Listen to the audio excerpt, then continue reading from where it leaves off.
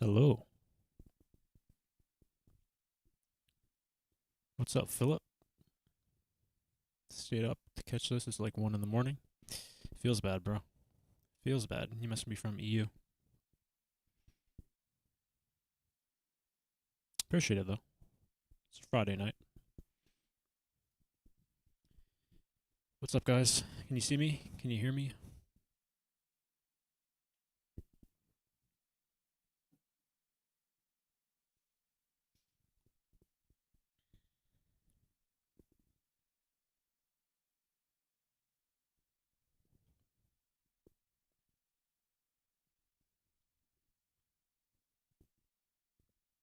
Hello? Hello?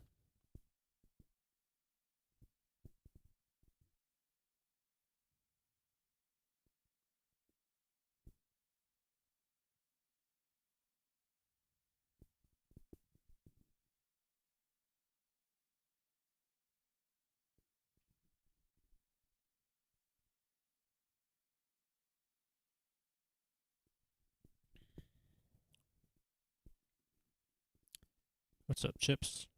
Strobo? How's it going, guys?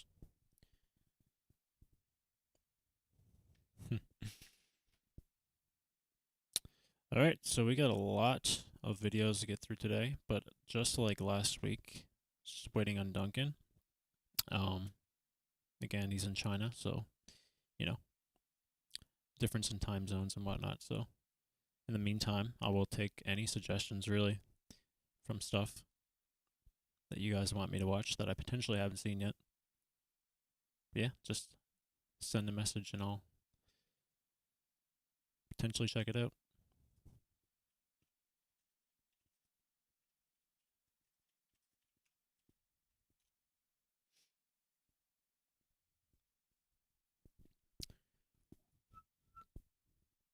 SLPT starting off the stream once again with the $5 dono. Thank you so much, bro.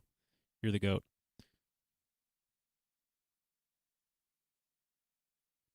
Boom. Huge, huge like. He's the GOAT! The GOAT! That's such an iconic clip, bro.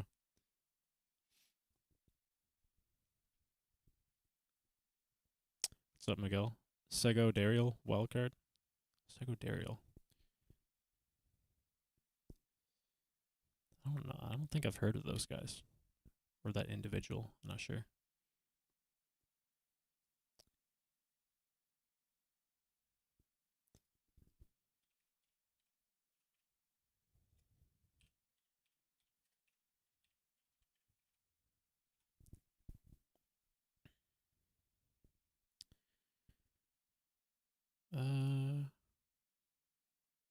Sego Dariel.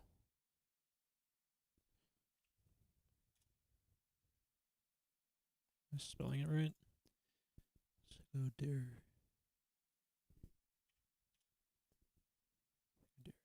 Oh, I see it now. Producer Wildcard. Cool.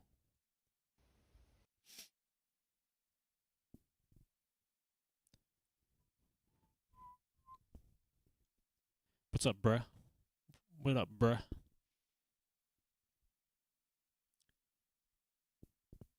You're hyped as fuck? Oh, yeah, bro.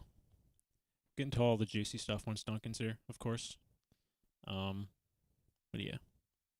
I'm excited too. You know, it's been, like since we started streaming like every Friday, it's been like really hard to not watch stuff like over the week. But luckily this week I was a little bit busy anyway, so kind of worked out. But yeah, I've been looking forward to these producer sets all week simply because it's my most anticipated event of the entire my most anticipated category of the entire event. So, yeah. I'm doing good, bro. Amazing wildcard, producer wildcard. Yeah, I'll check it out in a minute. Haven't heard of this guy before, so be interesting.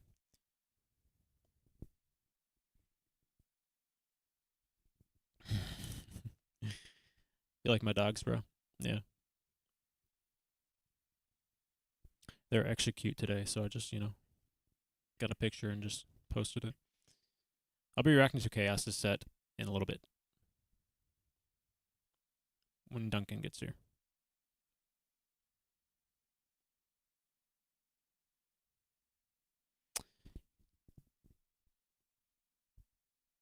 I don't know who's like my most anticipated out of the 6. Um, if I didn't know the winners already, I probably would have a different kind of like mindset towards it. But like going into it before the event, I was really high on KBA. So I think like he's still probably my most anticipated. But like style wise, you can't beat Chaos, bro. Like that's just like pure hype. So I'm looking most forward to KBA and Chaos, I think. Saiju will be very interesting to watch too.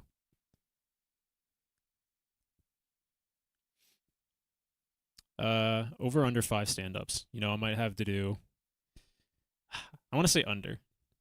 I feel like it's gonna be under, but you know, I feel like at least 3 of them are gonna come from Chaos's set probably. But we'll see.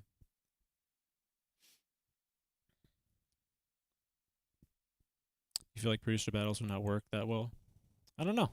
It'd be interesting to see. I think they're having a showcase before the battles, right? So it goes from showcase to battles. So, yeah. What's up, Justin? Wow, literally just talking about Chaos, and here he is in the chat. What's up, bro? What up? What up? You had a killer ass fucking producer wildcard, bro. That was insane. Definitely not what I expected from you. Chat be moving so fast. Can't read.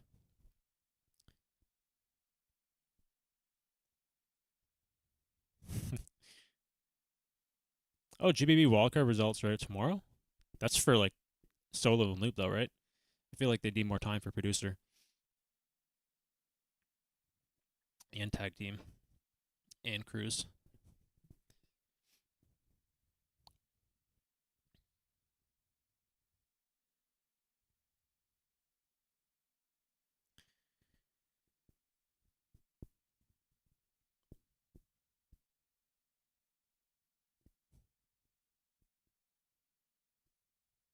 What's up, Maris? What's up, Unhinged? What's up, bro? Solo and loop? Okay. That's what I figured because, you know, they ended way earlier than the other ones, so that makes sense. I did my predictions for the loop station already 2 live streams ago. Or was it last week? No, that was 2 weeks ago, yeah. I think on the top of my head, the people who I thought is going to get through to loop is probably Brez, Yes Weed, Mirsa. Yeah, I can't remember the other 3 I had. You guys probably know better than me, but yeah, I think I had AVH in there too. Sidjo as well. I can't remember the last one. Oh yeah, Cardona. So.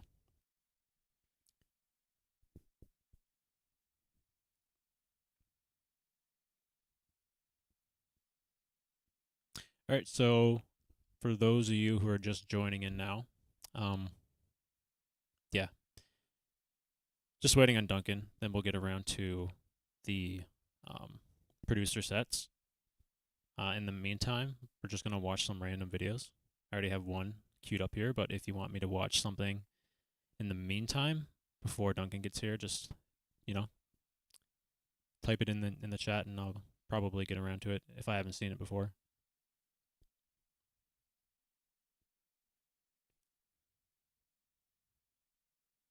Do I have my list for loop? I did it. So I did like 3 different lists. It's in like my live stream 2 weeks ago. If you just want to go back and see it. I had 3 lists. I had who I want to win, which is like completely biased. Who I think deserves to win, and who I think will get in. So if that makes sense. But yeah, just it's like 2 weeks ago on my live stream. Just like go back if you're like really interested in seeing my opinion. But yeah. What's up, KFP? I don't know if Duncan's sleeping. He hasn't messaged me yet, which is kind of concerning. Um, like if worst comes to worst, I'll just start without him. Like I don't think it's a big deal, but he's usually pretty good with getting around in time. So we'll see. Stream your song. Which one? Which one, bro? Which song? Omnipotent. I don't think I've seen that. What is it for? Is it just like a track?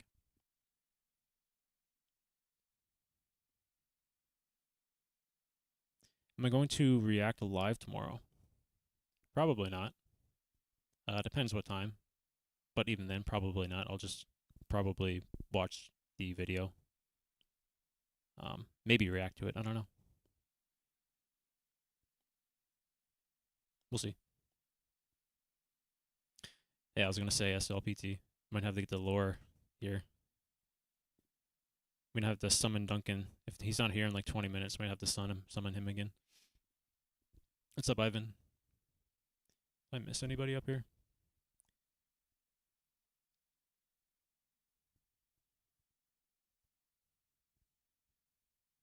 It's going to be a producer wildcard. Okay. Yeah, I'll check that out, bro. Do you have any tips for making progress in the loop? Since I made so much in such a short amount of time, sounds like getting personal advice from loopers sounds very effective.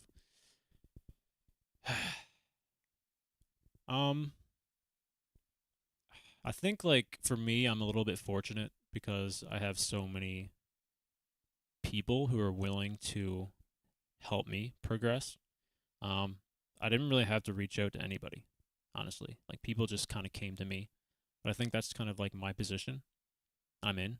Like I'm not like a massive YouTuber by any means, but I think like I have a big enough following where people kind of like fuck with my vibes, you know, and just like want to actively help me. Um so I think like for me, the biggest thing, like I don't really have experience in learning too much by myself. Well, I do because I made like a couple tracks, but I'm still very early into my like looping, quote unquote career, you know. So, um, but for me, like really early was just kind of like talking and just hanging out with people who loop and just like kind of hearing their like hearing their stuff, um, getting feedback from my early stuff and kind of like improving on my own stuff. Um, and also I took lessons with a couple people very early on. But yeah, I think like the biggest thing is just like be consistent, right? Don't be afraid to ask because I feel like as like a new looper, at least for me, the biggest thing is that it can be very intimidating at first because it is pretty like complex. There's a lot of stuff going on. I think like first off, you should probably just fool around with the effects and like get a little bit comfortable with that. Get to know like what each one does and um, you know, test them out and just like see what they sound like. Definitely reach out to people though. Like don't be afraid to ask because like trying to tackle this by yourself at the beginning is really, really hard, I think.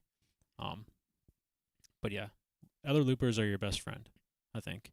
Um, but I took some lessons. I took one with Rage in particular. He's a very, very well knowledge and well versed in the loop station, and you'd have to pay for it, I think. But he's very, very good person to go to if you're just looking for like I don't know, like the theory of creating music. He'll go really deep into that kind of stuff. But yeah, hopefully that answered your question. I kind of went on a tangent, but yeah.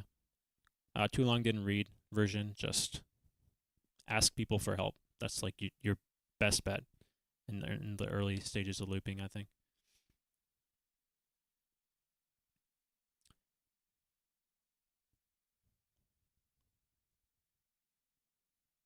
If Clip still existed, Clip would have been, yeah, 100%, bro. But I heard there's another community out there, that's debatably better than Clip. Just kind of started up. They're hot in the scene, maybe you should go check out that place.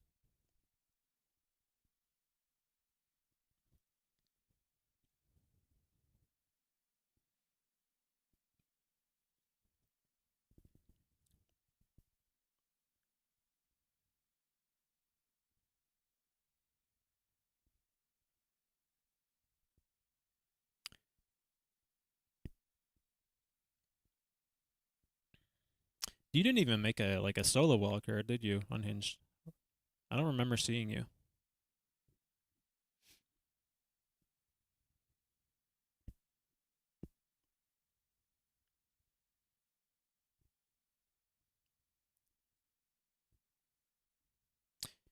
Yeah, just as Justin said, Chips, like just join a community. I know like it could be kind of like I want to say nerve wracking to ask people or just like communicate with people, but at the end of the day, bro, like you have to understand that people want to help.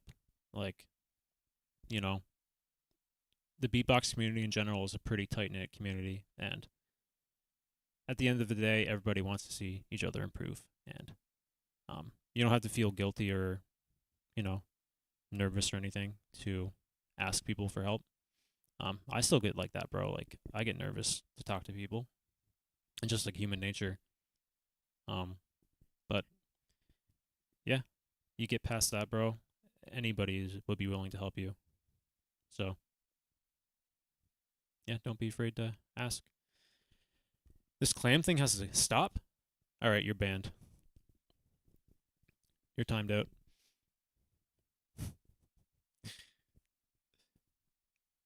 You've been grinding a second device. Which second device do you have? Oh, a Psy. I see. Interesting.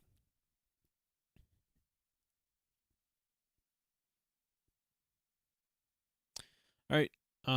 Let's check out some videos while we wait here. Still no message from Duncan, so yeah, it is what it is. If we have to start without him, we'll start without him. Not a big deal.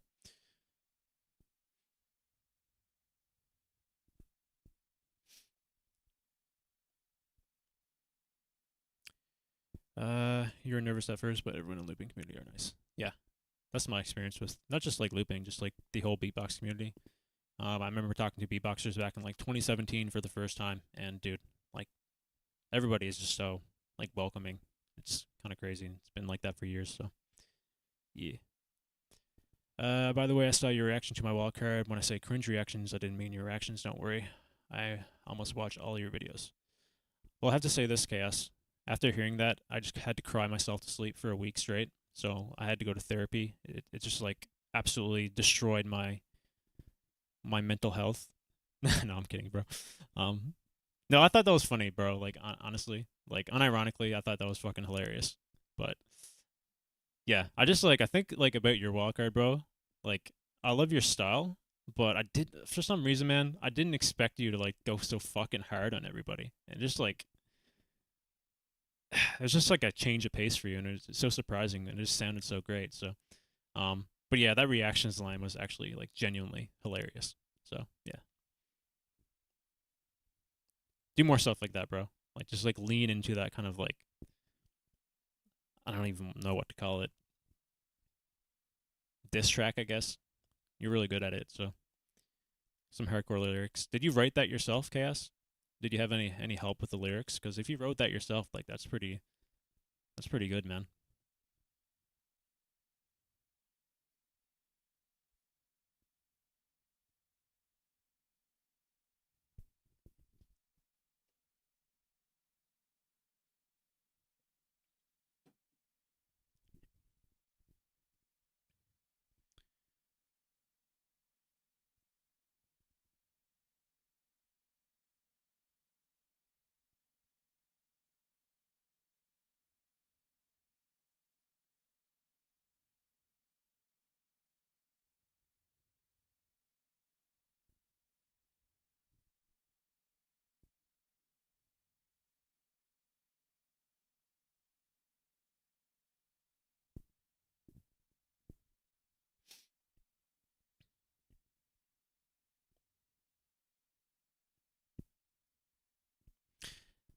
Not here, Maris. Therapy is covered under insurance. You know, Canada. Not for everybody though. Like certain insurances don't cover it, but mine does. But yeah, I didn't go to therapy for Chaos's track. But yeah,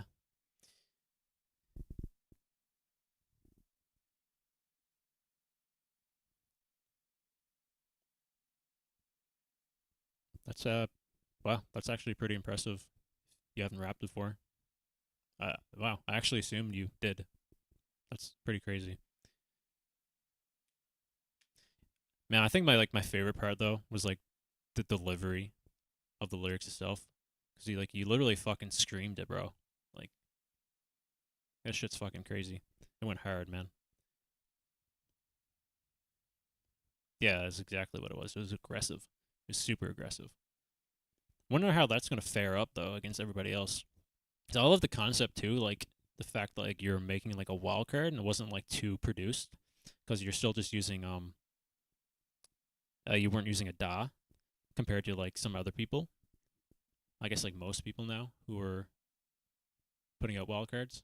I wouldn't say most people actually, but um, people are leaning more into the software side, and you're just kind of like making a wild card on the like physical devices mainly, which I thought was like really interesting.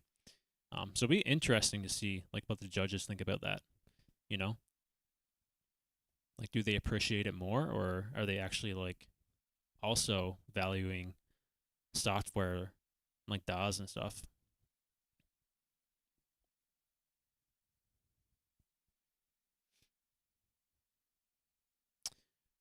All right, almost. How am I gonna do this? Oh, I see. I see.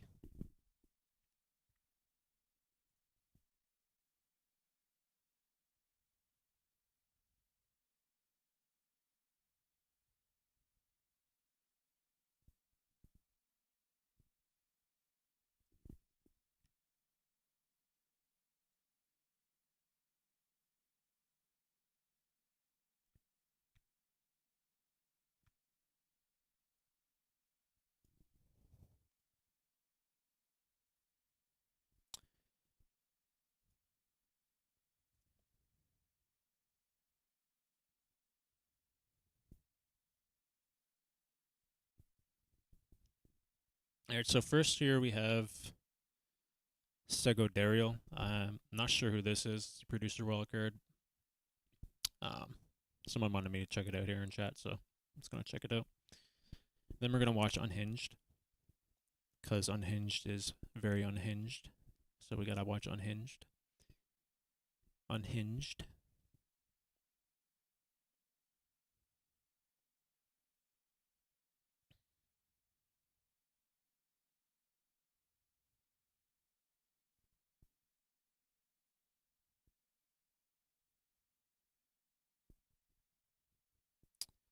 All right, let's check this guy out.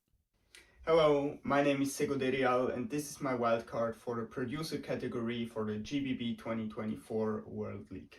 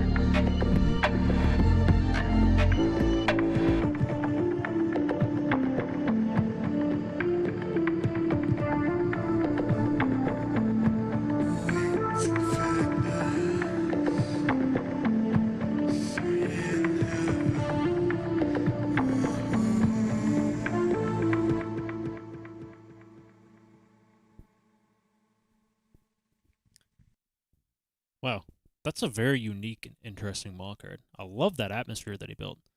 You know, at the start, man, it felt like his sound design, like the snares, kind of sounded like footsteps almost, like echoing footsteps on like a long corridor.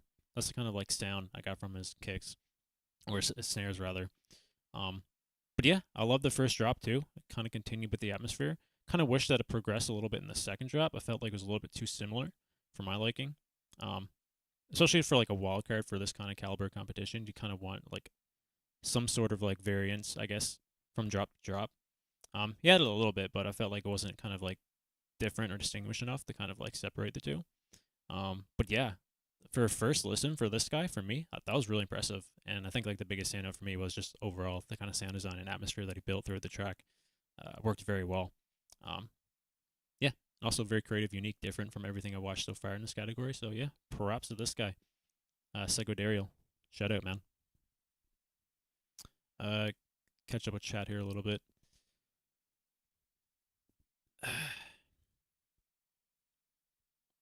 What's up, Rage? What's up, brother? I see you.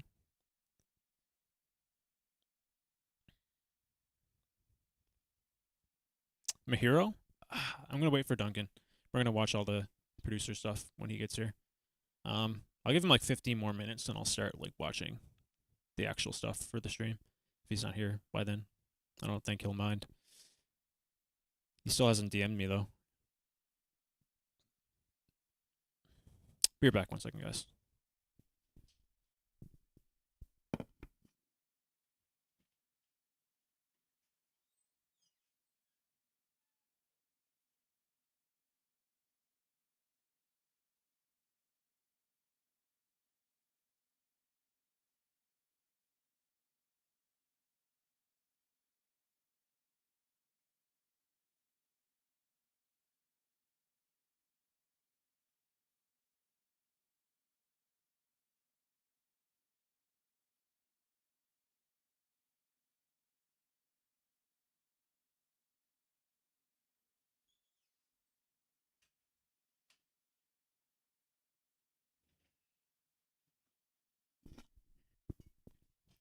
All right, we is back.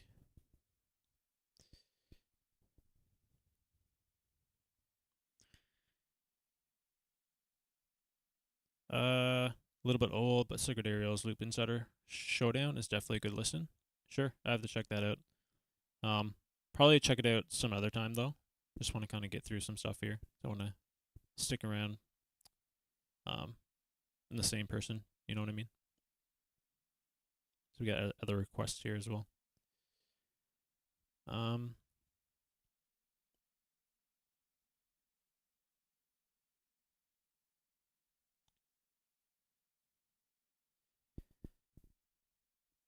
felt LFO Mahiro had the same problem.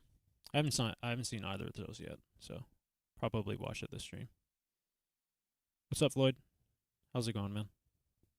Hopefully you healed from your sickness.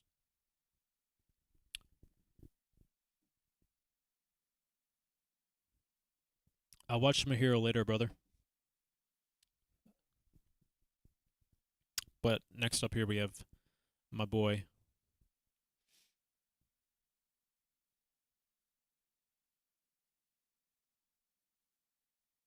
Oh, Duncan just DM'd me. Hopefully he's almost ready.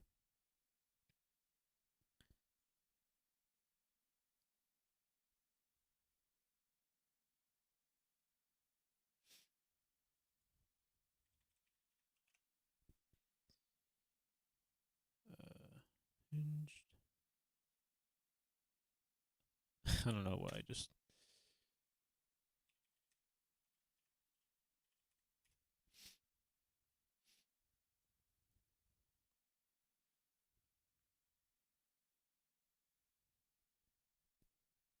I'm now subscribed to Unhinged on my brand new Newfie TikTok YouTube channel that I do for reactions.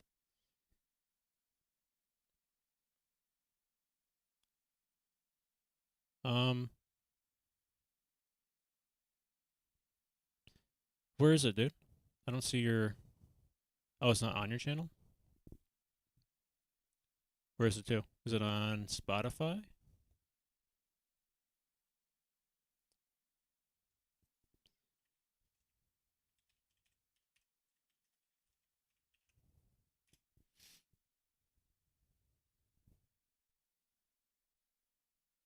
This one?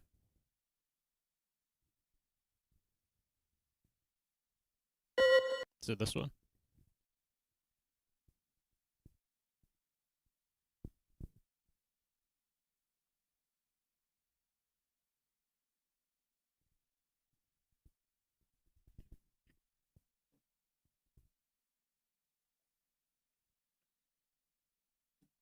It's pretty cool artwork. I like that. You got like your own little avatar going on. It's pretty sick. Who made that? Oh, dude, that's actually so cool. Like the more you look at it, like the more you pick up on these details. Like the chess piece is the fucking like play stop, or sorry, the play record for the loop.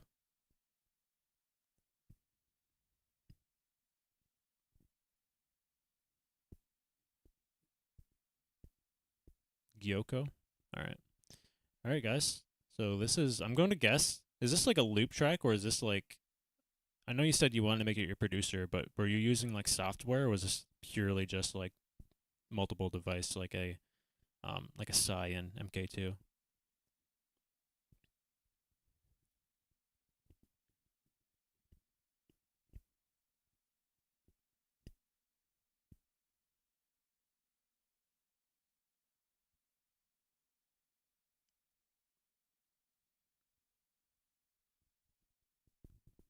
Just a SY on a little DAW.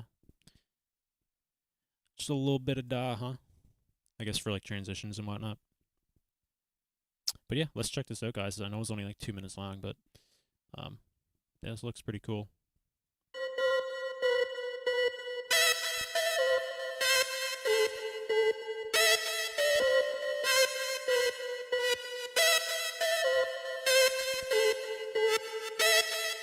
They don't understand real power. Surrounded by fear, they just cower. I'm moving the night and devour, then leaving the light by the end of the hour. Now that I am divine, my demons and I have now intertwined. I'm letting them out and making them shine, cause when I'm on stage, the stars realign, yeah. I build it up slowly, I am the god of the hype, and that is how you all know me. Guarantee that you'll be shocked by the style I'm showing, cause no matter where's the ceiling, yeah, my skills will keep growing. And I'm feeling omnipotent, ayy, yeah, ayy, I'm feeling omnipotent, ayy, yeah, ayy, I'm feeling omnipotent, ayy, yeah, now, I'm feeling omnipotent.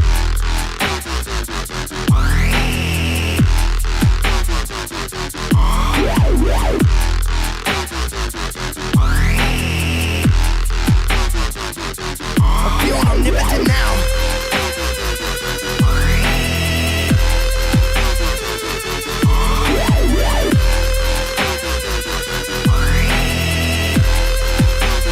Yellow bitch, I'm feeling omnipotent.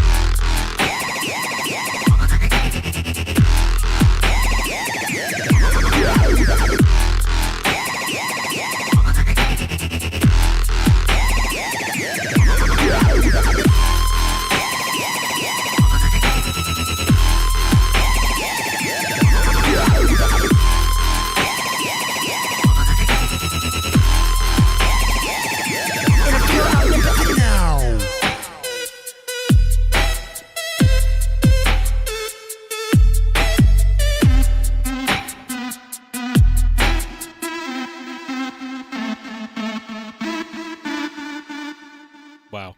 No, we're going back for that, bro. That was too sick. Guarantee that you'll be shocked by the style I'm showing, cause no matter where's the ceiling, yeah, my skills will keep growing. And I'm feeling omnipotent, ayy, yeah, ayy, I'm feeling omnipotent, ayy, yeah, ayy, I'm feeling omnipotent, ayy, yeah, now, I'm feeling omnipotent.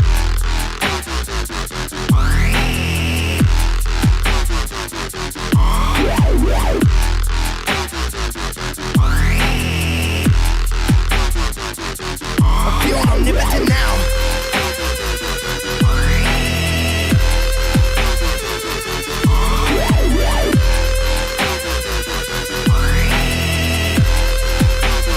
Yeah, little bitch, I'm feeling omnipotent. Oh, dude. Yeah, that's my favorite part, bro. That's so crazy. That goes so hard. Hold on. Yeah, little bitch, I'm feeling omnipotent.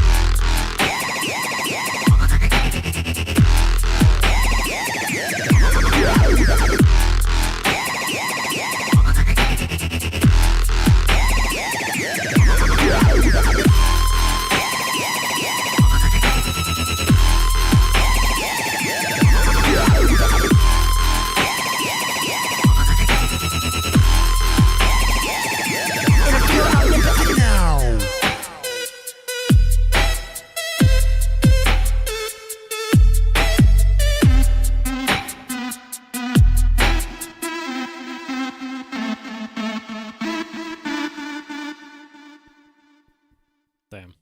That goes fucking hard, bro. Wow. That's crazy. How long have you been using an SY? Because that's easily my favorite I've heard from you. I know you said you had a little bit of DA in there. Not sure how much of an influence it had. I'm not really like too well versed in like using software to kind of like pick out what's actually possible on, you know, from software to hardware, but that's still like super impressive, bro. Definitely my favorite I heard from you so far. It'd be really cool if you fleshed that out a little bit more. Yeah, if this was actually like, if you actually like fleshed this out, made it into like a full-fledged producer wildcard, dude. I haven't seen all the producer wildcards yet. Right now, I have KBA, Chaos, and Antrix in my top 3, but I have not seen everybody's. If this is a producer wildcard fleshed out, that probably could have cracked my top 3, genuinely. I thought that was like really solid, just from what we heard here. Had a lot going for it, you know. But yeah, I wish you made that producer wildcard, bro. That would have been so sick. But yeah, just as a standalone track, absolutely fucking bangs, smacks. So yeah, that's a really cool style too, you know. Really good vocals, very clean. Good at rapping, obviously, but I heard you rap before, so yeah, super sick, bro. That was really good.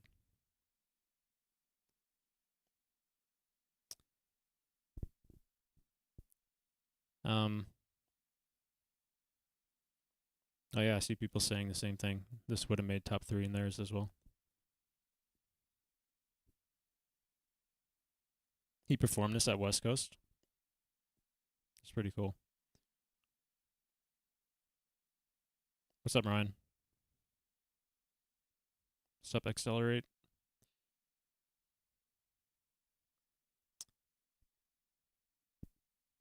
SY, we'll watch Mahiro later. Not now.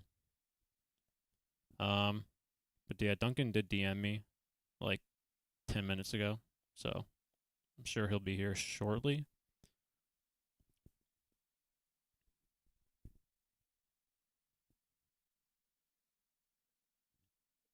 Was it like a different version you used? Because this one was like 2 minutes plus. I guess it was like not the same kind of version as this one, right? But similar, I'd imagine.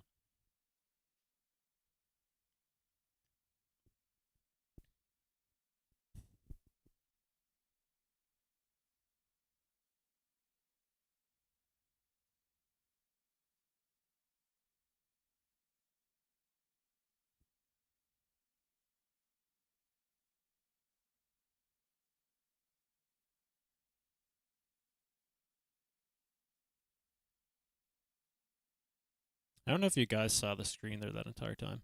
I think it might have been hidden. Not sure though. That was my bad.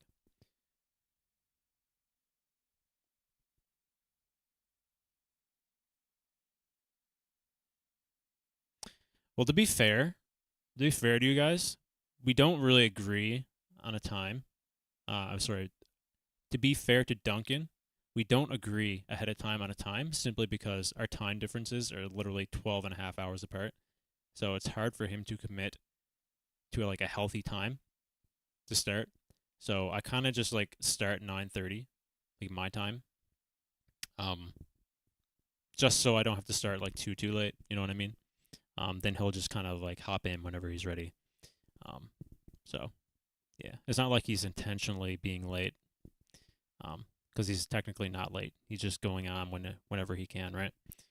So, I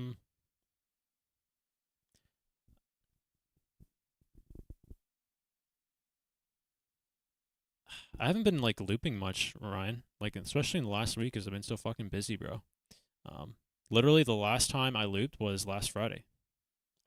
So I haven't really done anything after the Horizons cover that I did. Yeah. But I'll probably get back into it this week. Maybe this weekend. But yeah, haven't really done much.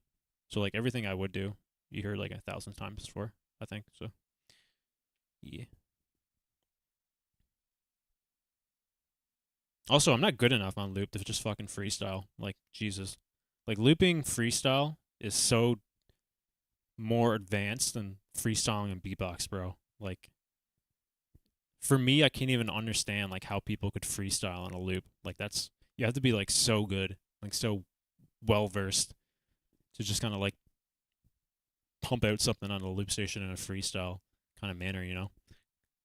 I don't even have like any memories with new stuff I've been trying out because I haven't been trying out new stuff at all in the last week. If you guys wanted to hear like fucking Horizons again, like that's literally the only thing I can do right now.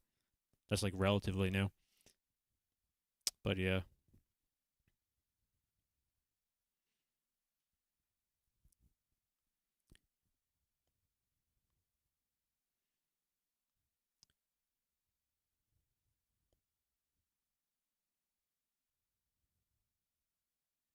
I don't even know if like freestyling on a loop exists. I think like you have stuff like created, then you just kind of like throw shit in, you know, to see if it sounds good. If it doesn't, then you just like keep repeating the process until you find something. That's like how creating stuff goes, at least. Yeah. The only thing that's different between Omnipotent that's released and the one that I use at the West Coast is the vocal processing. Okay. I don't. Are the videos up yet? Because I heard a lot about the West Coast, and I know that Mr. S2O won, and I know that you battled him in the finals. So I really want to see those videos.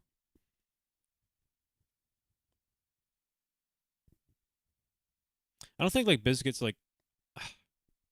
Is he loop freestyling though? Like, I don't know. Like I watch him, I feel like he just kind of like goes in between his tracks and just kind of like plays with the effects of his existing tracks and makes it like sound a little bit different, which I guess is like technically freestyling, but I feel like it's more of like remixing and then kind of like adding stuff in randomly. But yeah, when I think of like freestyling on Loop Station, I think of like going into like a completely empty memory and just fucking like going in, you know what I mean?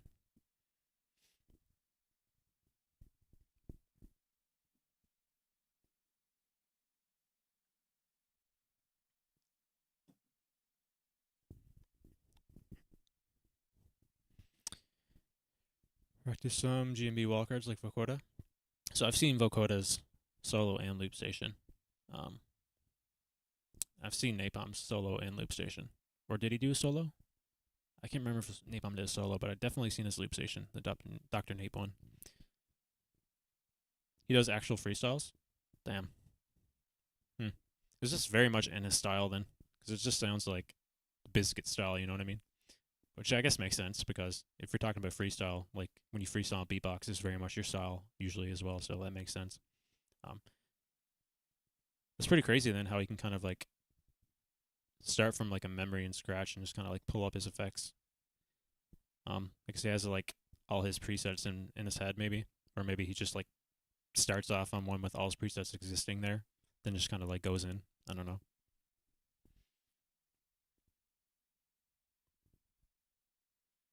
That's pretty cool.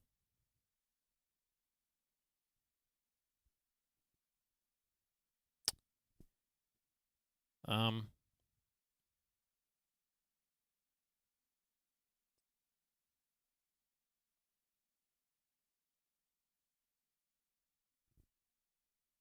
Oops.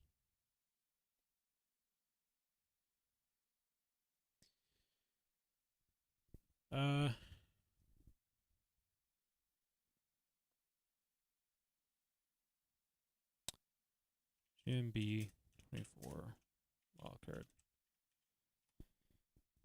Let's go down the list, see which ones I haven't seen. So I've seen everyone so far.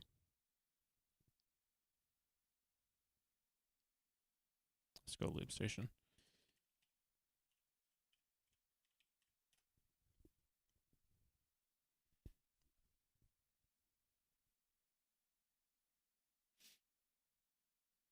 Wait, what?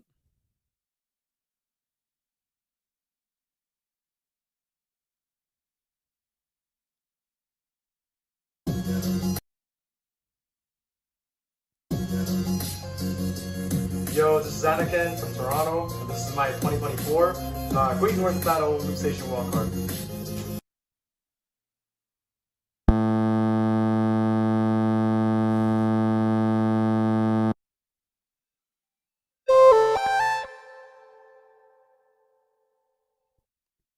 I've seen yours, KFB, and I've also seen Justin's, but I've not seen Anakin's, so.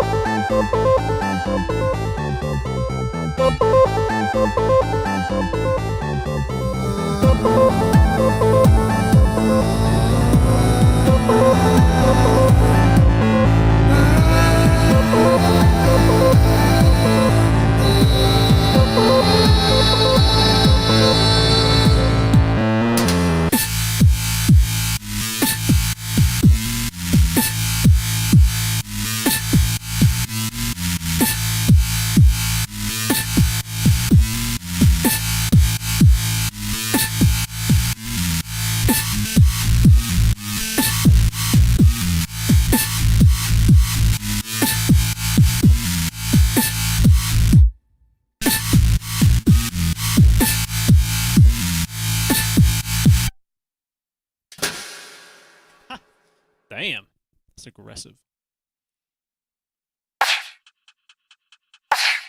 I've seen this guy as well. Yeah, I'm not too familiar with Anakin. I think I watched him once before. I think I actually reacted to him, which was the first time I listened to him. It was for some wild card of some sort. I don't remember which one. But yeah, pretty sick wild card, I'd say. I don't really know what his kind of style is. Again, not really too familiar with him, but yeah, I see Justin said he freestyled this, but just the track effects, which makes sense because the kind of pattern was very reminiscent of that, I'd imagine. I filmed this.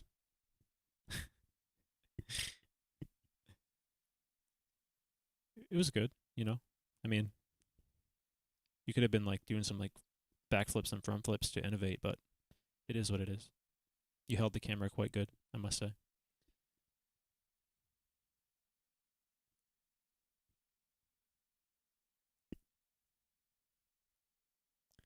Have I seen Dan's Great North? Yeah, I've seen that.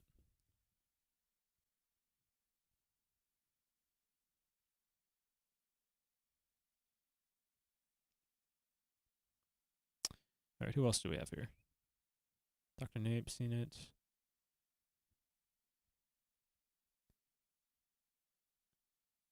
I've seen pretty much all these guys.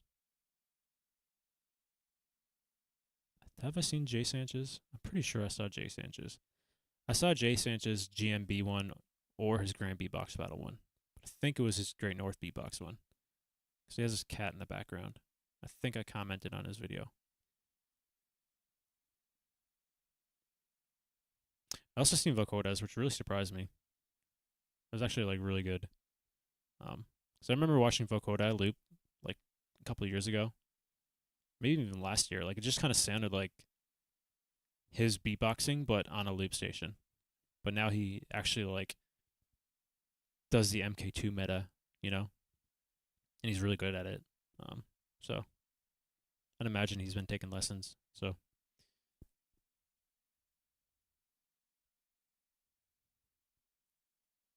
yeah, I've seen Teals. Teals is great.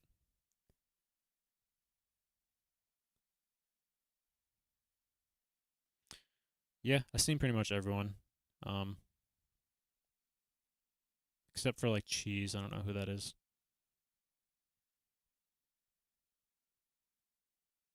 Yeah, that's pretty much it. And Woogie Woo. I don't know who that is either.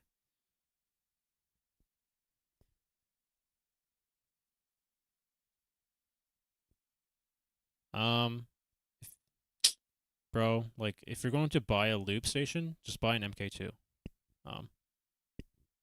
I mean, you're gonna want an MK2 anyway if you want to take like looping seriously. I think if you want to like compete and stuff, because it has so much more capabilities than the MK1. So if you're looking into getting a loop, definitely get the MK2 and start there. At the end of the day, like they're both pretty complex, but I'd imagine like the MK1 is probably easier to learn. But if you're gonna buy a loop station, you definitely want to get the MK2. Yeah, Salt Lakes.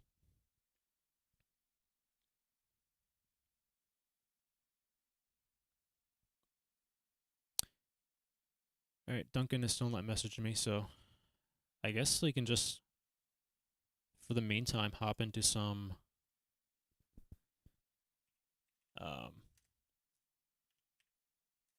producer wildcards.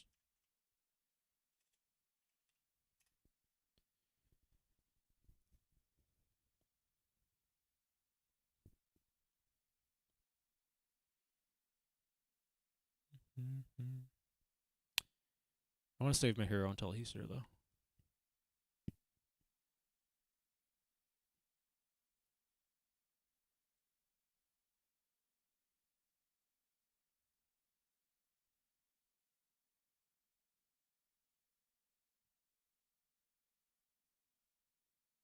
Yes, sweet producer. That's probably a good one to start with. I feel like he trolled in this one.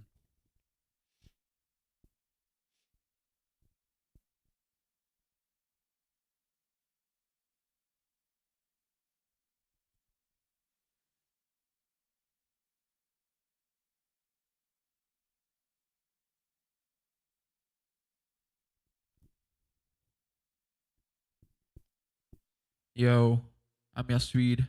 I'm from Belgium, and this is my producer wildcard for the Grand Beatbox Battle GBB 2024 in Tokyo, Japan, and Tokyo.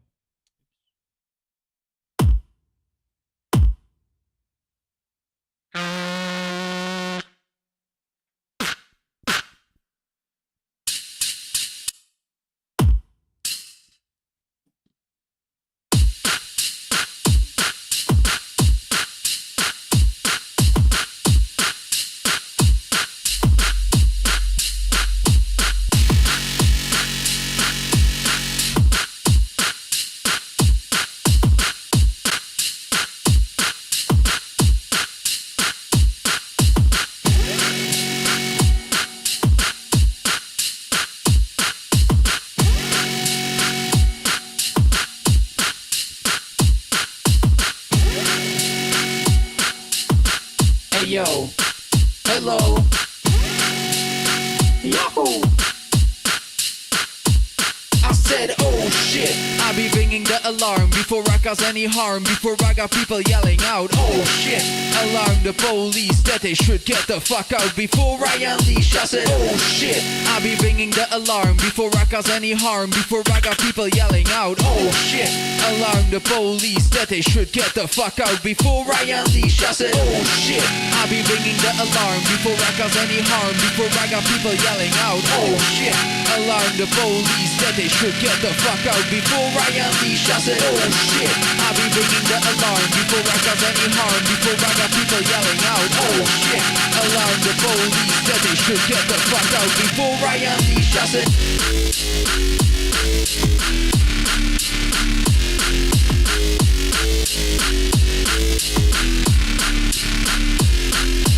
oh shit.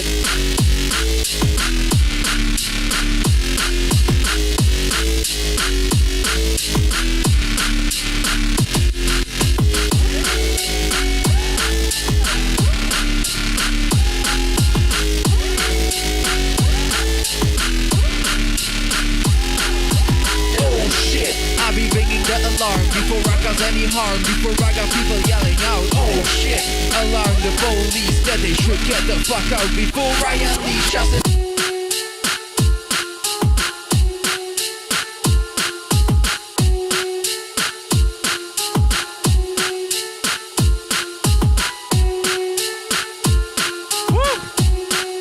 oh shit, part 2, you guys ready? Said, oh shit, I be ringing the alarm before I cause any harm, before I got people yelling out, oh shit, alarm the police that they should get the fuck out before I unleash. I said, oh shit, I be ringing the alarm before I cause any harm, before I got people yelling out, oh shit, alarm the police that they should get the fuck out before I unleash. I said,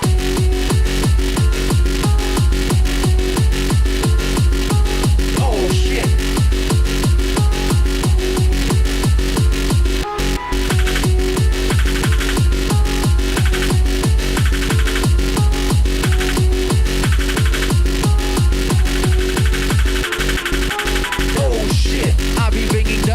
Before I cause any harm, before I got people yelling out, oh shit, alarm the police that they should get the fuck out before I unleash. I said, oh shit, I be ringing the alarm before I cause any harm, before I got people yelling out, oh shit, alarm the police that they should get the fuck out before I unleash. I said,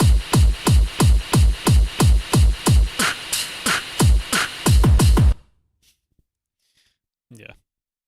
Yeah. Yo, I'm Yasvid. I'm from Belgium. Yeah. That's about what I expected there. It wouldn't be a Yes Sweet video without some Shrek going on, you know what I mean? But yeah. I think I would say about Yes Sweet, man, I think his mix has gotten like so good in the last couple of years. But yeah, I felt like the essence of that was like in that trolly kind of nature. Which is like very much in Yes Sweet's personality. Again, I don't know the dude too much. I did talk to him for like an hour or two. At one point, not too long ago, actually, like last month, and his personality is kind of like this, you know what I mean? He's a really cool guy though, but yeah, for a producer Wildcard, you know, I kind of figured he'd kind of do something like this, like kind of leading into something he's not too familiar and comfortable with, but at the same time, you know, the way that it turned out, very much in that, like, it didn't feel very producery, if that makes sense, you know what I mean? It felt like very much in the vein of just like a solo device kind of thing, very much in his kind of style. But yeah, love Yes Sweet though. He's gotten very, very good over the last couple of years. So, what's up, Red Frost? We watched you about 5 times already, bro, because you're literally every single looper, you know what I mean?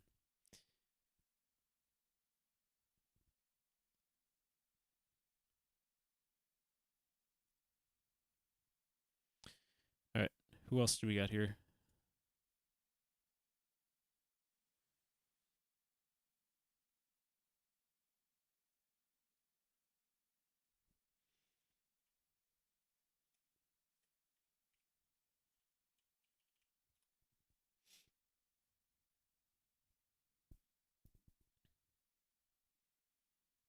I'm gonna save Slither and Mayhero for later. We watched Dashos, we watched Watts. We can do Freedon. I haven't seen Freedons yet.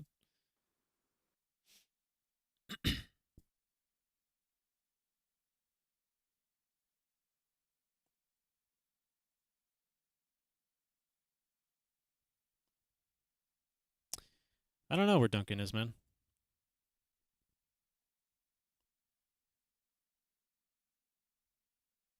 I have not seen Elfos yet. I was gonna wait for Duncan for that one because it's a friend of him. So, what's up, Jack? How's it going, man? Just waiting for Duncan to get here. Then we'll start with the producer sets. Probably don't want to wait too much longer though. But yeah, we'll see. We'll see.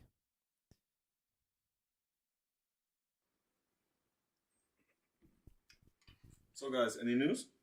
Yeah, I'm really looking forward for Cube United in Japan. Yeah, man, it's gonna be so nice. I'm gonna be there 3 times. 3 times? Yeah, 3 times. I'm so excited. Yeah, Like I know it's gonna happen at Can't Chaos. imagine how fucking good. Oh, I'm so Jesus excited Christ. for the food, you so know. amazing. You Like ramen, can't sushi. imagine, really. Oh, it's like, it's the best. It's literally the best. Like, It's gonna be so awesome. So, what will you do there? My name is Freedon. This is my GBB23 producer wildcard.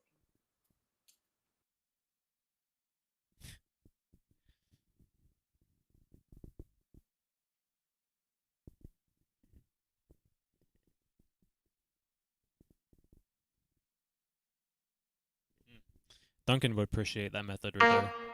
Using your feet.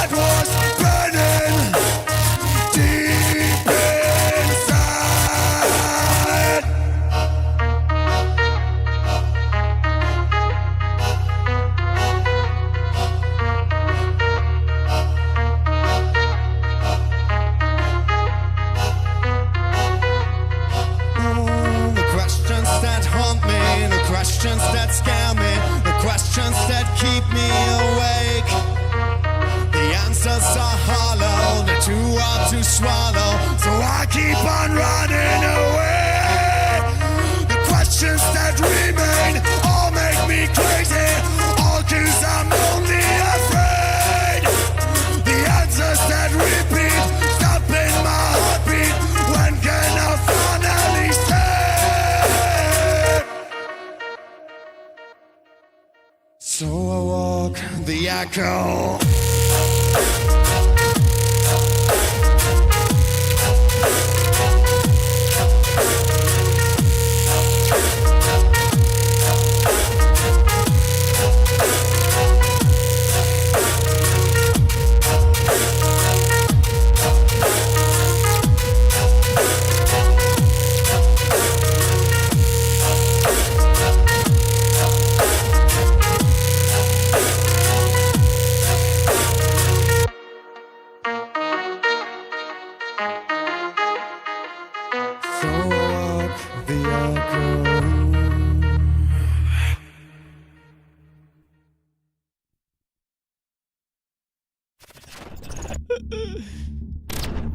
Little cheeky smile at the end there. Let's begin.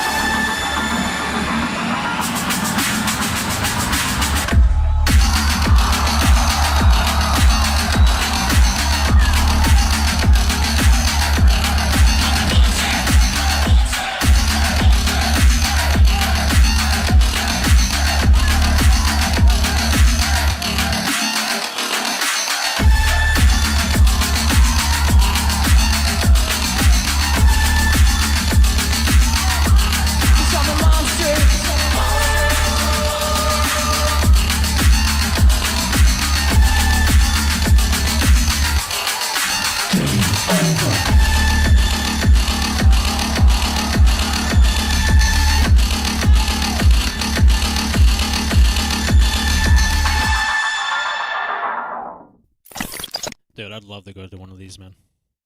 Such like a good like atmosphere and environment, I can imagine. You know, where you just don't have to focus on winning battles and whatnot. You're just showcasing your music, which is, I think it's something that has been tragically underrepresented in like the beatbox scene in general. Like everything has been so fixated around battling. So it's good to see like a kind of event like that, where it's just, they probably have fantasy battles, I'd imagine, probably. But you can just go there and showcase your shit, you know what I mean? And not have to worry about all that. But yeah, that was a sick fucking wildcard from Freedon. Very passionate, very good musically oriented kind of track overall. I like the progression of it as well. But also I noticed something kind of odd. It's like very similar, not similar, sorry, very short time frame that I saw Slither, Chaos, and now Freedon like literally yelling their lyrics. This is like a new German trend, I'd imagine. We're going to see every single German looper now from this point just scream their fucking lyrics, you know what I mean?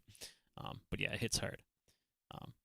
Yeah, I enjoyed that one a lot from Freedon. I think he's a very underrated looper.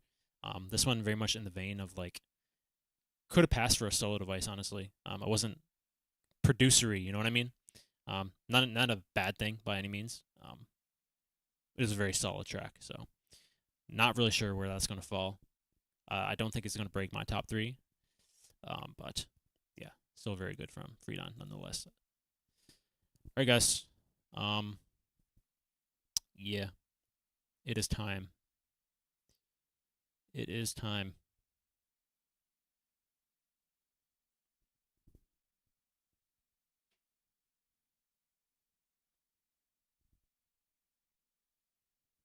What's up, bro? Yo, what up? Chilling. How you doing? Doing good. Just watch some videos here while we're waiting for you. But yeah. Cool. So yeah, keep it real, bro. Have you caved? Have you watched it? No, I've actually been very disciplined. Nice. It's I'd been love to hear it. Yeah, dude, it's been tough. I know, dude. Well, luckily for me, I've been kind of busy throughout the week, so I kind of kept my mind off it a little bit easier. But it's been fucking hard, bro. Like, I'm not gonna lie. That's cool. Yeah, for me, like midterms just ended, and like I'm on break, so I actually have more time. And yeah, YouTube just keeps sending me a bunch of like just all the stuff that came out. I know. I hear you, man. I hear you. That's the worst thing, right? Like, you have to like, dude. They just like shove it in your face, man. Like, yeah. All right, let me It's get this everywhere. shit set up.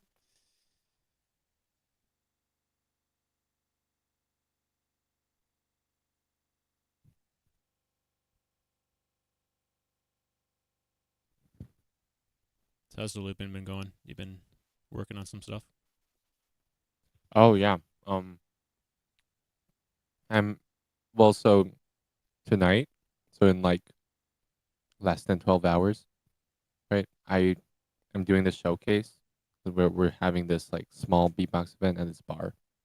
So that's pretty cool. I'm just gonna do like pre-recorded stuff, like kind of what KBA did for East German Champs. And yeah, just have fun. Sounds cool, bro. Damn. Yeah.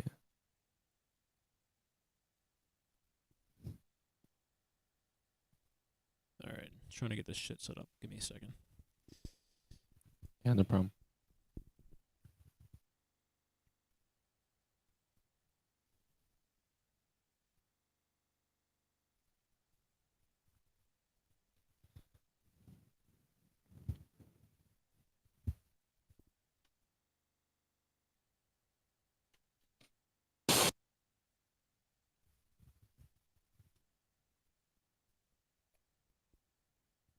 Yo, Chaos is here.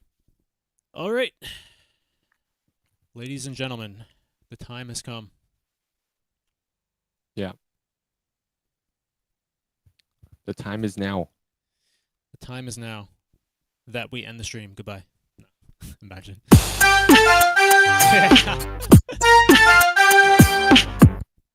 Perfect timing. Yeah. Chaos is back. What's up, Reload? What's going on, man? What up? All right, so we left off at Freedon, right? That's the only one that we watched. So I think next. Yeah. I think we should go in order here, just from like release. So what Okay. that means, Antrix is next. Dude, yeah, I have the order like so at heart because I've been seeing them like roll out one by one. Yeah. And, like, Yeah, likewise. dude, so excited. Oh, Chaos! It's 9:18 a.m. for me right now. So yeah. What a madman. Nah, it's actually pretty standard time to wake up, to be fair. Yeah. All right. Swiss beatbox.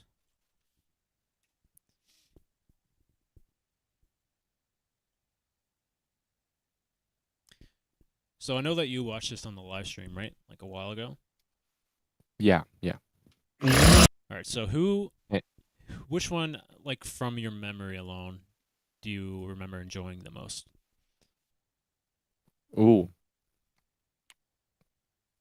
Honestly, Antrix or KBA. Ooh. But Okay. But yeah, dude, everyone did great. Dude, Chaos, you killed it as well. So it's just the energy, it's crazy. All right.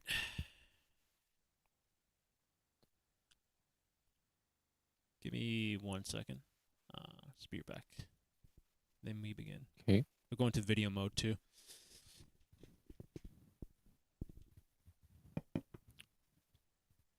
Are you gonna stream it for me as well?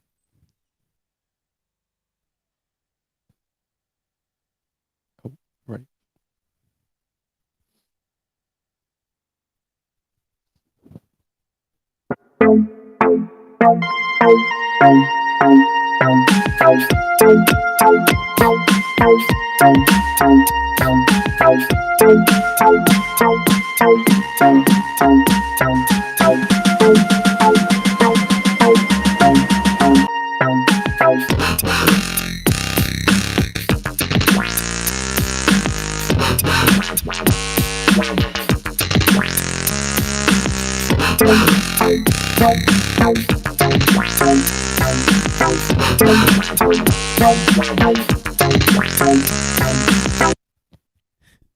That You want bass, John bro. Cena?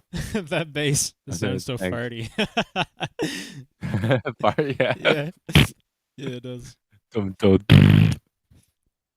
Yeah. Dude, I'm realizing how many tracks I actually have that's in the that's in the like 100 to 110 BPM range. It's just, yeah. That's honestly, dude, I noticed that too. Like everything I create now, it's like 120 to 130. Like I haven't really like strayed below or above that yet. I mean, yeah, that's fine. Nothing's wrong with that, honestly. Just like, I think it's important to step out of, like for me at least, I feel like it's important for me to step out of my comfort zone. But it's also like at some point there's like style involved, and there's nothing really wrong with sticking with what you like, you know? Yeah, for real. All right, guys. So we begin now. It's going to be a long stretch here. We're going to be watching 5 of these. Dude. We're going to be watching, let me see, Antrix, Chaos, KBA, Frosty, and Sideshow. So these are all like 10-minute long videos. So this is going to span for like an hour, but even more so because we're going to talk about everything we watch here, obviously. In depth, not too crazy. Like we're not going to analyze every single detail, but we're going to be talking about it extensively. So I'm also going to be recording stuff, like every single one of these videos that we watch. So I'm going to be going into video mode. So I won't be paying too much attention to the chat until after we're done recording each individual video. But yeah, just know that you guys are going to be on video for YouTube as well. So if you want to shout out some stuff in chat, keep it PG for the most part. But yeah, let the people watching on video know that you're here live. That'd be really cool to see. But yeah, without further ado, guys, fucking excited for this stuff. I've been holding off essentially since November because I didn't watch the live stream. So this is going to be a first time hearing for me. But yeah, this is going to be fucking awesome. So we're starting off with Antrix here. Can you stream for me? That would be fucking lovely, wouldn't it? That would be absolutely fantastic. Mm-hmm. Thank you. You're welcome. You're very welcome. Ooh, that fucked up everything. Hold on.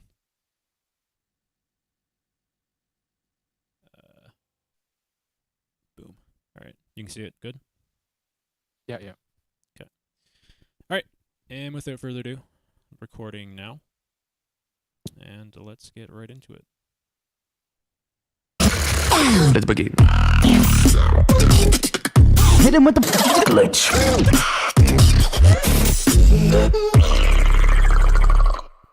Next up, right here, also from Germany. 続いてもドイツからです。 Can I get a big round of applause? Make some noise for Antrix. Hit him with the glitch.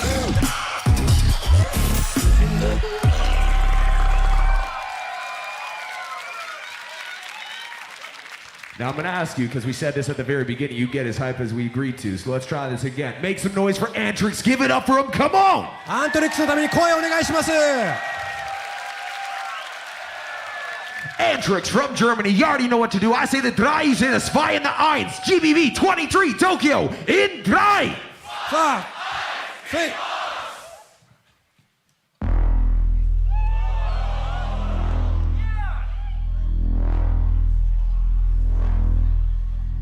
That's crazy already. Dude, the ideas are... Yeah, you're...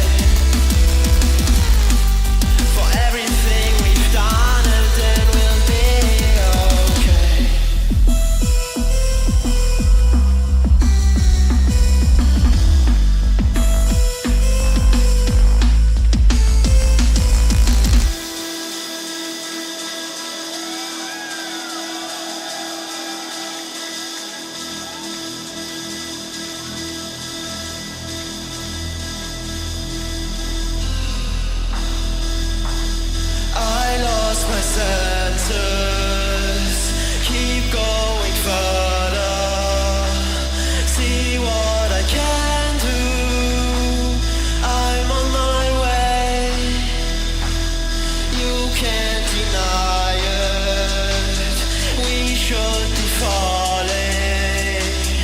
Look in my eyes. You call my name, you call my name, you call my name.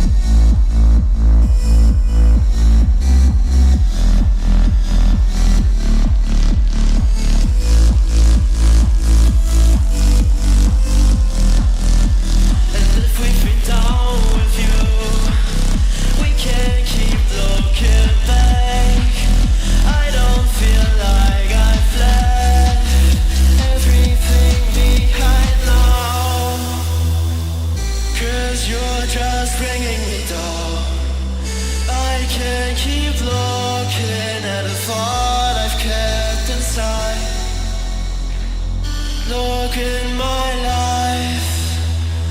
Someday the things will be found that we keep haunting in the darkness when we drown. In all these souls, in all these souls, I lost my soul.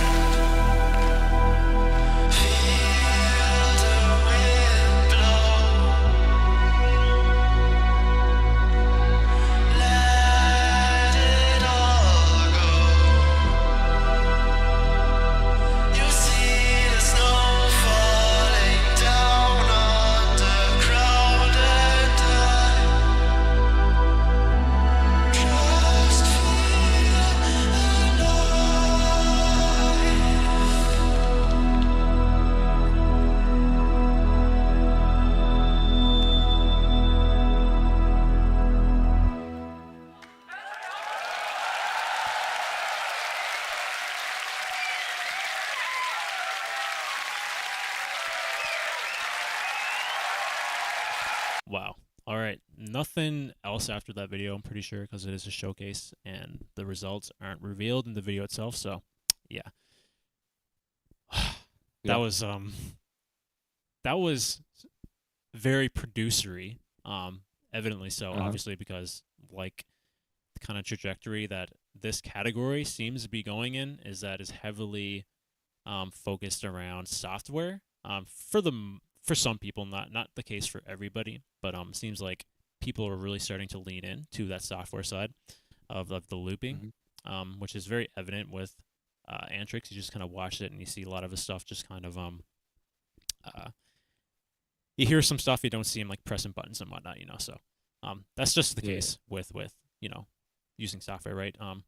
But talking about the music side of this, before watching this here, a lot of people were commenting on my videos asking me like, yo, you should watch Antrix's set on his YouTube channel, which I knew it was going to be this because it's just like a more mastered version, and they're saying it was better than what he did here. So after watching this, I'm wondering, what the fuck are you guys talking about? Because this was like super, super fucking insane. And how could what he did on his channel be better than what it was here?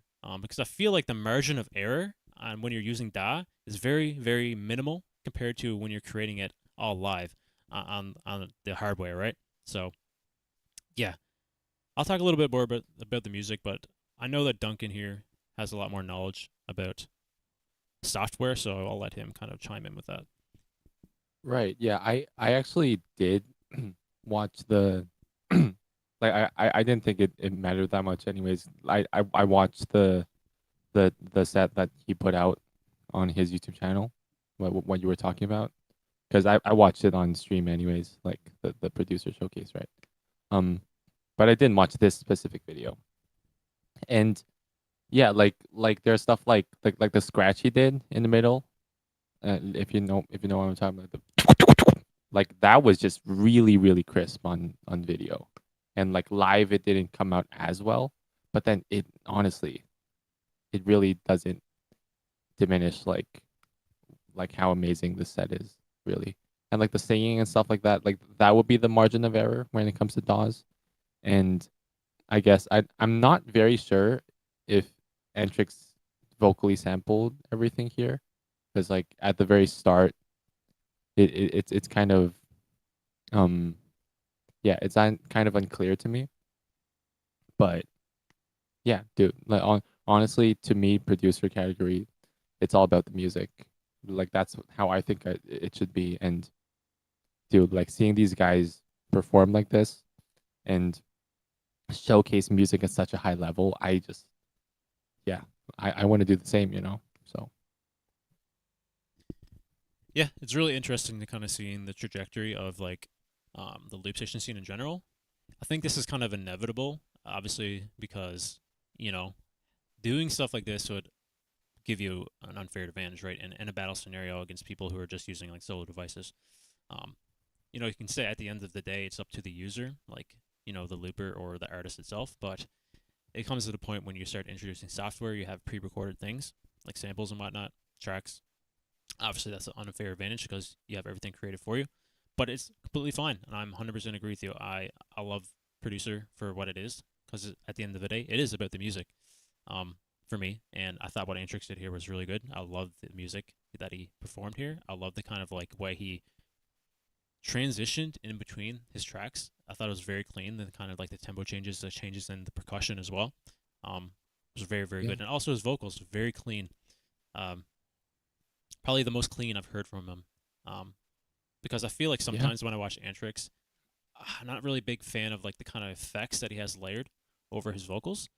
But in this set here, I've really enjoyed it. I thought it was like a sweet spot, kind of auto-tune and I think he was using a little bit of reverb in there too. Not sure about all the effects he used on the vocals, but I thought it fit the tracks very well. It was very clean, and I thought this set was very well made, put together. So like, I guess like my biggest question, I think it's hard for me, maybe hard for a lot of people, because I feel like DA is kind of like new, and not a lot of listeners, like casual, even a lot of loopers, honestly, understand how much like it comes into play when you're creating stuff like this. So I guess like my biggest question, because I know that like in the judging aspect he got hit a lot. I think he came in last place for both sets. How much was this actually like da, and how much of it was like Ra looping? Because like when I listen to this, it's almost impossible for me to kind of know. I can only go by like visually of like what I see him doing, and it looked like visually a lot of it was created for him already through like the da, right? Like inside the da itself. So Right. So I think according to the rules, you're still not allowed to just play pre-recorded stuff. And I assume that's not what Antrix did here. As in like I don't think like it's not the fact that he used a DAW that's made him rank last, right? Because obviously KBA ranked high as well, higher than some other competitors who didn't use a DAW at least. Yeah, but then like I feel like the main difference is that it's really unclear how like the Antrix didn't really show his process here, as in it could have been vocally triggered, as in he I don't know like did a kick or something and then the sound just comes out, or it's like actually his voice and he vocally sampled it. It's not clear. I didn't really see him like sing a note like KBA does for all the sets. Like for KBA, I mean we'll sorry, we'll see later today, right? Or like you'll see later today, Newfie, like the sampling process that KBA does is way clearer. But yeah, like that's how I would talk about it. I'm not sure what the judges were really thinking about, or like what the main reason they put Antrix so low, but it has to be some technical thing like this because as we see, the music is really, really amazing. So yeah, but then even for me, like me myself, who like I've been using a DAW for a while, I've talked to people, I know how people kind of do sets like these. Yeah, I'm also a little confused about how Antrix did all this, but one really important distinction is that nothing is supposed to be pre-recorded, and I assume Antrix didn't pre-record. I assume he's just not playing stuff. But then the main difference is it's not really looping, but it's like sequencing when it comes to DAW, because you're just sampling, and then after sampling you can literally just let it play. Like if that makes sense. But then if you didn't sample, like there would just be no audio, right? So everything, all the sounds are still coming live, but then you don't have to press any buttons to control it, if that makes sense. Yeah, hope that clears things up. Yeah, I guess. I think like for me, it's just like with time, and I think especially for me, I'm more of like a visual learner. So I think like if I tried to use this stuff myself, I'd understand it more.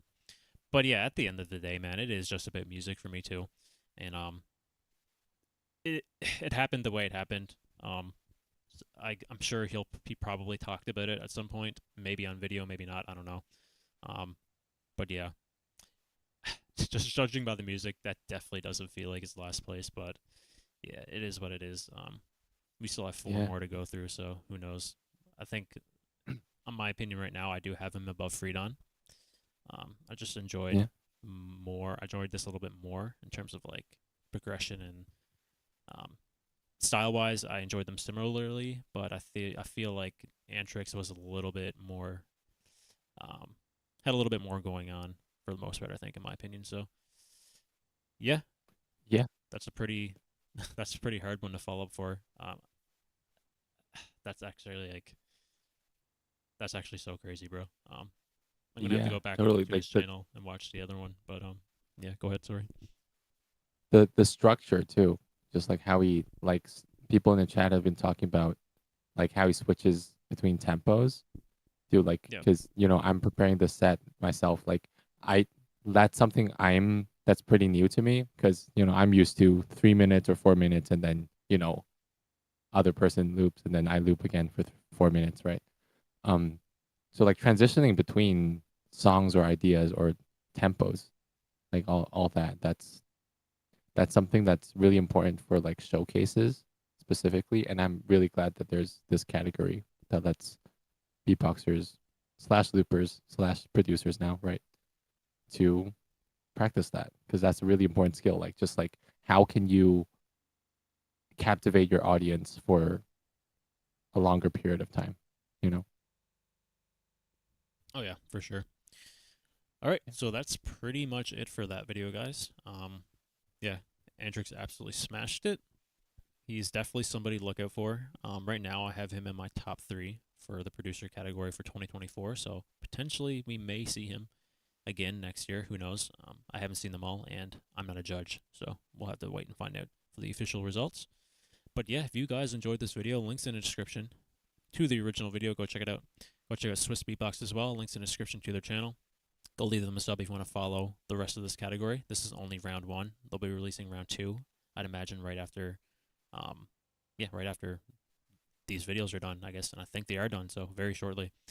But yeah, if you want to support me, though, leave a like on this video. You can sub to my channel. Check out my Discord channel as well. Links in the description to that. And Duncan.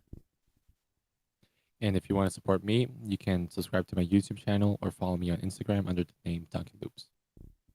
All right, and other than that, we'll see you in the next beatbox reaction video.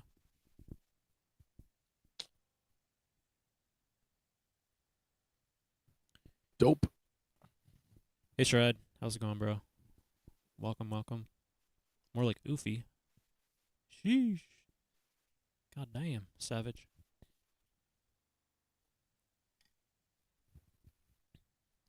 You know, Antrix is great and all, but I think Newfie's a little better. Oh, all right now. All right, bro. All right. Do you want to get banned from this channel? I don't know if you saw this, Duncan, if you're looking at the stream. I just did a little cheeky cover of this right here. Should show up in a second.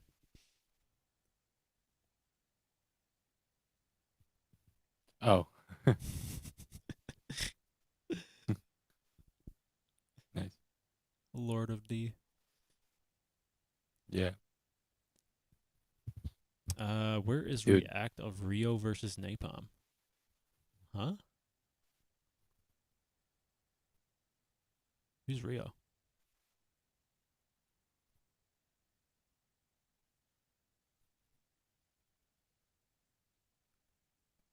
Oh, River versus Napalm? Hey, I still haven't watched that, so it'll come. Wait, really? Yeah, I didn't see the the small final or the final yet. Oh. Just kind of crazy, huh? Yeah. It is what it is. Sometimes you just don't get around to everything. It kind of came out like during the fucking like crazy onslaught of wildcards. Oh, right. So I was like, dude, I was watching like 20 videos a day. I was uploading like 8 videos a day. It was just one of those things that kind of got swept under the rug just because I simply had no time. Well, I did have time. I just didn't want to do more than I had to, you know? So Yeah, that's fair. yeah. That's very fair.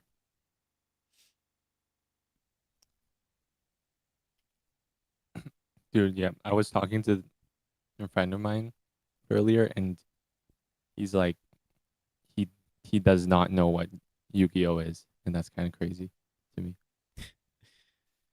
That's one of the anime that I grew up on watching when I was a kid. I was like cleaning out my bedroom closet, and I found like a bunch of fucking Yu-Gi-Oh cards and Pokemon cards that I had, and I found this one. I was like, oh, Lord of D, this could be pretty funny to just like kind of flash up on the screen every once in a while. Lord of D. Mm-hmm. That's the Lord of D Newfie. Yeah. Watch the finals now. Probably not the stream, bro. Unfortunately. But yeah, I will get around to it. Maybe this week. We'll see. Fantasy Battle 2026. Duncan versus Newfie. Dude, listen. If we're being for real here, like, I love Duncan, bro, but, like, it's no fucking chance. Like, he's not even, like, close to me. Like, genuinely. Dude, imagine if we could make something like this, like like the YouTube boxing type thing. People like bet and shit. Oh, okay. That'd be pretty fun to battle you, but not anytime soon, bro. If it's gonna be for real, I get fucking destroyed. Like I struggle to like do live stuff. You know what I mean? So most of my stuff is pre-recorded. So one of these days though. I mean, yeah, 2026. It's a good time. Yeah, 2026 is realistic. Yeah.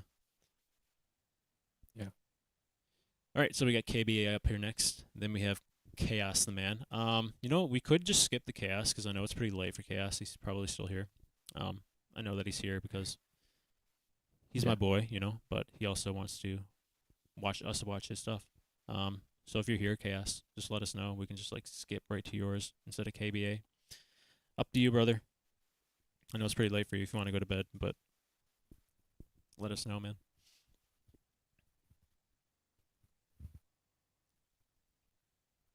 Yeah, we're going through all the producer sets. So we watched Freedon's the last live stream, and so far we've watched Antrix, and then we have KBA, Chaos, Saijo, and Frosty after that.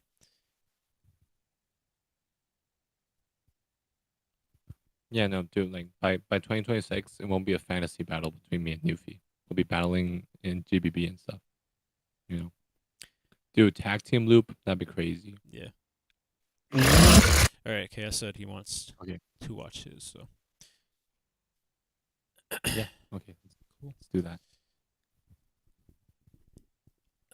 Yo, Chaos, if you want to hop in, the voice call afterwards, this 100% up to you. You don't have to. I'm just, putting it out there.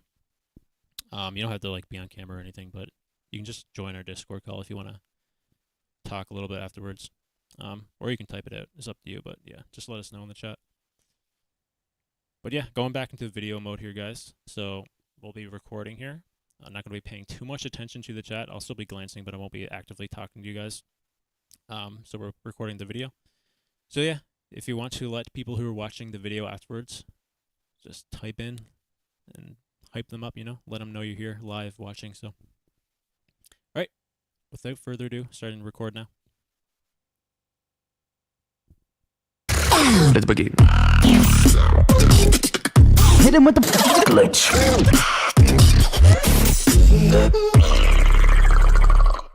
Coming up next, though, 続いては from Germany, ドイツから South German Loop Champion 2022. Welcome to the stage. Make some noise for Chaos. Let's begin. Hit him with the glitch.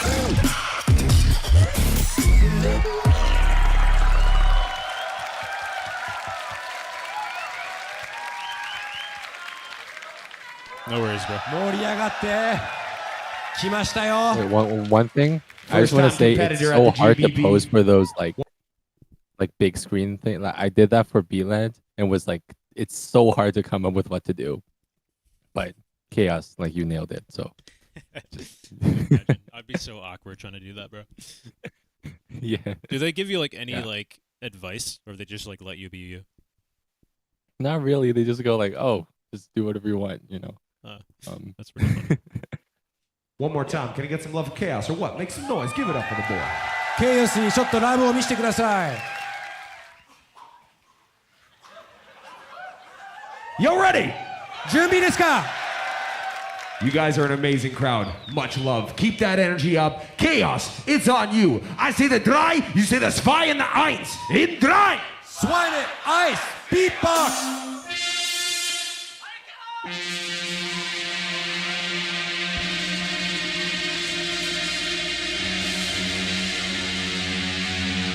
Sounds familiar.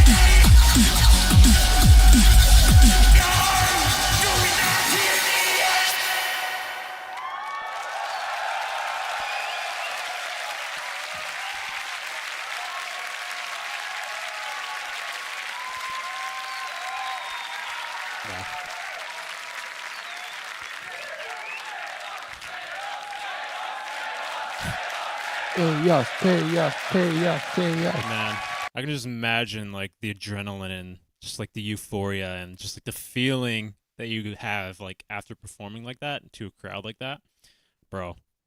Yeah. Genuinely incredible, like genuinely.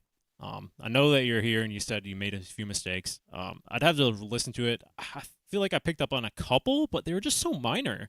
Like it was like it didn't take away anything, honestly, from like the overall track itself.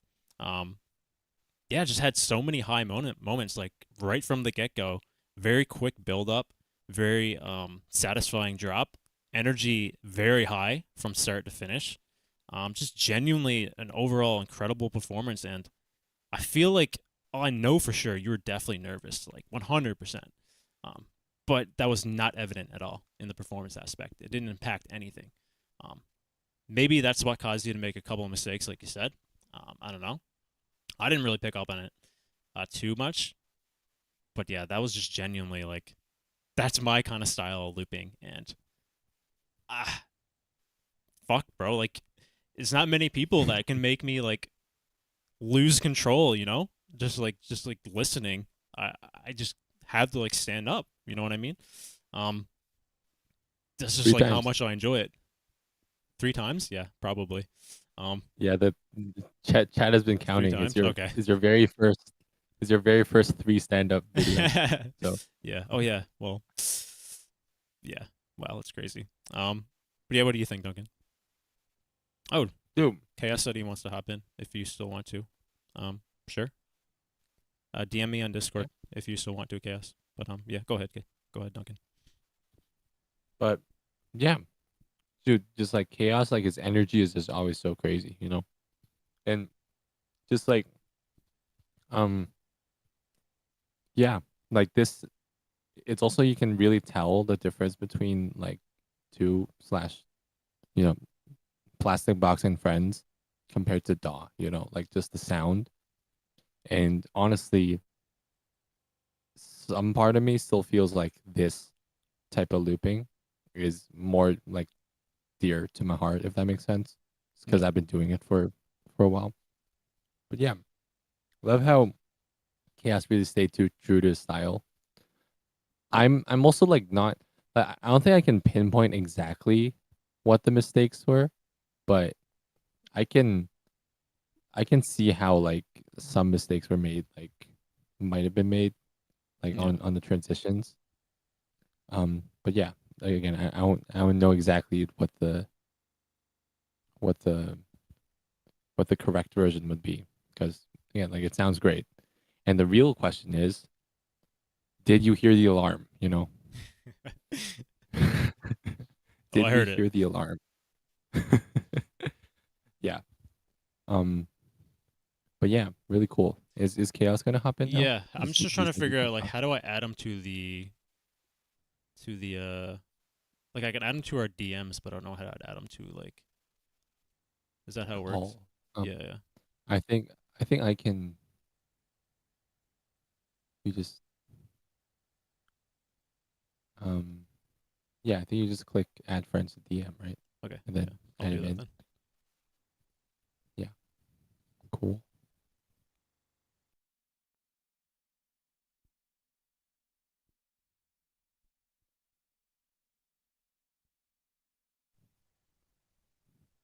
Oh. Yeah. Fell into a black hole. What's up, bro? Yo, can you hear me? Yeah. Yeah. Oh wait, I gotta change my settings. Wait.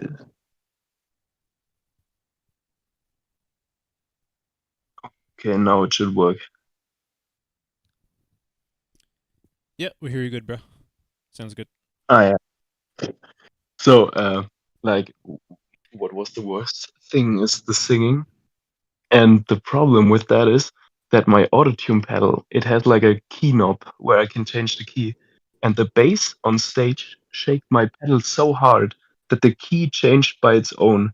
So the first time I sang into that, it was completely off. And then I panicked, I changed it back, made another drop. It was again completely off. I panicked again, and instead of changing my key knob back to the normal key, I changed the autotune like the level of it completely off. So so it didn't do nothing, and then I panicked and I just pressed the wrong buttons. Yeah, that was for the third track, wasn't sorry, it? you go. Yeah, for laser beam. Okay. Go ahead, Duncan. Yeah, because I was confused because I heard no autotune at some point. I was like, oh, like is he actually not using autotune? And Yeah, and then I heard it come back, and I was like, huh, okay. I didn't Yeah. know it was, yeah. The thing is, my drums, my kick was also off time on stage. I actually didn't hear that. I did not hear that. If I heard that, I would have re-recorded it. But like I didn't notice it. And then when I first sang like the first wrong note, and then I was like, oh my god, I prepared so much for this. It's GBB, and now I'm fucking up. And then I was so stressed out and nervous that I like kept on going. I just kept fucking up, and that's what happened. How much do you think that like actually impacted it? Because like me listening to it for the first time here, because I didn't watch the live stream back in October, I think it was late October. So this is actually my first time listening to it, and for the first time listening, bro, like I genuinely, like I picked up on a couple things, I guess, but that was actually not one of them that I picked up on. Like for me, that actually sounded like pretty good. I think I'd have to like, now that you're saying it, I'd have to actually like go back and actively listen to it to try to pick up on it. But like just listening to it for the first time, like genuinely, it didn't sound as bad as you're describing it here. It actually sounded like very, very good. Transition wise, it sounded good. Maybe for me it's worse because I know how the tracks should have sounded like, and I know that they would be like really good. And then now I can't watch that video. Like I'm cringing away when I watch that second part of me singing. I just can't. I think like, yeah, I think like you'd cringe at like any performance. Like for me at least, I watch myself. I can't like actively watch myself on video because, you know, just like for anybody, you watch yourself doing anything, you kind of cringe. But I guess like if you're like actively making mistakes, like you said, like it's not supposed to sound like it was like in your version. I can definitely see that.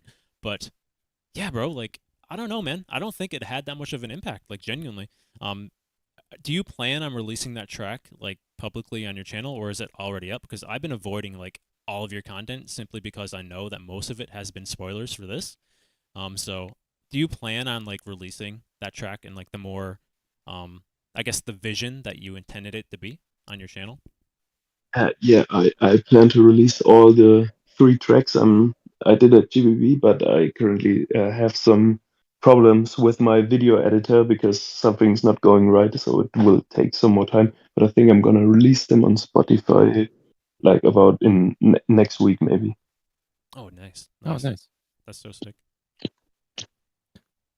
Also, I want to say that I heard that the kick was off, but it's not that off. It's fine. Like it sounds like jump up. Yeah, Yeah. that's fine. It's okay. Yeah, okay. Like especially live, I'm sure. Yeah, it was fine. So, bro, like how long have you like prepared for that entire set? Like, what's the process like for that? I think when was the wildcard announcement? The winner announcement? Was it April? Roughly, May? I think, yeah. I don't know. I think from that point on, I just went completely into the Helix and like looked what can I do with the sound design, what's like different from all the other loopers that use Helix, and I just like got into the device very much. Yeah. Yeah, that's fair. And you really definitely developed your own style, like the chaos drum and bass style, and then Yeah. of course the beat scatter, right? Dude, it sounds great. So that's my verdict on it. Thanks, man. Yeah, I think the craziest part, bro, like I remember when you actually got in with Killbot, right? That was like I fucking love that track. Like that was just like revolutionary, I think, for like the loop station scene. Yeah. So, like it being like the way that it turned out in like the first year for producer stuff, right? So then I remember like shortly after that, I can't remember how long after you did a shout out for NRW, and I can't remember what that track name was, but that Oh was yeah, Living in the Dark. yeah. That was like 5 or 6 minutes long. So like my first like thought when I heard that was like, bro, he's releasing this fucking banger like in between winning a wildcard spot and preparing for GBB. There's no way like he has to be using that at some point in the set, right? I haven't seen your day 2 set yet. So maybe it'd be spoilers, but Actually, the bass of Living in the Dark from the second drop is the bass I use in Laser Beam for the first drop. That's why I didn't. Living in the Dark was just a track I made just for fun, but I loved that second bass line. I wanted to make a track out of it for GBB, so I reused it and like changed it a bit. Nice. Oh, wow. Dude, I resonate with that a lot because I don't know, like I don't know if people notice, but a lot of my sounds are just reused and repurposed. Sometimes the sequence is even like similar. I just change a little bit.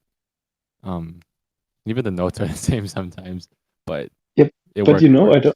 I don't think that this is a bad thing. Like I get these comments a lot, like, "Oh my God, he's using the same sound, or he's sounding the same as he always does," and I'm like, "Yeah, I'm Chaos, man. This is me. This is how I sound. Like it's not exactly the same sound, but like it's similar. And of course, if you listen to producer, they all have their like kind of range of sound design, and so that's like." I think it's a bit nonsense to say, "Oh my God, you sound similar to your last track." Yeah, no shit. It's me. Yeah. Just in order to spite that, we should like put out like a country album or something to prove that we can do some other sound. Okay, fair point. Yeah, but like I agree with that a lot. Like at some point it's really style and identity. So no point in changing it. Yeah. Okay, guys, I gotta head out now before my father wakes up and whoops my ass. So have a fun stream. Absolutely, bro. See you in a bit. Yeah, thanks for stopping in, Okay. man. Yeah, man. See ya. No problem. Bye bye. See ya. All right, so guys, that was Chaos. Yeah, that was an absolute killer set, man. Despite him, being a little bit hard on himself, I think, not having the full vision, I think that actually turned out very, very well. I genuinely didn't notice the mistakes that he was talking about in that third track that he had. But I can definitely just like go back and re-listen to it, and maybe I'll pick it out a little bit better. But yeah, I don't think it had that much of an impact because I think he ranked fourth out of sixth place in day 1. Oh, I think even higher than that. I feel. Oh, maybe I'm thinking. Maybe I'm not remembering correctly because I know he finished third overall, right? And I thought he. Yeah. I don't know. It might have been fourth. I don't know. Maybe he tied second with KBA. I don't know. Oh wait, no, it might have been fourth day 1 and second day 2. Maybe that's what I think it was. Yeah. Yeah. All right, because I'm pretty sure Freedon ranked third in day 1. Yeah, it was Saijo, KBA, Freedon, Chaos, Frosty, then Antrix. So yeah, makes sense. But yeah, killer set from Chaos, and looking forward to his day 2 for sure. He's one of my favorite loopers, and he has such a killer style, man. Very like sci-fi-esque, huh? Like sound design and atmosphere.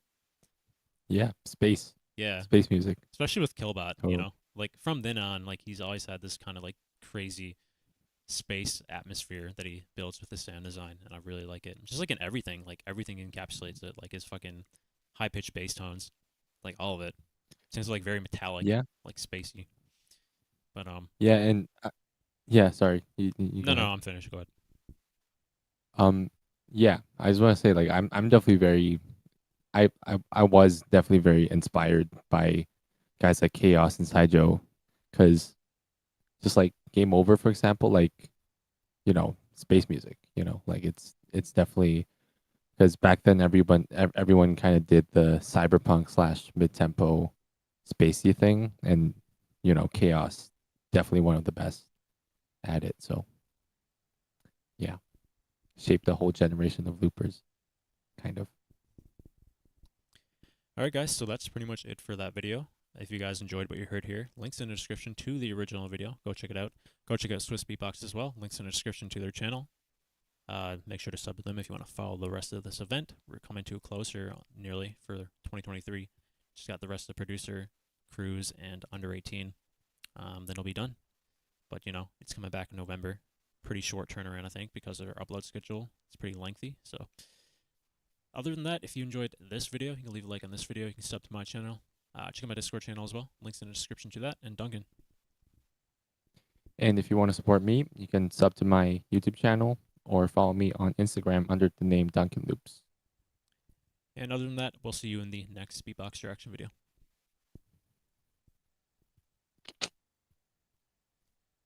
Sheesh.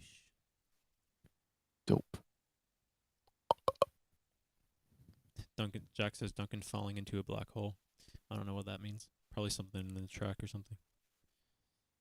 Yeah, I think it's like probably your reaction or do something. Yeah, because when we switched to the DM with Chaos, like I fell off the screen for a while. Oh, okay. Well, that makes more sense. Yeah. Yeah. All right. So we got KBA up here next. Goddamn, bro. Dude, I'm so excited. KBA is. I feel like okay. I won't talk too much. I'll. Yeah, I haven't I seen want it to. yet. I don't want any spoilers. Yeah.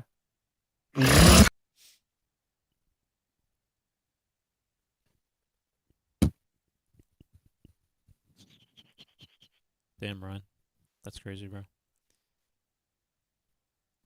Yeah. Also, stream for me. That'd be great. Thanks. Yeah, forgot.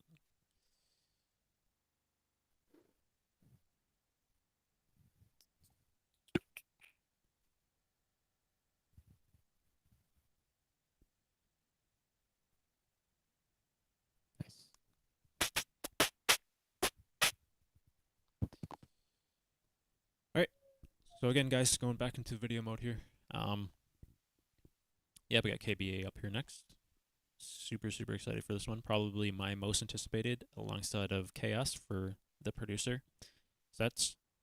Pretty much looking forward to everybody, but you know, there's always a couple people who you wanna see a little bit more than others, and I think KBA is probably one of those guys. I just love his stuff, and I actually predicted him to win this entire event before it started. What's up, Annan? Welcome. What up? But yeah, I'm gonna start recording here now, so I won't be looking at the chat too much. But if you guys want to let the viewers watching the video know that you are here live watching it, definitely let them know in the chat. And yeah, without further ado, here we got KBA. Let's get right into it.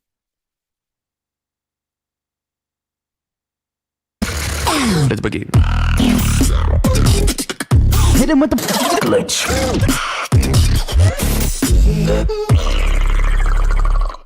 Continuing on, we're going to keep things moving. Our next producer, represented from Denmark. デンマークから続いてのプロデューサーを迎えます。 If you know looping, if you know producing, you know the next man coming to the stage. An absolute unit representing for that Cone Gang. Make some noise for KBA! Let's begin. Hit him with the glitch.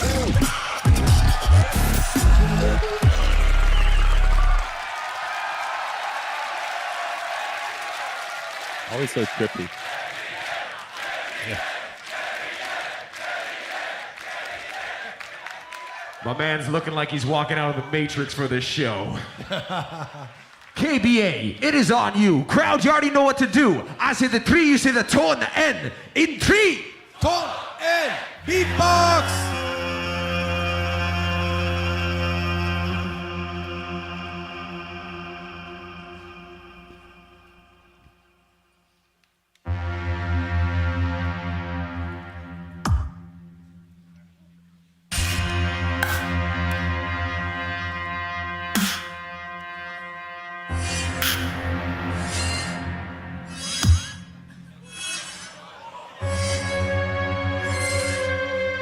Initializing human heartbeat.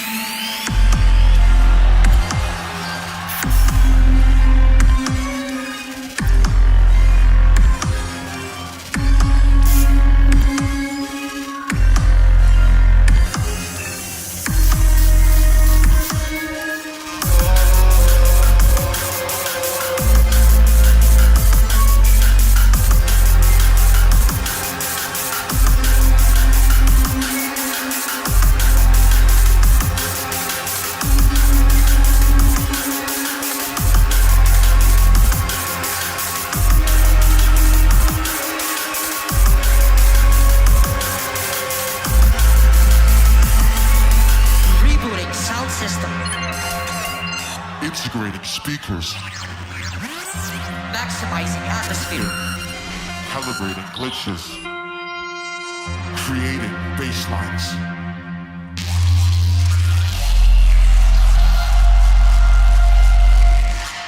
Proceeding with the algorithm.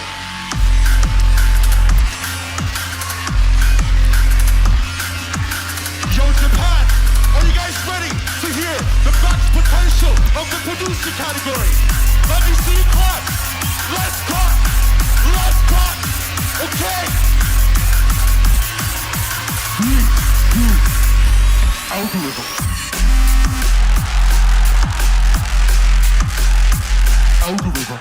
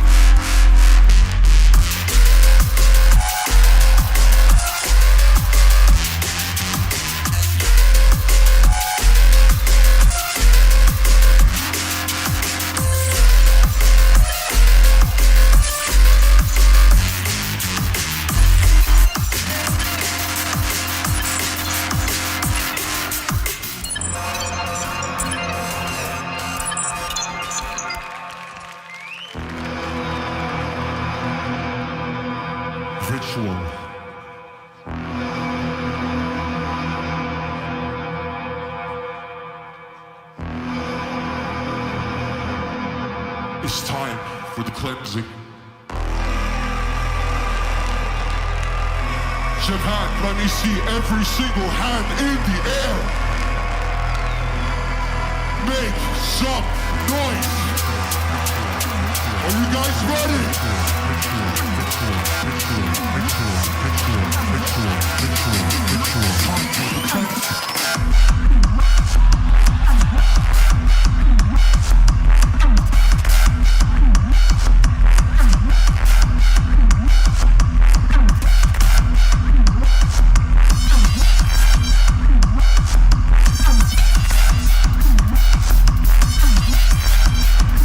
It's time for the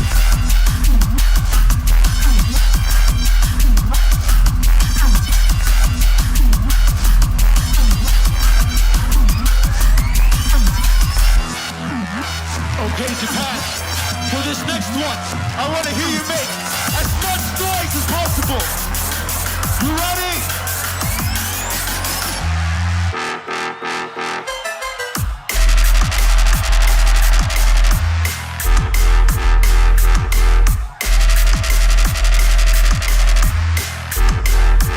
Switch it up.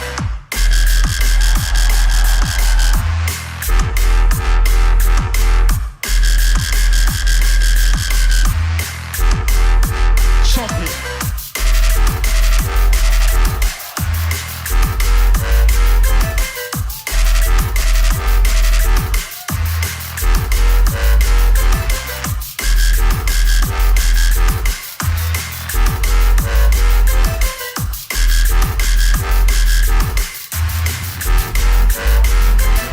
Okay, this one.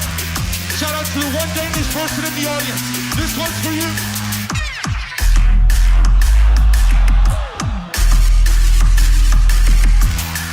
Let's do it one more time. Japan, make some noise.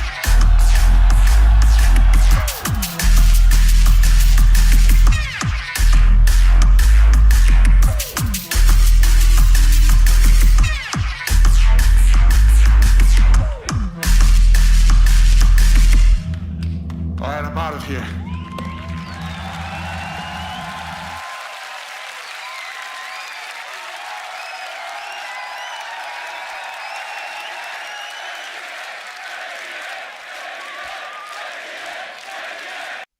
Damn. Wow. Okay. That's tough, man. First thing that comes to my mind, what the fuck does Saijo do to get first place? I haven't watched Saijo yet, but what? Chaos was fucking crazy too, but like KBA is like different, right? Because Chaos has a different kind of feel. The KBA has like a full like producer kind of feel. You know what I mean? Chaos has that like kind of like raw loop station kind of feel. They're two different things, I feel. They both excel in different areas, I think. The KBA's feels like fully produced. Transitions like, fucking crazy. Just like the sound quality, like the production of it, it's on that other level, you know what I mean? Yeah. So fuck, man, like that's just so crazy. Like I just watched his 2024 Wildcard 2 and completely different kind of feel, right? Like the whole atmosphere of that one, like the whole genre of music. Some similarities to what we've seen here, but just overall the musicality different. So KBA has like a wide range, right? Like a very wide range when it comes to creating music. And I feel like he's hit like this whole other like different kind of level and style, but he kind of leaned more into this kind of producer style. So again, I think he used a DAW here, right? Like some sort. So I feel like, yeah, it was kind of evident, obviously, at the start. Like I know there's like automatic on the loop station itself, but I just feel like there's too much stuff going on, too many changes to kind of like for it to be that. So I figured, yeah, definitely some sort of DAW involved here for sure. Which is okay because like, it's the producer category and it's allowed. There's some restrictions, obviously, but it's allowed for the most part. And at the end of the day, like we said with Antrix, it's all about the music at the end of the day. And when it comes to KBA, I really fuck with his music, man. Like I said, he has a very wide range, but what he did here, I love that kind of style of music, the style of looping, and yeah, bro, that's just like, that's just, he's like, he's in the future, bro. Like, he is ahead of everyone, I feel. It's just so crazy to watch his kind of progression, because I remember watching him back in 2020, bro, in the online World Champs. Nothing like he is now, bro. Like, completely different kind of fucking musical artist. And yeah, what do you think, man? Yeah, I dig this a lot. Like now and back then when I first watched it on stream, like just really, really innovative, and really he's really sticking to style. And I feel like his style is really defined by like this type of drum and bass stuff and the like softer stuff that he does, like he did for his most recent wildcard. And it's just all so KBA, but it's also so ahead. They're new sounds, you know, he's not confined to anything now. And yeah, and like I agree a lot with your point, Newfie, about chaos sounding more like raw looping than you know DAW users, because Well, like I feel MK2 like raw the looping. yeah MK2 raw looping. Yeah, because at the end of the day, like with DAWs, you don't really have to press anything for transitions and all that. And you get like more tools, like sidechaining, for example. Obviously, it's a whole different skill to navigate a DAW, and it's really the option paralysis is very real. I can, yeah, because I feel it myself definitely. It's just because you have more tools doesn't make your life easier necessarily. And the fact that KBA can do it at such a high level is crazy. Also, like, we were kind of talking about this when we were watching Antrix, but like here with KBA, you can clearly see like when he starts his round, it's like he sings a note, right? So that's his sample. And then everything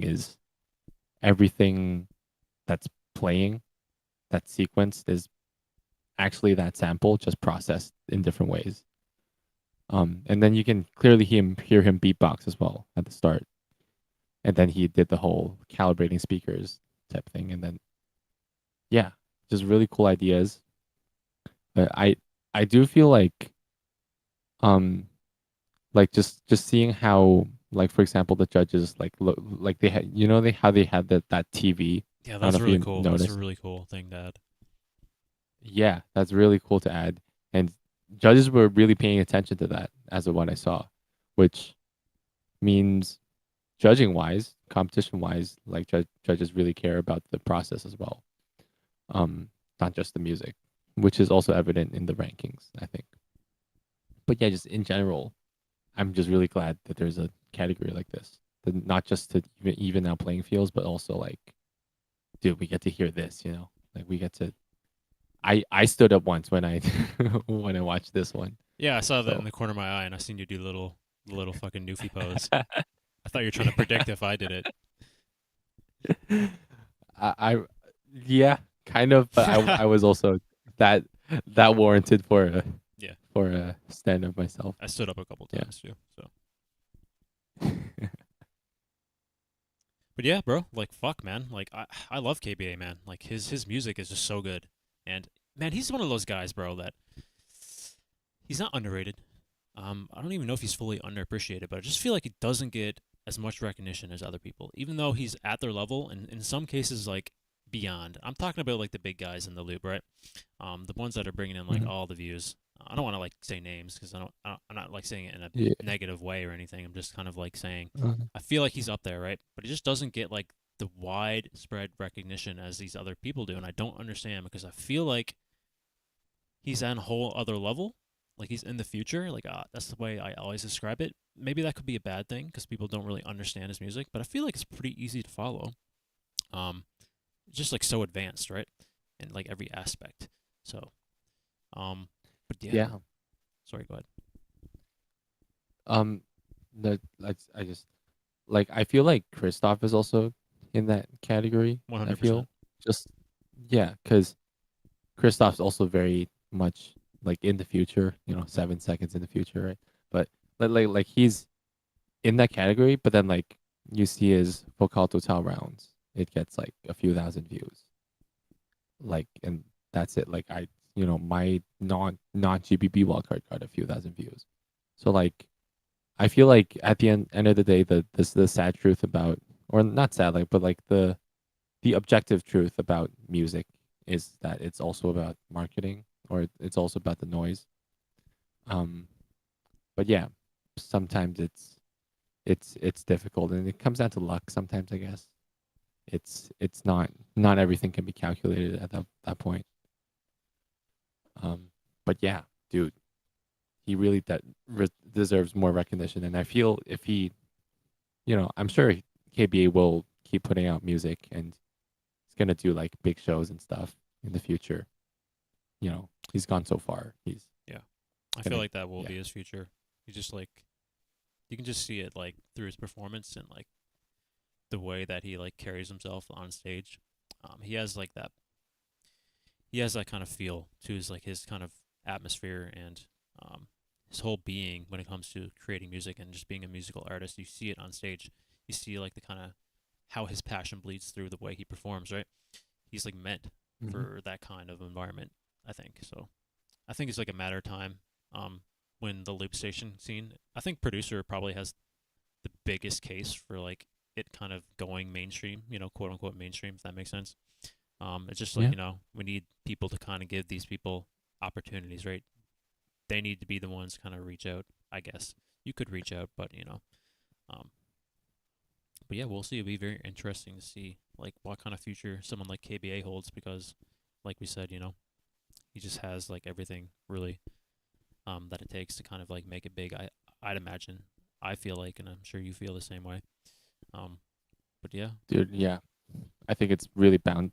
It's bound to happen. It's especially for KBA, just the style he's doing, and like just like the way, as you said, the way he's performing, and like these guys are really like him and Antrix, for example, like the whole DAW thing.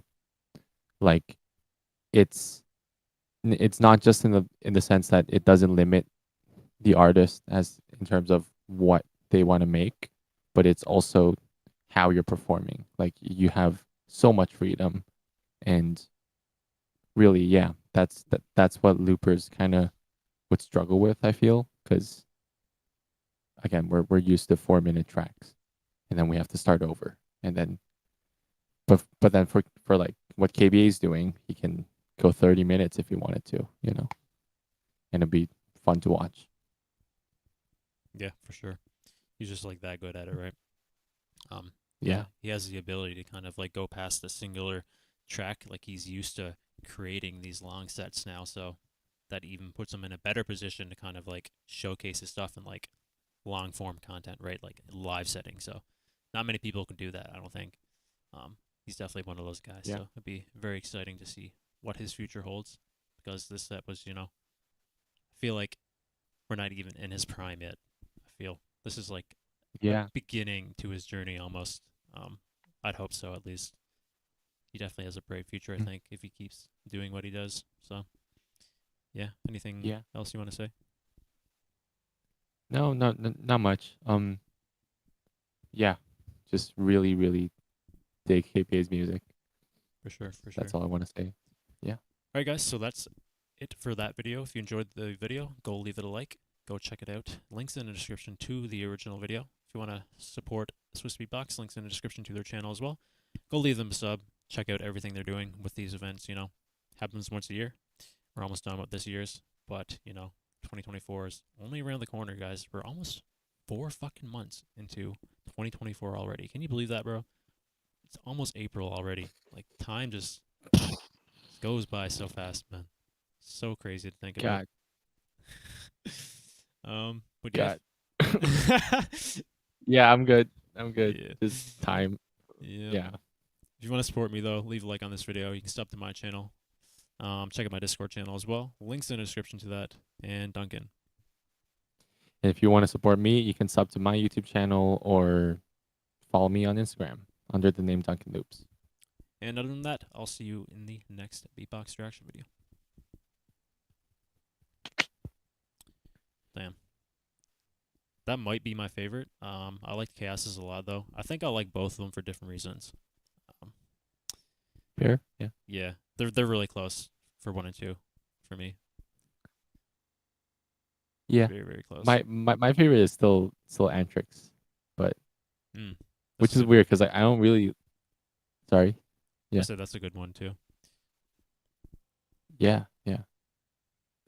It's weird because what Antrix did, it's not normally what I listen to a lot, but then it just works so well for showcases. Yeah. Damn, the chat popped off for that video. Holy fuck.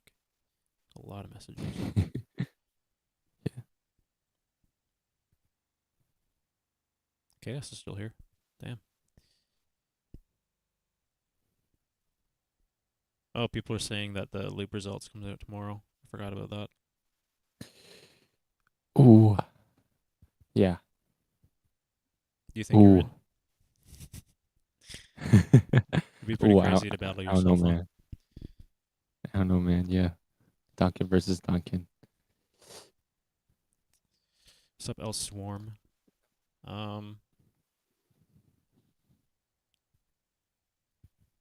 Newfie Pose needs to recharge after Chaos performance. Yeah, for real, bro. I think I might have done it during KBAs though. It was pretty hype too. Yeah, I think you did. I saw one Newfie pose from Newfie. Damn. It's iconic at this point. You gotta keep doing it.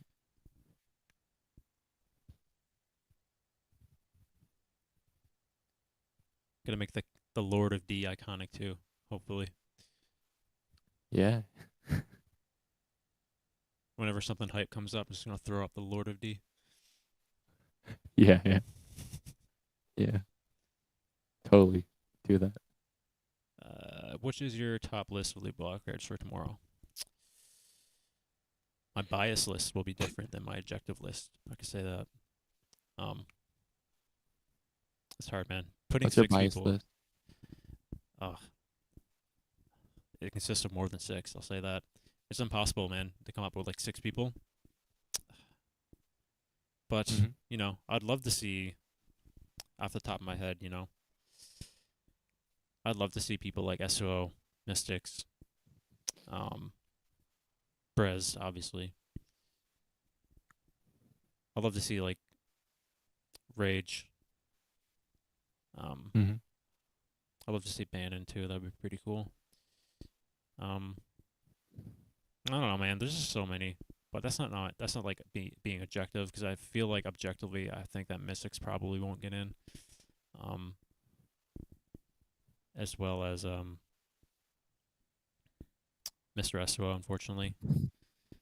Even though I think they both have what it takes, but objectively though, I think Brez is in 100%. I think Sweet's in 100%. Bannon's tough, man. I'd love to see Bannon in though. I think it would depend. If they're going to use like his version of the wildcard that he released on his channel, compared to the one that he released like earlier for the event, I don't know like what they're going to be judging, which one, because I think he'd have a very, very good shot either way. But I think like obviously the one on his channel, the more polished version, would have the better shot. So I don't really know what the situation is for that. I think they're. Go ahead. I think they're gonna judge the first one because that's the one he submitted on time. Oh, okay. So. Yeah, that's tough then. I feel like that's probably on the borderline of 6.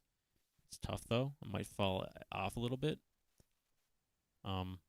But hopefully, man, Bannon definitely has what it takes, right? Like we fucking know that for sure. The world champion, the American champion, like that goes without saying, right?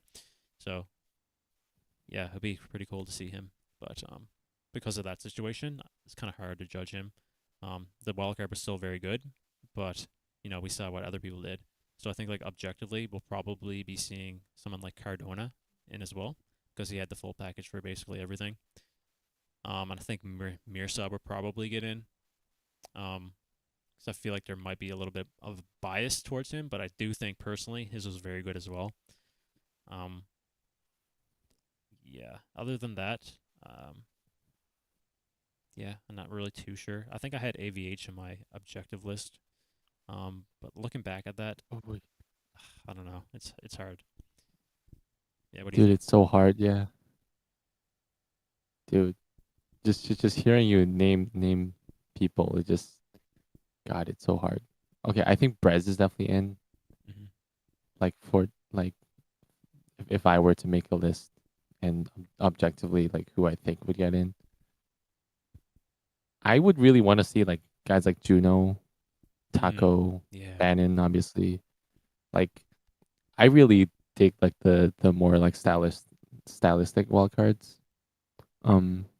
But yeah, realistically, I think Rage has a very good shot. I think AVH still has a good shot. I think I would love to see Leonard get in, but Ooh, I'm not fuck yeah. 100% sure. Right? He's one of those guys that are kind of on the fence as well. Who else? Yes, Sideshow Weed as has well. a shot. Sideshow, yeah.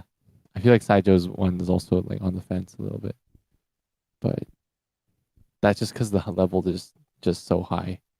Oh yeah. Especially in terms of technicality this year. Also, only 6 spots. Like, come on, man. Yeah, dude. That's what I'm saying, bro. Like, there's so Yeah. many people that deserve to be in, but won't make it in.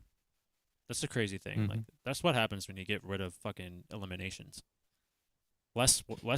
spots and like less opportunity for people, right? Yeah. Honestly, I feel like, yeah, just like or even like a top 16 is like very reasonable for the biggest event in the world. So. Yeah. Yeah. 100%. Yeah. All right, so we got 2 more to Yeah. go. I'm gonna be right back real quick though. I'm just gonna like get a fucking snack because I'm kind of hungry. Okay. But yeah, you can show off some of your stuff, bro. I'll put you on full screen. Cool. You do you. Yeah. Thanks. Do that. All right, here's Duncan. He's going to be using all the content that I made for him. I sent him over to him a little bit earlier. So if you guys are wondering how he came up with that stuff, Yeah. now you know. Yeah, Newfie just sent me some audio files. I put it in my loop, and then I'm just gonna play it, right? So yeah. All right. Dum dum dum.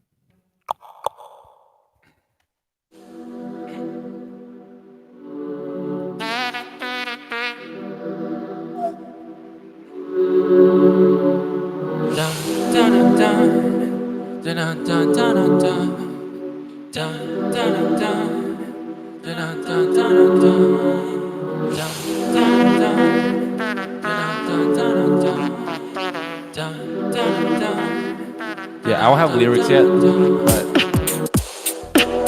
what? Yeah, dude, I have no lyrics, but I'm performing tonight. Isn't that crazy? I can just talk through it, I guess, or just vocal trumpet it, I guess. All right. Are you ready?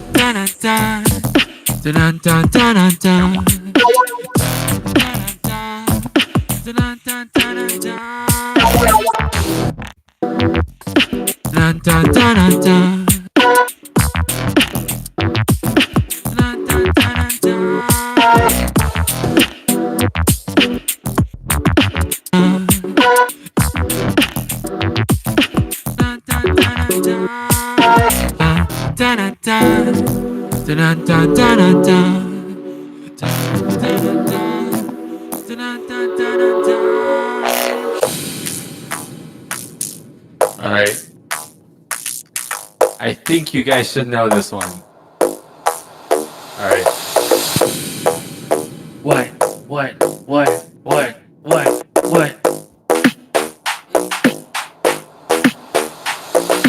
Why is Daddy at the Thai massage? Daddy at the Thai massage. Why is Daddy wearing fake mustache? Daddy wearing fake mustache. Why is Daddy at the Thai massage? Daddy at the Thai massage. Why is Daddy wearing fake mustache? Daddy wearing fake mustache. Why is Daddy at the Thai massage?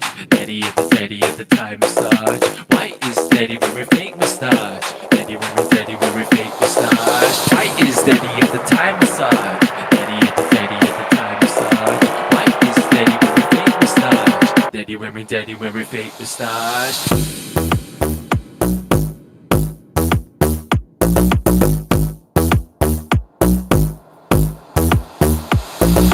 Why is Daddy at the Thai massage? Daddy at the Thai massage. Why is Daddy wearing fake mustache? Daddy wearing fake mustache. Why is Daddy at the Thai massage? Daddy at the Thai massage. Why is Daddy wearing fake mustache? Daddy wearing fake mustache. Why is Daddy at the Thai massage? Daddy at the Thai massage. Why is Daddy wearing fake mustache? Daddy wearing fake mustache.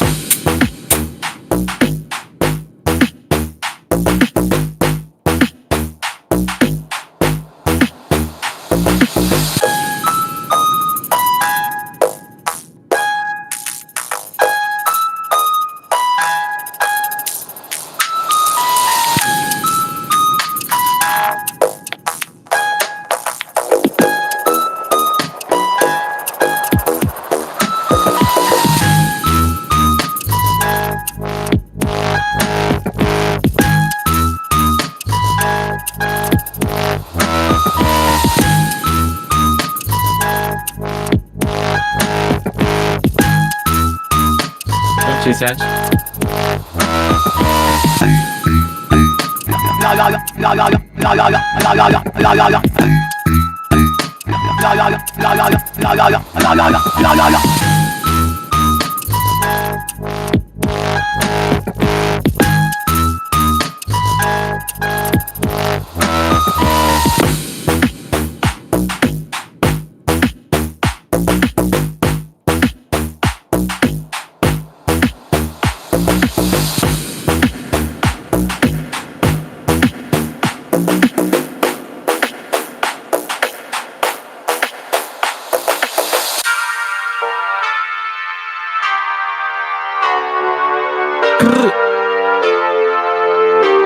What?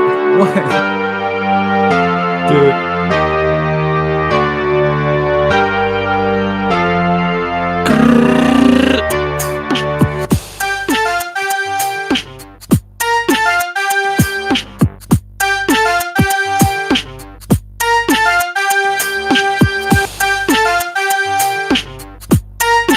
Time is now.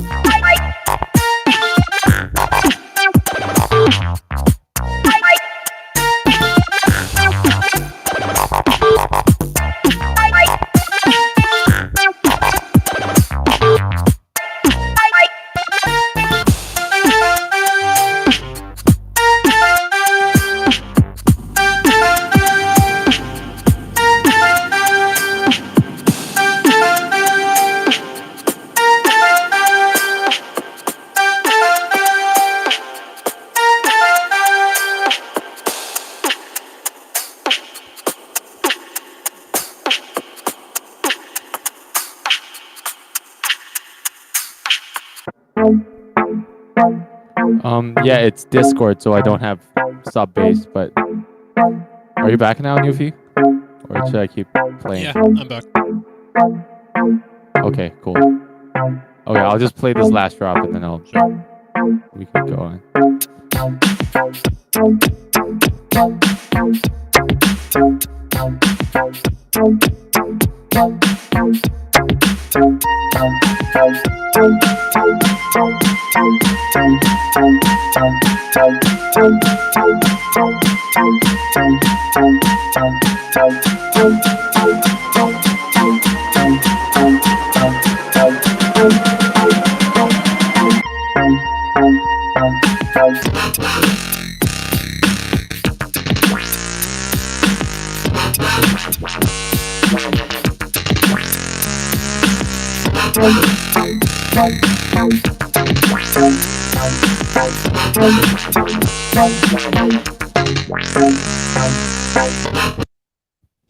Yeah. Nice. Cool.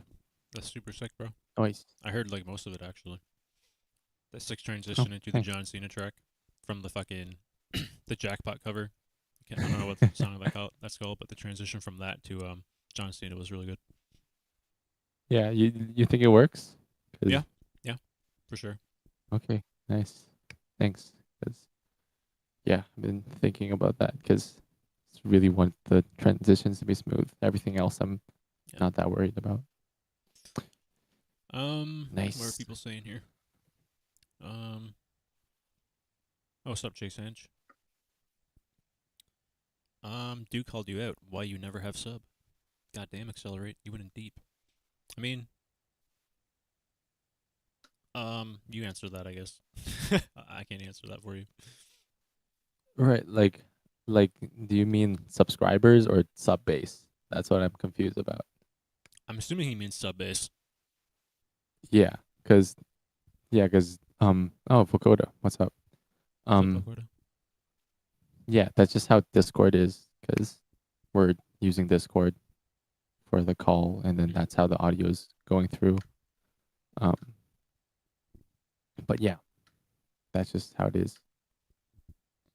Yes, like, yeah, we can use OBS next time, but like, yeah, dude, OBS is just not working half of the time.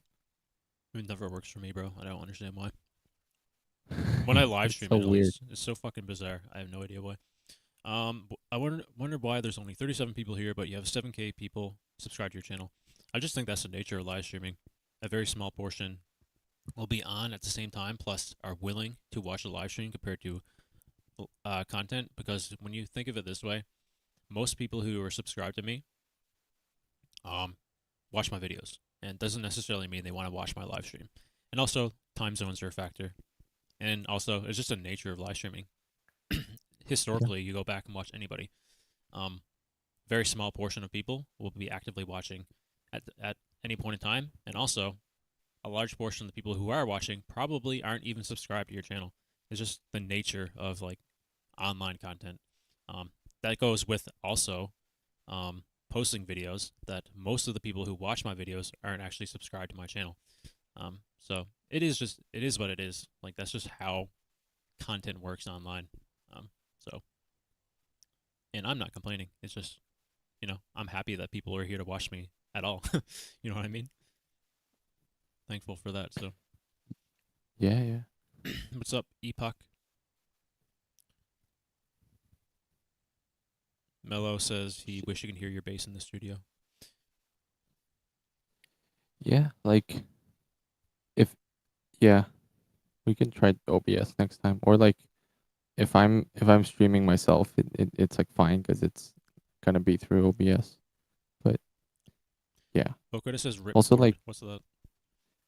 Ripcord's it's basically like a plugin you can use for Discord that makes the audio better. But then at some point it stopped working for Mac, and I don't know if it's back up yet or if it works now. You can tell me if you know, Fukoda, but I never heard of that. yeah. Yeah, most people use this like Ripcord before OBS, I think. Or like, that's what most people used when I first started, at least. And it stopped being like reliable as well.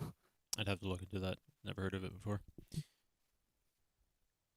All right, I am ready to get into the next video if you are. Cool. Ooh, yeah, I should probably look into the Better Discord plugin as well. Never heard of that one either. I never even thought about like plugins for Discord, honestly. Yeah, it's mainly just the sound that, I mean, at least that's what I care about. Yeah, for sure. Anything else is like fine. All right, guys, we're going to get into the next video. We already watched Antrix, Chaos, and KBA. Next up, we have Sideshow. Then we'll finish off with Frosty, and I don't know how much time you have, Duncan, but we also have your video with Russy that released a couple days ago too. If you want to watch that. Yeah, and honestly, Mahiro's wildcard. I've been seeing that so much. I forgot. I was actually saying that at the start of the stream because people were ragging on me.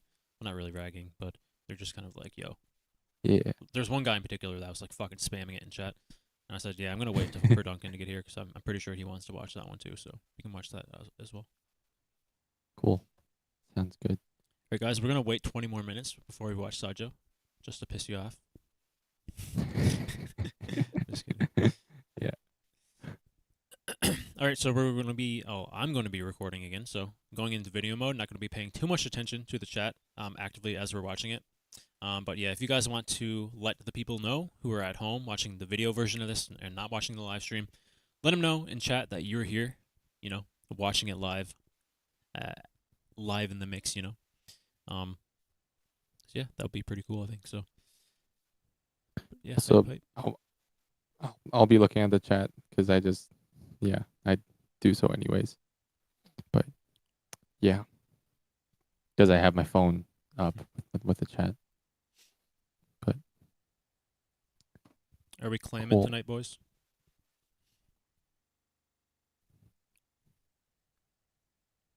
I don't think I can like join the clam like voice chat. At least that's what happened to me last night for some reason. I didn't. I'm gonna piss Mars off so much for saying that. Oh my god, I didn't do shit.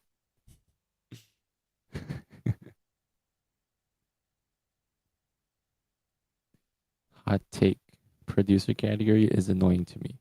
It's like a category they made to open up looping to more possibilities and limited it. If you're able to use DAW, that's basically DJ. I mean, to me, the value. I'll just say what I think real quick, right? But like, I think the value is like blending DJing and beatboxing. So like, it makes sense to me if like the beatboxing and like what makes the set special performance wise is not there, like competition wise it should rank lower. But yeah, there's definitely a lot to figure out in terms of the producer category rules and everything. Yeah, hopefully they expand on it this year. I don't know if like the official ruling is out, or is it? Do you know about like if they made any changes from last year? They added one rule to the wildcard rules, as in if you pre-program your whole set, you're gonna get point deductions. So basically preventing the whole DAW situation to go out of control, I guess.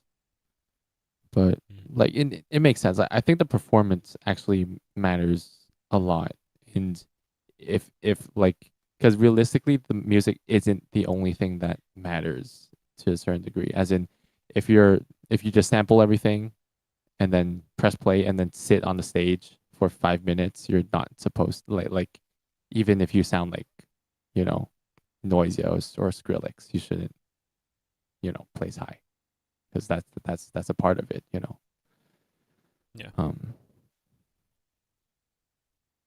But Yeah, I think it'll be interesting if everything has to be vocally sampled. Then, but then it's really hard to judge and like, like it's like, well, what are the competitors gonna do? Like, do they have to send the freaking Ableton file to the judges, and the judges has to look through everything? Like that's also quite impossible. So yeah, it's a very difficult position, but I'm just glad I get to watch these videos and listen to the amazing music, dude. Like I'm glad this is happening still. So for sure. KB said he pressed a whole 25 more buttons in his wildcard compared to last year's set. That's pretty funny. Wow. All right, let's get right into Side Joe here. Going to start recording now.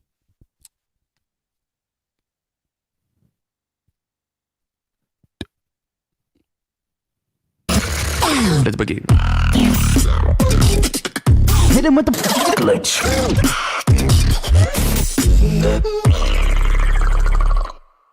I think we're ready for the next producer. Are you ready? Jimmy, this guy. This guy is the online world champion 2022. I gotta go and give it up from Germany. Make some noise for Side Joe!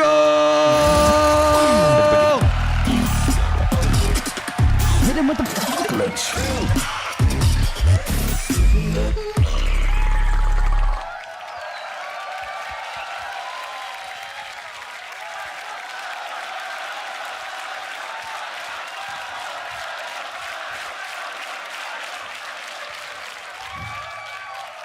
I've had the pleasure of watching this guy in multiple different battles. All I have to say is you are in for a treat. You ready? Tokyo, it's on you. You already know what to do. Side Joe is going to be getting down right now. The producer. I say the 3, you say the 2 and the 1 in 3. 2 and 1, beatbox.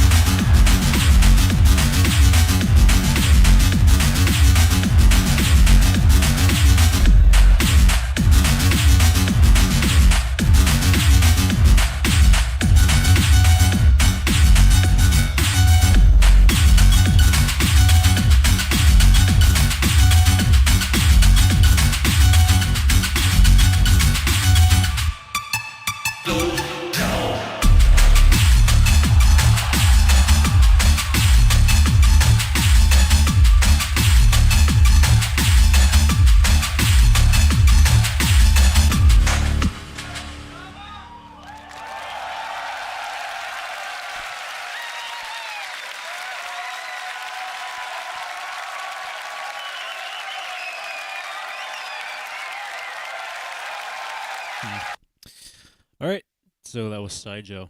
Man, so obviously, Parasite being the second half of that, I've heard that so many times because it's simply one of my favorite tracks. Probably my favorite track from Sideshow. Looking at the grand scheme of things, like over the years of how much I've watched Sideshow, I think Parasite's probably still my favorite. And the way that he did it here, probably the most clean, and obviously he changed a few things. It just sounded so full and powerful here in terms of like sound design. First time hearing the first track, I can't remember what it's called, even though we just watched it, but very solid track, very Sideshow-esque. Clearly, he has very good vocals carried throughout the routine itself. Very solid. This is another one of these producer sets here. I don't think he was using a DAW at all. I think that was just simply the MK2, and I think he's using the Helix. You can correct me. Helix, yeah. Okay, so he's just using that in the Helix. It gives us a very, raw MK2 feel. Just kind of like Chaos, right? Simply everything was created. He had the presets there, obviously, but everything was created live for the most part, right? So, yeah, I think that's valued a lot. Like, looking at everything that's playing out so far, I think that's valued a lot by the judges. Because I love Sideshow. I love what he did here. I love Parasite. It's one of my favorite tracks of all time. My favorite track from him. I enjoyed his first track here. But I can't, in good faith, like, in terms of the music, put it above KBA. I like the KBA's music a lot more. I think on a technical standpoint, Sideshow is absolutely incredible on KBA's level. It's just the fact that I've heard Parasite so many times. Everything that I heard from KBA was like brand new. Also, like, just like the way that KBA kind of transitioned his tracks and whatnot. I enjoyed a lot. Sideshow is very, very good though. Like, don't get me wrong. He's definitely like up there in top 3 for me so far. Maybe number 2 between him. Top 3 is kind of like jumbled in my head right now, but yeah, that's like a very solid, very Sideshow-esque, pretty much in line of what I expected, especially the fact that he's kind of like didn't lean into the software side of it, so we didn't really see anything relatively like new in terms of the creation of his music. It's pretty much just like what we're used to seeing from him. MK2, Helix. So yeah, I got pretty much what I expected, and I enjoyed it a lot. So what do you think about it, Duncan? Yeah, I remember watching the live stream and then knowing the results. Also, like, for me, I think Antrix and KB. I would put them above Sideshow. But then like at the end of the day, it's also like I've heard Sideshow live. Yeah. And Sideshow live sounds absolutely ridiculously good. It's like yeah, like him and like Bannon are kind of in the similar category, as in they sound great on video, but then live is just it's a different feeling and it's somehow just better. If that makes sense. Like the mixing choices and all. Yeah, so like I would expect this to sound amazing live. Just like looking at the video. But then I do feel like, just in my opinion, right? In my very humble opinion, I think technically in terms of like how, in terms of the music and in terms of maybe yeah, the technical aspect of making music, I would put some other people before Sideshow. But yeah, Sideshow's just really stylistic, and yeah, I liked it a lot the first time I heard it, and I still like it a lot now. So yeah, I enjoy Sideshow a lot for sure as well. It's just like it's a producer category, so it's hard to put into words, but like it has such a different feel, right, than what we hear from KBA and like you said, Antrix, right? Just like completely two different kinds of styles, right? Or just like the simple fact of like the creation of the music, right? So when I think of producer, I lean more in favor of like that kind of style, like of KBA and Antrix. I feel like, how do I phrase this? Similar to like Chaos, right? Like again, like we mentioned, or I mentioned rather before, this has a very raw MK2 kind of vibe. When I think of producer, I don't think of this. As good as this was, not saying it doesn't belong. Obviously it does, because it came in fucking first place. So like, not trying to discredit him at all. But man, like, I think on like my opinion of like what producer should be, is kind of like different than the actual reality. So like, I love what Sideshow did here. Gives us a very like, it's very Sideshow-esque. I love his music. He has a very good voice again. Also very clean, man. Like that was super super clean, especially that version of like Parasite. The fact that he did that on stage like that, where nerves come into play, so like well executed. But fuck, dude, like those producer sets with the DAWs, I think like I'm turning, bro. Like I swear to God, like live here. Same. Like you just like a different kind of level to that stuff, right? And like that's mainly the reason. Like I'm only speaking in terms of the music. Put the technical aspects aside. I know you said like there is some technicality and like it takes a skill obviously to create DAWs, right, and to actually execute it in a live performance. I 100% get that. I don't do it myself, so I can't really comment on that. But just like what you can kind of do with a DAW, right, is just absolutely fucking mind blowing. And this is a very good MK2 and Helix track, right? But it's not a DAW track. It doesn't have like that kind of like differentiation and like sound design. And like you look at it, KBA, you listen to like KBA and Antrix, and you listen to this, there's a clear difference, right? So like that's like my train of thought when it comes to producer, like the way that I'm thinking about it. Okay. Not necessarily trying to put down Sideshow at all, obviously. But yeah, that's pretty much like my thoughts about that, really. Interesting, because what I think is like, at least to me, the main difference between the main advantage that DAWs would give, in my opinion, is cleanliness and the structuring of everything. As in, for one, when you take away the whole, you have to record every sound process, then obviously transitions and structuring would be very different. That's the one main thing. And the second thing would be the mixing and the fact that you have so many more tools. Like, you're not limited to 4 track effects now. But I don't at least like as of what we saw with KBA, Antrix, like I don't think they're using or like they're not really. The advantage is in that they can make sounds that you can't really make on the Helix or other second devices.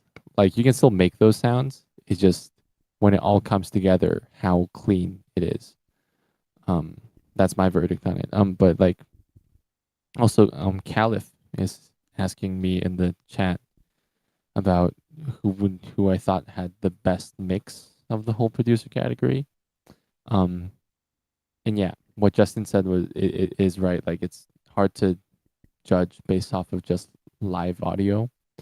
But then I would say, in my opinion, like KB and Antrix, like the there is a gap in terms of mix quality with like them and like Saijo and Chaos, for example, and Freedon. Just like, but then it's also a little unfair to judge that way because of the different devices they're using. But yeah, so that's why I think the rules really have to change in the sense that it has to be way clearer, as in, are judges supposed to favor one over the other, or like judge in like account for the fact that people are using less devices? Because what if someone's using literally a Mark II and an auto-tune pedal, and then they actually make something, really amazing, but then the mix is not as good? Like how much should you how much should you take that into account compared to someone who actually spent hours on the DAW trying to make something sound perfect, which there's like literally no point in doing if you're just using a Mark II and an auto-tune, right? Like there's a certain level of mix. Once you reach that, you can't really go too much ahead of that. But then for the DAW, it's different. So yeah, I think at the end of the day, what I think should happen is it should be about the performance and the music. So like you listen to the music first and like who has the best music, and then about the performance. I think it should be like that. As in, if you're using a DAW, it would be harder to like show your process in terms of, because you're not naturally recording and like performing and everything already. So that would be the tricky part. But then you have the advantage of potentially having a cleaner mix. That's kind of what I think about it. Yeah, that's a very good explanation, really. Again, me, I don't know enough about the DAW to really like go in deep like that. But I can say from listening to the DAW users compared to the non-DAW users here, there's a clear distinction in terms of like you said, cleanliness of sounds, which adds a lot to the kind of overall sound design, which I've been really appreciating in the whole producer category, and just like even outside of that recently. So yeah, but again, man, like Saijo's a fucking master, bro. Like look how he just like performed that in one take, right? Like that's something you really got to appreciate, man. Like these people going up here, like when you're going from like online to, in person, obviously Saijo has a lot of experience, but to do that at that kind of level in one singular take, obviously he had preparation backstage, I'd imagine, but still to go up on stage and do that in one single take, to have it come out the way that he did there, like absolutely spectacular. And yeah, at the end of the day, it is about the music, bro.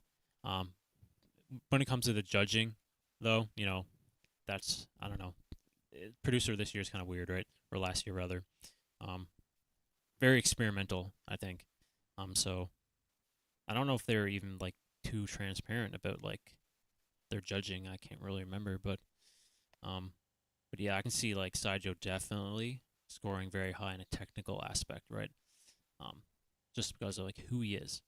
And when you look at Saijo and you look at his music, it pretty much encapsulates like everything you'd want. If you're like keeping the criteria in mind, when you create this music, you look at Saijo's and it pretty much nails almost everything. So like in that aspect, I'm not surprised, like genuinely. And also just like his music in general is really, really high level. So can't really take anything away from Sideshow. Just like for me, again, personal biases. Even though I do love Sideshow style a lot, so it's like it's tough. It's really tough. But yeah, with me seeing that, it'd be very interesting to see his day 2 because he had 8 minutes here. He did that very well, but I think day 2 is like 4 minutes only. He's cut in half. So maybe we'll be seeing like a singular track from him this time rather than 2. So yeah, it'd be kind of interesting to see what he comes up with there. Yeah, totally. And I think it's really smart how he transitioned between the 2 tracks as well, because I think it sounds like it's in the same key, and he just literally switched memories really quick and then started recording. I'm not sure how Chaos did his stuff. His transitions were a little more complicated, but then just what Sideshow did, like what I think is great about it is the simplicity. It just works, you know. And honestly, okay, really hot take. I feel like if Antrix like could have probably done what he like the same type of music, the same type of set with like a Helix, and then he probably would have ranked higher. Like, and it wouldn't sound as great, but then yeah, just seeing how the judges kind of judged, and like again, I really think you can make the same sounds that Antrix made in his set, like with a Helix. Like I'm sure that like we've seen him do that. So, and I think the fact that that's true, or assuming that that's true, like yeah, people should really rethink about what the producer category rules should be like. But then also like what I think Sideshow and Antrix nails really well is the whole idea of a showcase having like ups and downs, as in like there are singing parts, there are parts where like you take away the sub bass, like with KBA and Chaos. I know obviously like the style of music and the genre matters a lot in terms of what I'm talking about, but then at certain points it can feel like you're fatiguing the crowd a little bit, especially when it comes to 8-minute set. Like, and it's like there's a certain point when the drops don't hit as hard because you've been pushing the crowd so much the previous few drops. But yeah, that's something that's just kind of like a takeaway I had, and something I keep in mind of when I'm making my music. But dude, like I'm nowhere near on the level of they are. So, you know, I'm just learning here. I'm just a fan watching. So I mean, yeah, I'm like not at here the to end of judge the or day, bro, anything. like yeah, exactly. These guys can like fucking run circles around me. So like I'm just Exactly. Yeah. I'm just a dude on the internet chirping, not even chirping, just yapping, you know what I mean? But yeah, again, at the end of the day, love Sideshow, you know. Parasite's one of my favorite tracks of all time, and yeah, mad respect to Sideshow going up there and doing what he did. So, all right, if you guys enjoyed what you heard here, links in the description to the original video. Go check it out. Go leave it a like. If you want to check out Swiss Beatbox, links in the description to their channel as well. Go leave them a sub. You want to support me, leave a like on this video, sub to my channel. Check out my Discord channel as well. Links in the description to that. And Duncan. And if you want to support me, you can sub to my YouTube channel or follow me on Instagram under the name Duncan Loops. All right, and other than that, see you in the next Beatbox reaction video.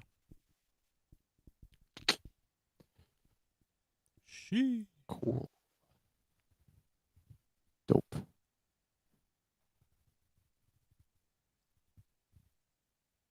What is chat saying? We got Lunky here. Caleb, what's up, guys? Also, one thing about KBA's set, sorry, I think LY was the guy to point it out. Like there was one moment where he like went to his like devices, and it was like it looked like he was gonna press something, but that he was just like like reorganizing the cables or something. That was funny. Who set? Like, huh? Who set? Did you say? KBA. Oh, KBA. Okay, I didn't notice that. Yeah, I forgot which part, but like that happened. It's just funny. All right, so we have one set remaining. It is Frosty. After that, if you're still down, we can watch your battle against Russy, and we'll also watch my heroes. Yeah, I think that's a good. Yeah, it's a good list to go through. Cool. So, yep, we'll be back into video mode here, guys. So yeah, let everyone at home who's watching the video and not the live stream, let them know in chat that you're here. Yeah.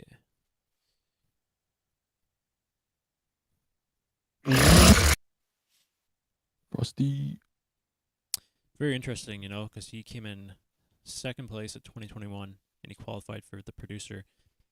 Not really sure how that worked out. I guess because naturally he uses multiple devices, so that would probably automatically put him here. But yeah.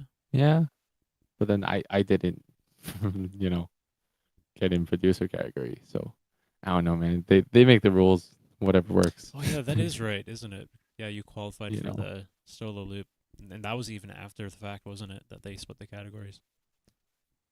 Yeah, yeah, but like I'm not. Yeah. Dude, now I'm that you said that, as- bro, that's actually fucking crazy. They're nerfing you, literally. Yeah. Dude, I'm That's pissed. true. It's also like my kind of reasoning, or like my way of like reasoning of why I would want to do solo loop is because I feel like, one, it's like I get to battle, and secondly, the viewership's like a little more, I think, or like, you know, people pay a little more attention. I have more But recognition. yeah, but then like if they're making producer battles as well, then Yeah. that crosses away one. But yeah, I don't know, man. I'll be doing like the producer stuff anyways, so GBB or not, I'll be making music, so that's what matters. I feel like they should have gave you the option. It's kind of crazy. I asked, they did not reply. Really? But I was told I should like message Paponi. I did that, and like, yeah, no reply. But yikes. Yeah. Well, I do think like at the end of the day, for loopers, like aspiring loopers and beatboxers, like to actually gain a bigger audience, people shouldn't rely on Swiss Beatbox anyways. So I wouldn't be very upset about like how things go in general with beatbox events, because I think there's no point in like whether I can, you know, get like bigger audiences, because that's what music is about, like a big part of it, obviously, the performing and all that. Like, yeah, I think gotta do your own thing and make your own way, kind of. So All right, guys. I'm going to start recording now. We have Frosty, the final set here. So, yeah, let's get right into it. That's an accurate representation. We don't even need to watch the set now. Let's move right on. All right. Let's go. Let's begin. Hit him with the glitch.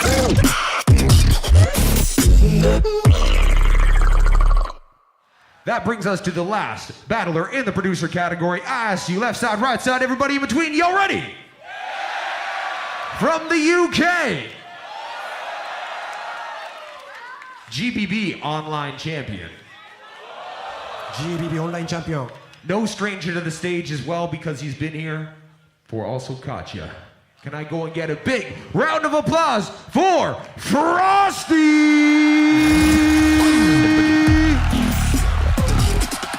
Hit him with the glitch.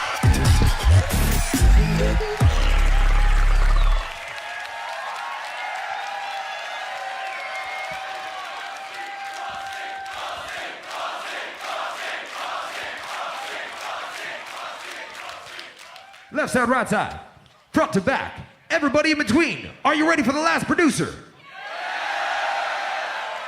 Frosty, it's on you. You already know what to do. I say the 3, y'all say the 2 and the 1. In 3, 2, 1, beatbox.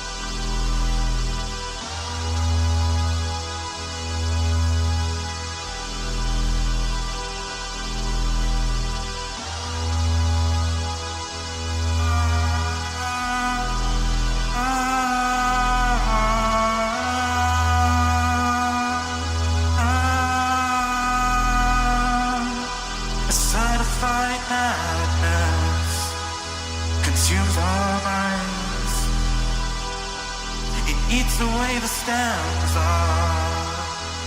all mankind. A certified madness consumes our minds. It eats away the stems of all mankind.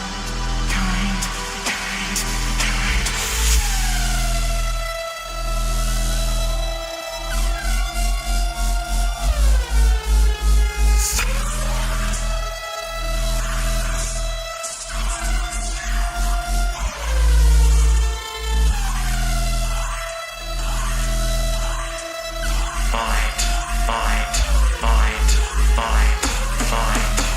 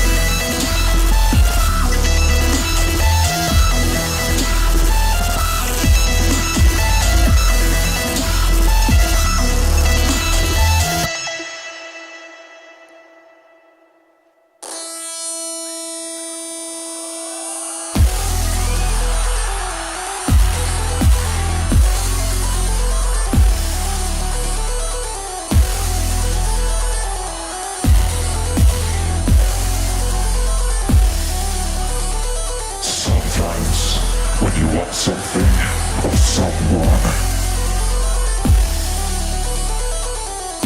you take measurements you can't even imagine.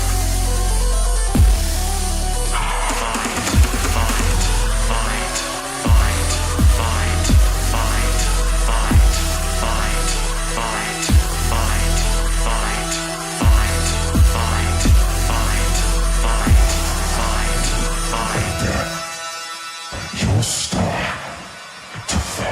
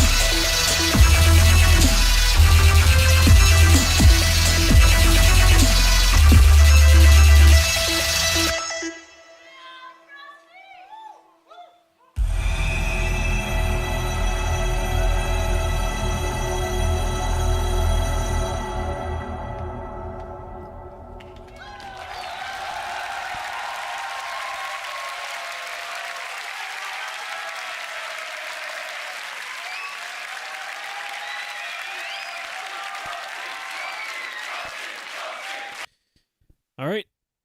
Wow. There's a lot going on in that one there.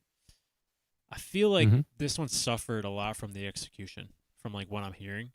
I feel like he had a really cool concept and idea, but I feel like I know that he messed up significantly at the start because I can just see it in his face.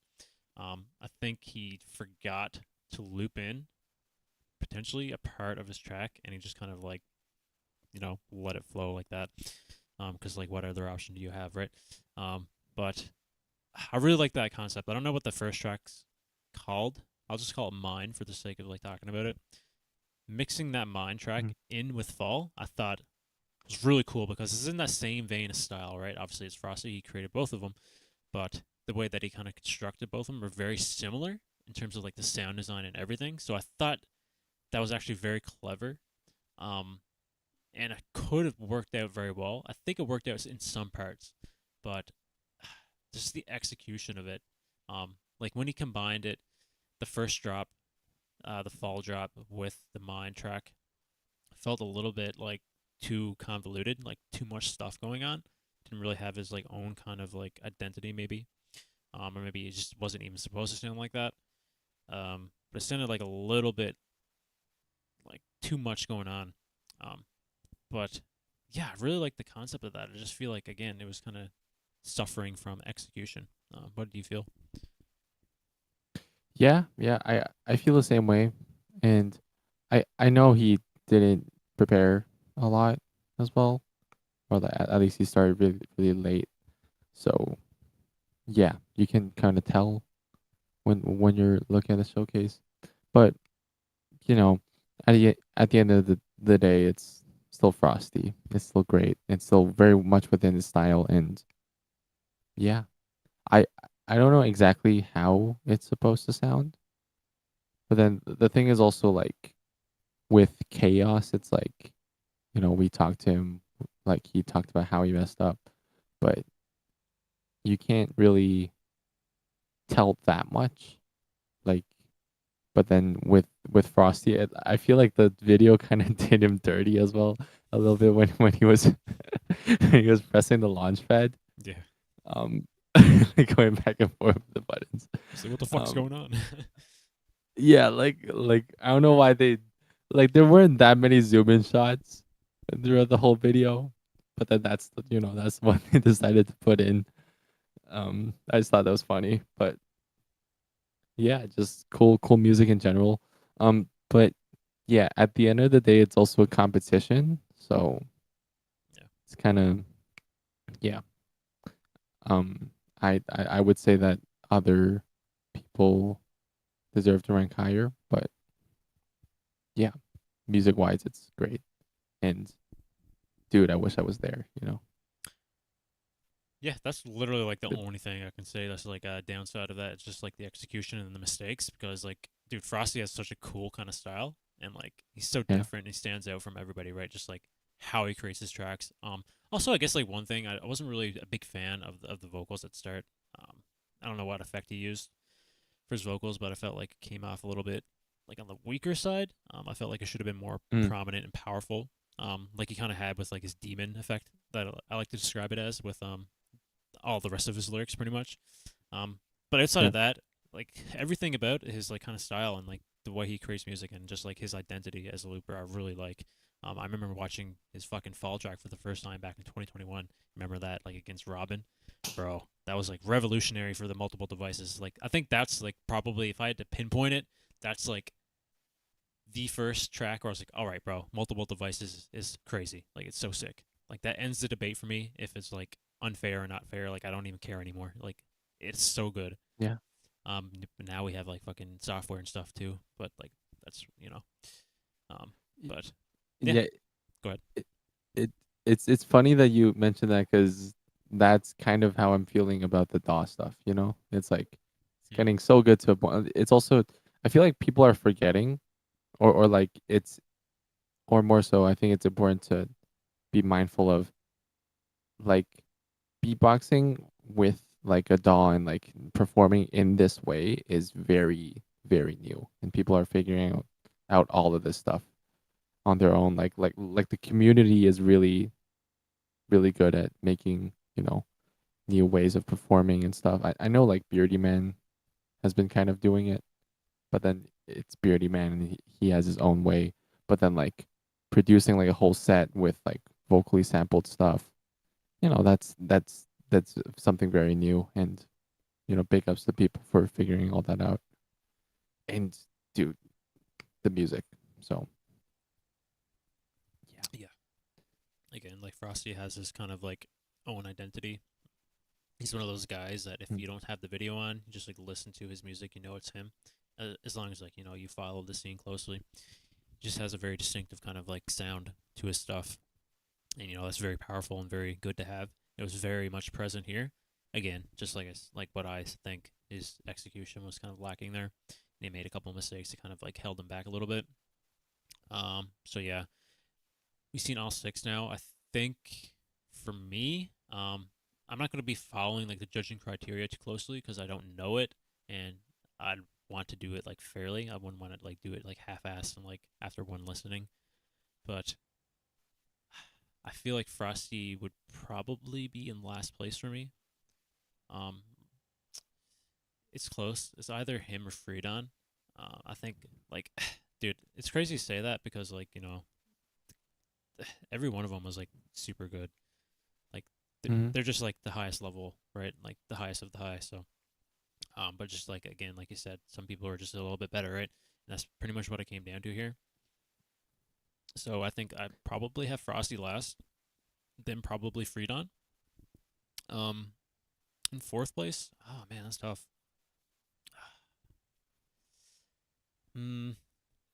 That's really tough.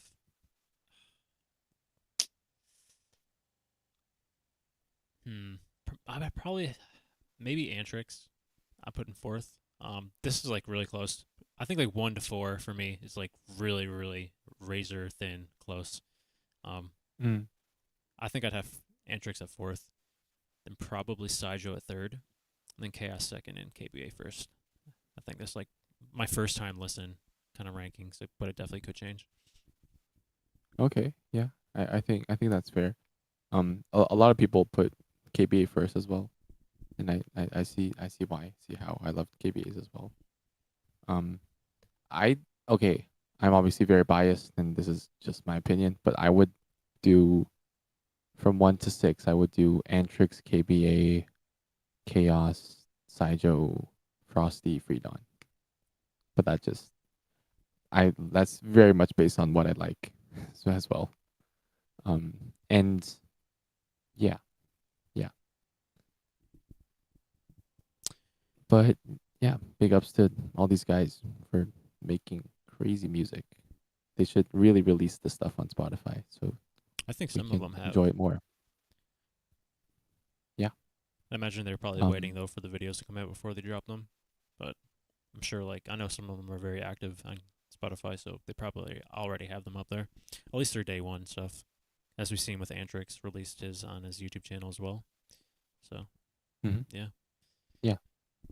Nice. All right, so nothing really much else to say about that one. It's been a pretty good event, I think. Yeah, really interesting to see, like you said, like the Da stuff kind of being shown on like the biggest stage of all, because like you said, a lot of people aren't very familiar with it, including myself. So it's kind of like an introduction to that world of looping, just kind of like what Second Devices was all those years back, right? So we're kind of like going in a merry-go-round here, but now it's like the Da's turn to kind of like have that controversy, shedding its light into the dark. That makes sense, but I love it because at the end of the day, all that really matters is the music, and I think it just kind of adds to it. So yeah, I'm really excited to see the kind of future that holds. But yeah, other than that, guys, if you liked the video, links in the description to the original video. Go leave it a like. Go check out Swiss Beatbox as well. Links in the description to their channel. Go leave them a sub. You want to support me though? Leave a like on this video. Check out my channel as well. Leave a sub there. Check out my Discord channel too. Links in the description to that. And Duncan. If you want to support me, you can sub to my YouTube channel or follow me on Instagram under the name Duncan Loops. And other than that, we'll see you in the next Beatbox reaction video.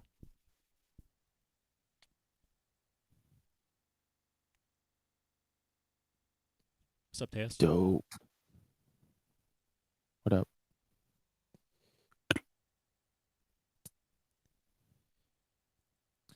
Yeah, it's also like it's obvious that, like, at least to me, that Frosty was trying harder, like GBB 2021. It's also fair, but I don't know if like his mistakes is due to like under preparation. I think like sometimes shit just happens because he also had a kind of similar situation in 2021. You remember his finals against fucking Biscuit, his second round. Yeah, the drum bass one. Yeah. Yeah, he kind of fucked up there. Kind of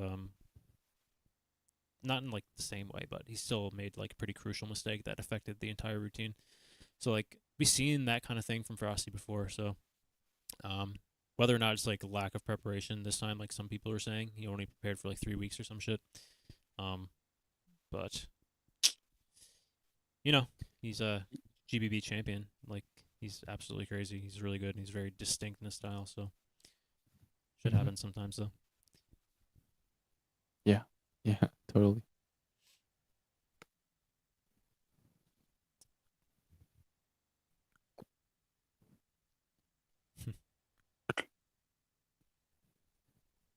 You'll get your copium here, Teos. Frosty should let go of the 2021 sound design. I think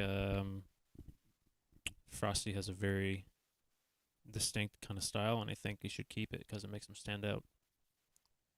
I think his style is really good. Yeah, and at the end of the day, it's I feel like I would say that a lot. At the end of the day, but yeah. At the end of the year, like at the end of the week, at the end of the month, at the end of the line. It's yeah, like Frosty should like make whatever he wants. Like that's what music's about. Yeah.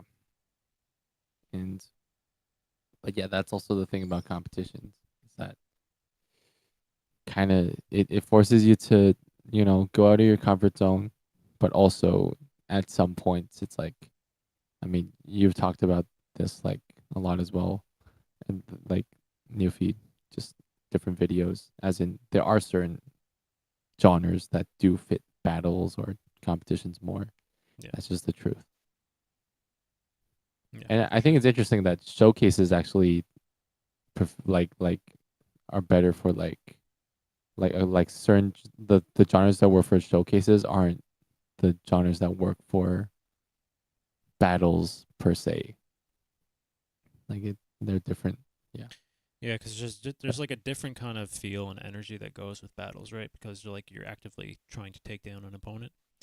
So I feel like just because of that, like aggression and it's like hard hitting kind of styles fit better in that kind of environment, right? You don't want to be like trying to take somebody down and just be like with like a fucking lighthearted track or anything. Like you can come in with that, but you want to be like like in their face. You know what I mean? Yeah.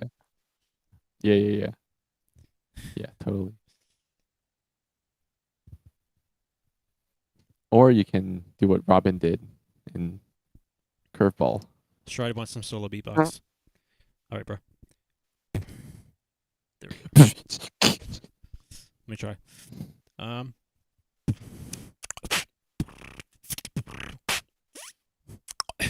Nice.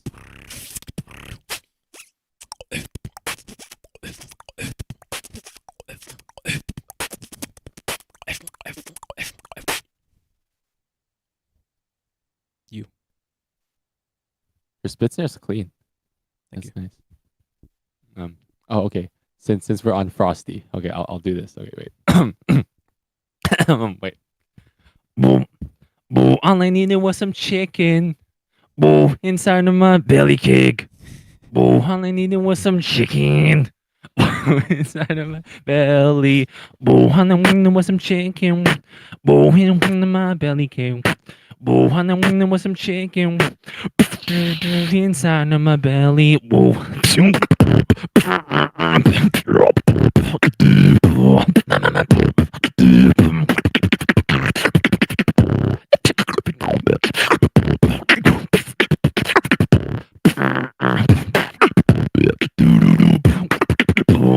All I needed was some chicken.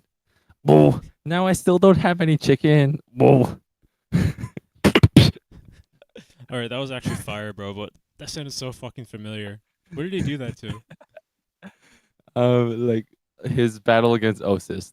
It's the Oh yeah, the meme battle. That everyone was like hyping up on my channel. Then I watched it and I was just like, "What the fuck was that?" Yeah. Yeah. Yeah. I don't know if Fakota's still here, but he's one of the people that like inspired me to like solo beatbox. Well, not really to like start beatboxing, but to like learn throw bass. But I haven't like been trying to solo beatbox for years, so like everything that I do is kind of like old school, I'd say, because I really haven't been beatboxing for years, but I still love it nonetheless. Yeah, I mean it works, and like you sound great. Like I actually don't know how you do the stuff you do. Like my skills are very, very, yeah. You have like a more like modern day tech. I want to say that, like new school kind of tech for sure. Cute. The fucking vocoder bass. Nice. I heard that a little bit from you. Check. Higher. Check. We're a bunch of headmen. Yeah. What was it? Fuck, man. I can't remember what I used to do. God, I used to like, back when I like really tried to beatbox, I used to do one of his routines. I can't remember which one it was. It was like around the Headbangers era. But yeah, it was like super sick. Nice. Yeah. Yeah. Headbangers is the only one that I remember / can do. Kind of. Yeah. Stride's a fan of you, bro. He likes your stuff. Thanks, man. Big Mac. Should do that. Can you do the post snare, you said? Kind of. How do you do that?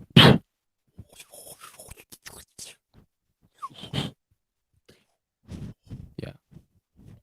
It's also I saw it.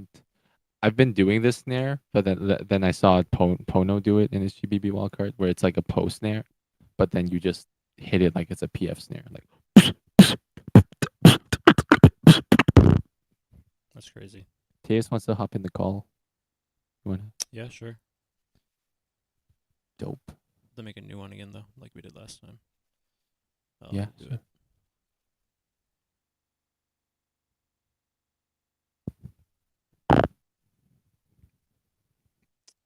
There's an invite.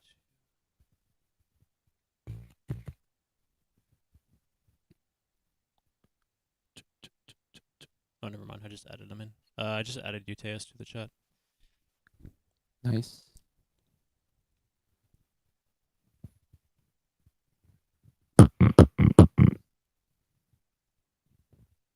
Hello, gentlemen. What's up, bro? What up? Your mic's a little quiet.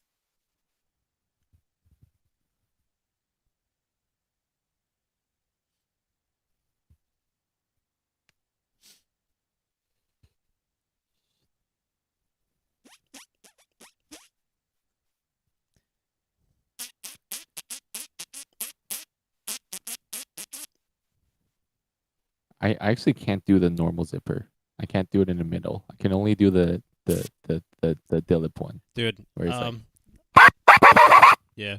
I used to do this like all the fucking time. Like growing up when I was playing like online games. I used to fuck with people so bad because like zippers is like one of the first sounds I learned. I'd just be like,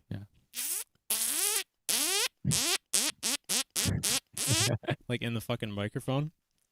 And I'd just tell them like, dude, I'm doing it with my mouth. And they'd never believe me. They'd like never ever believe me. Ever. And I just thought that was really funny. But yeah. It reminds you of Codfish. Dude. Those videos are classic. Tejas, are you here? If you are, we can't hear you, bro.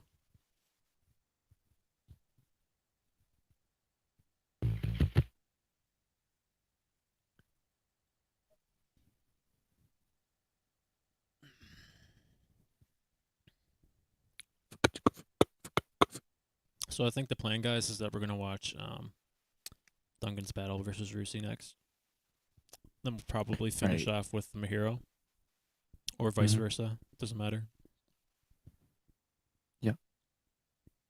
Sounds good.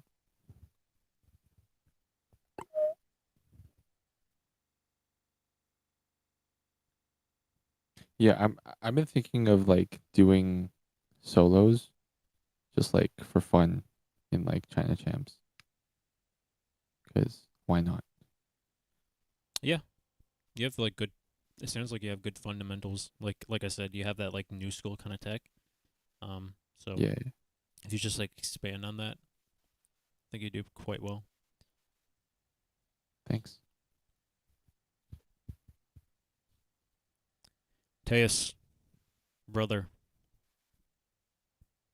Hello, are you there?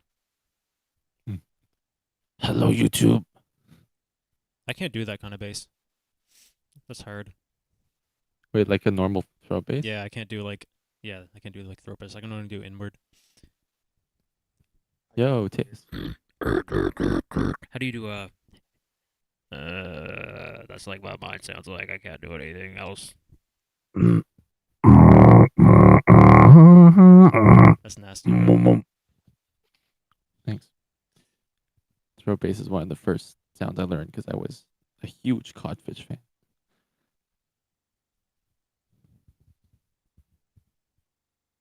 I think like a lot of people were introduced to beatbox in the D-Lo Codfish era, 2018, 2019. Yeah. It's interesting to me because like I was introduced to beatboxing. Oh my god, brain's not working. Like by watching that era of videos, but I watched them like 2021, and that's when I started. So yeah.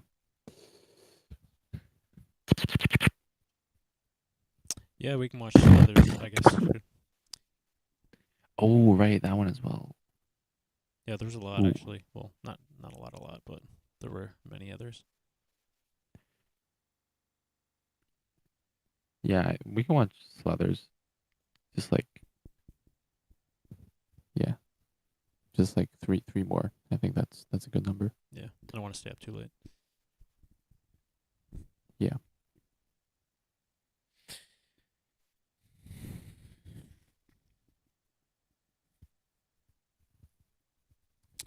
So how's it going, TS? You figure it out, brother.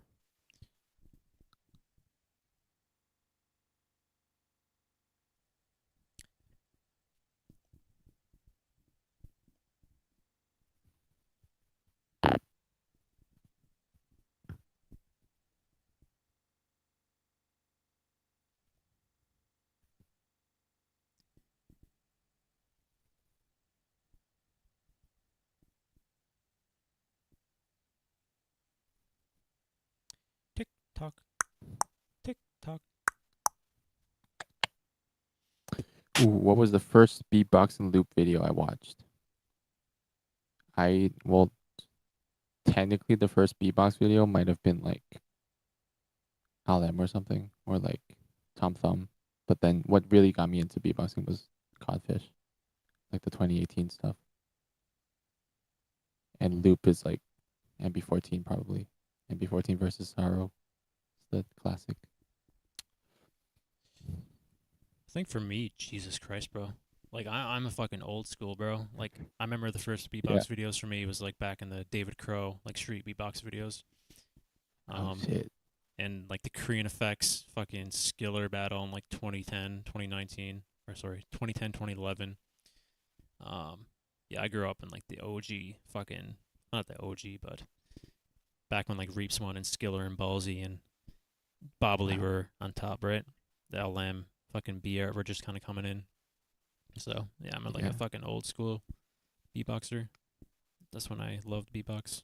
Well, still love it, but that's when I like fell in love with it. Mm-hmm. Yeah, that's nice. Cause yeah, I like I pretty recently discovered the 2010s like beatboxing videos. Like I just suddenly saw this video of Scott versus like someone else. Like it's a Canadian battle, and then it was like 2009 or like 2010 or something. Was it an Asian guy? I saw a bunch of Korean Effects stuff as well, but then I don't like they had like tag team battles as well, which is. I was thinking of Sean Lee, if you remember that guy. Yeah, I know who Sean Lee is. Yeah. But yeah, dude, like he's sick as well. Like I think the first video I saw of like Sean Lee was probably the one where he pretended to be a college professor or something. Yeah, I remember that actually. Yeah, dude, that's a fucking throwback. Holy shit. Yeah, and he just like started beatboxing for the fucking class. I remember that, bro. Uh-huh. That was so sick. Do like stuff like that. Like I like to move it. Yeah. That's a throwback, bro. What's Taya saying? Not through Discord. What the fuck, bro? What do you mean? That's weird. I don't know what to tell you, man.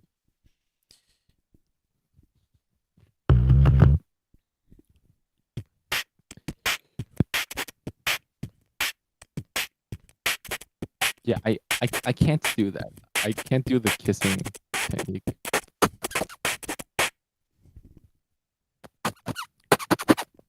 You can't do spit snare? Sounds bad. I can do spit snare, but like, yeah, I can't really do the inward like fast. It doesn't sound good anyways. Fuck. I usually just do like instead. Yeah. Doesn't sound as good. Yeah, spit snare is like, obviously a snare. So you just like kind of replace it with standard snare. But yeah. Yeah. That's weird to us because like we heard you initially, but your your mic volume was a little bit low. Then after that, you just can't hear you at all. So I don't know. I mean, you can just chill in Discord. But if you get it fixed, we'll just like move on to watching the videos because I don't want to stay up too much later. Yeah, me too. I have stuff to do, but yeah.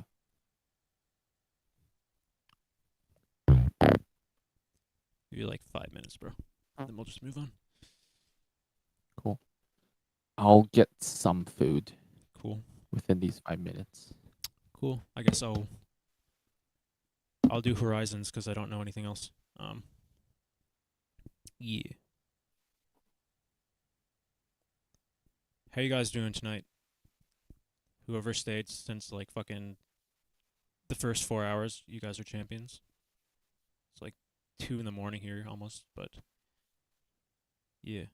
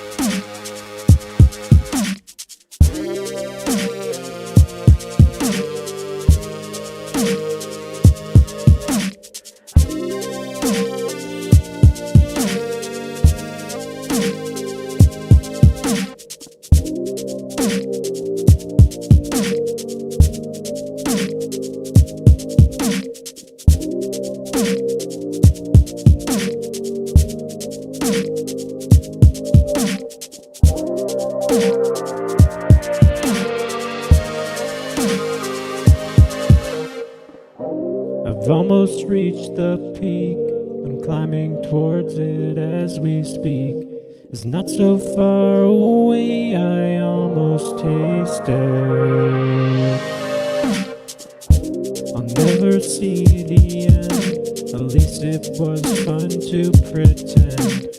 Yeah, I know deep down I'd never make it. The battle hasn't started, but I've already lost. I've given all my energy into a sunken cost. But even with dreams fading, nothing on the line, I'm looking at horizons, a mission on my mind.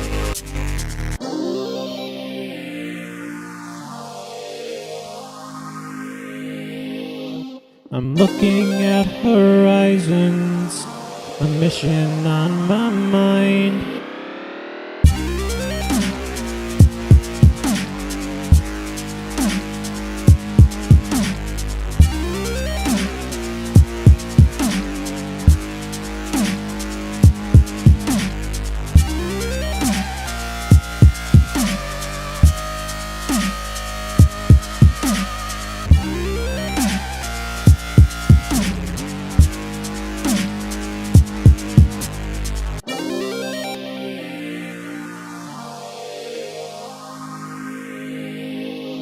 I'm looking at horizons, a mission on my mind.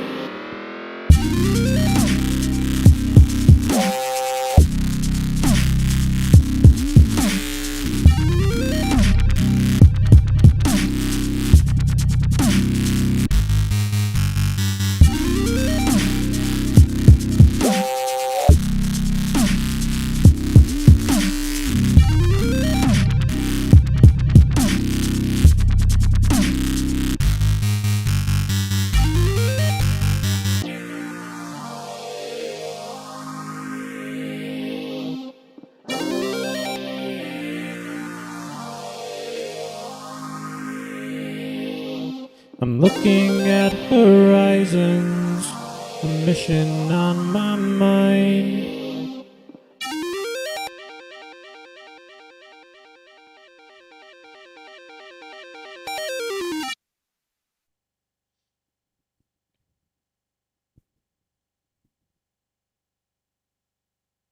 Yeah. Nice. Nice. Nice. Nice.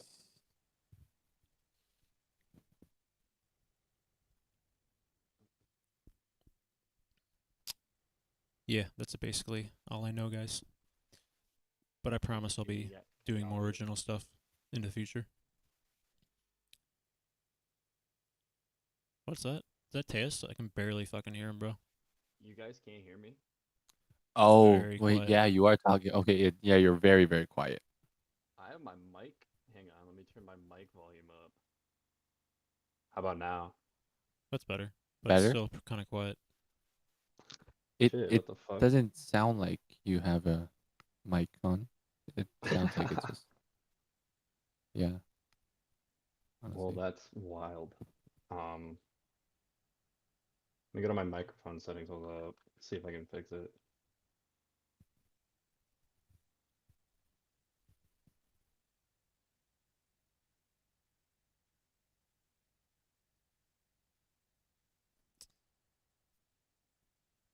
$117 for 10A. You're Atlantic Canada, aren't you, 10A? I should cover Duncan's John Cena track. Okay, yeah. Just let me go get a. That would be. I think it would be possible on MK2, but I would definitely not get that kind of sound design because he's using Loopy Pro. So it'd be very hard. It's possible, yeah. It'd just be hard to get that kind of sound, but that'd be interesting to try. Especially if you Okay, just pre-record. Yeah. here. It's possible. I just switched to my computer microphone. Is it louder now? Yeah. It's better. Probably really low quality, so I apologize. It's all good, bro. It's all right. We're just chilling. Word. Let's chill. I need, like I said, I need some copium. Yeah. Nice. Try to blow you guys up on stream right quick. Oh, do you have us in the background? You madman. What a giga chad. Nice.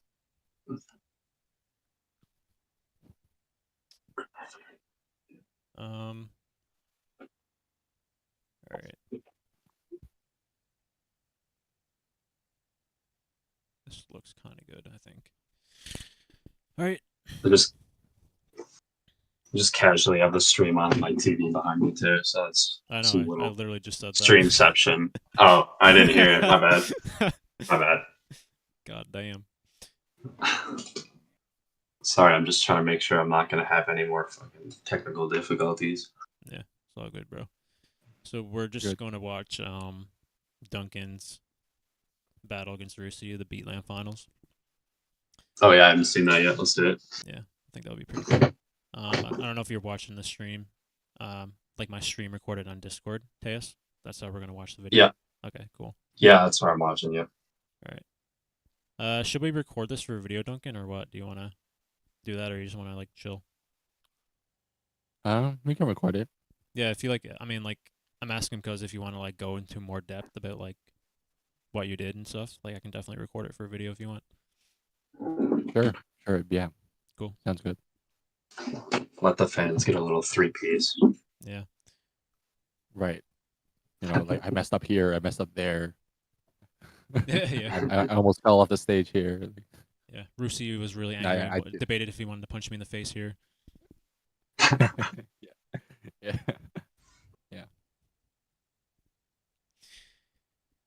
All right, going into video mode, guys, for one last time for tonight. Yeah, it's gonna be a different dynamic because we have Teus here. So with 3 people, just because like when we did with Weed and Duncan, we kind of found that like we'd kind of talk over each other. So again, just like let me lead the conversation after the video, then I'll kind of like lead it into someone else and vice versa, right? Like, so I'd be like, all right, Duncan, what do you think? Then Duncan will say, Tejas, what do you think? So just kind of like eliminates talking over each other, which can get like really fucking cringe. You know what I mean? No, I'm glad you brought that up. Actually, it's a very good idea. Yeah. Yep. While Duncan's snacking away. Yeah, I am. Do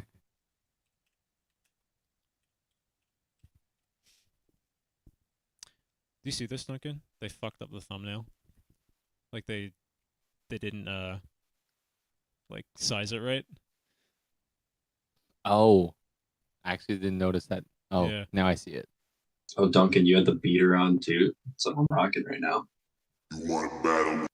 Yeah, yeah. Yeah, dude. Yeah. Especially in Bali, like I thought of, I actually brought like a whole frog suit, like one of those like one piece like yeah. But it's way too That would have been a little hot, yeah. Yeah. All right, I'm going to start recording now. So, yeah, guys, for those who are in chat, want to let the people know who are watching on the video that you watched it live. Send them a little shout out in the chat and say what's up. Then yeah, hello YouTube, I guess. So, I'm going to start recording now.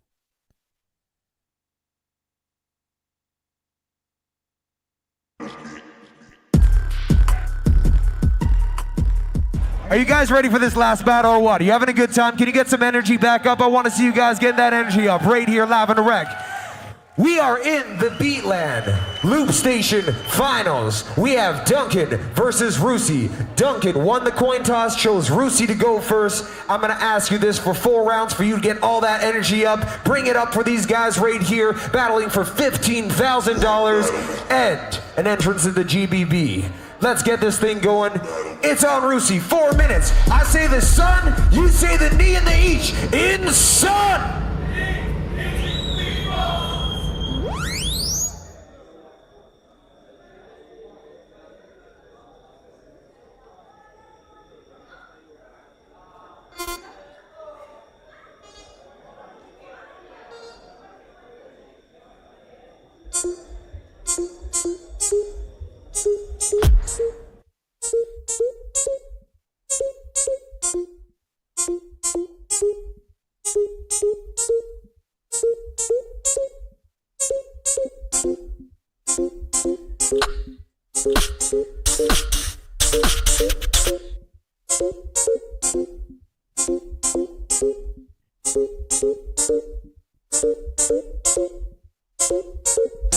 Sounds like Akma.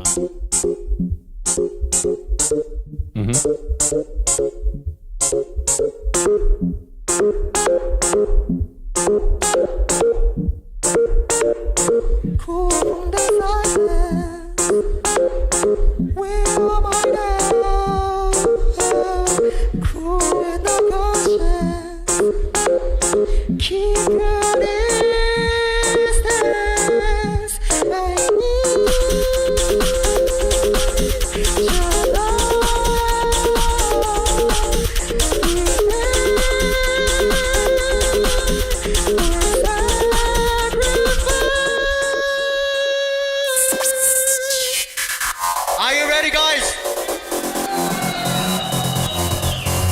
Fire!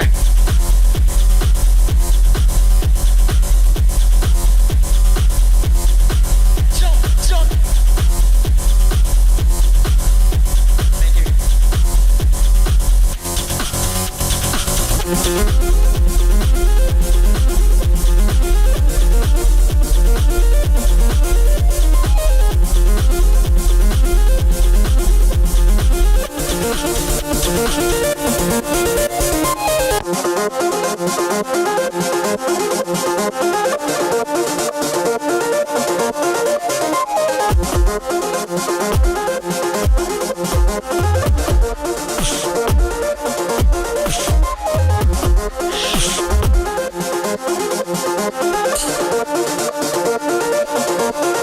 I feel something, we feel something, you feel something, still big bustin'.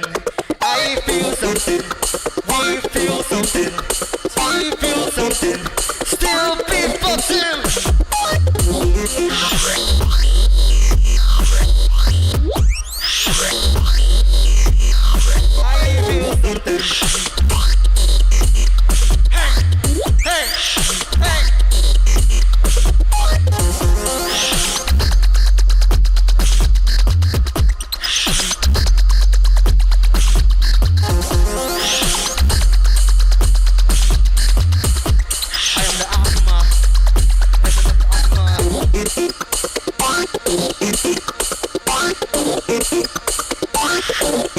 I am the Akuma.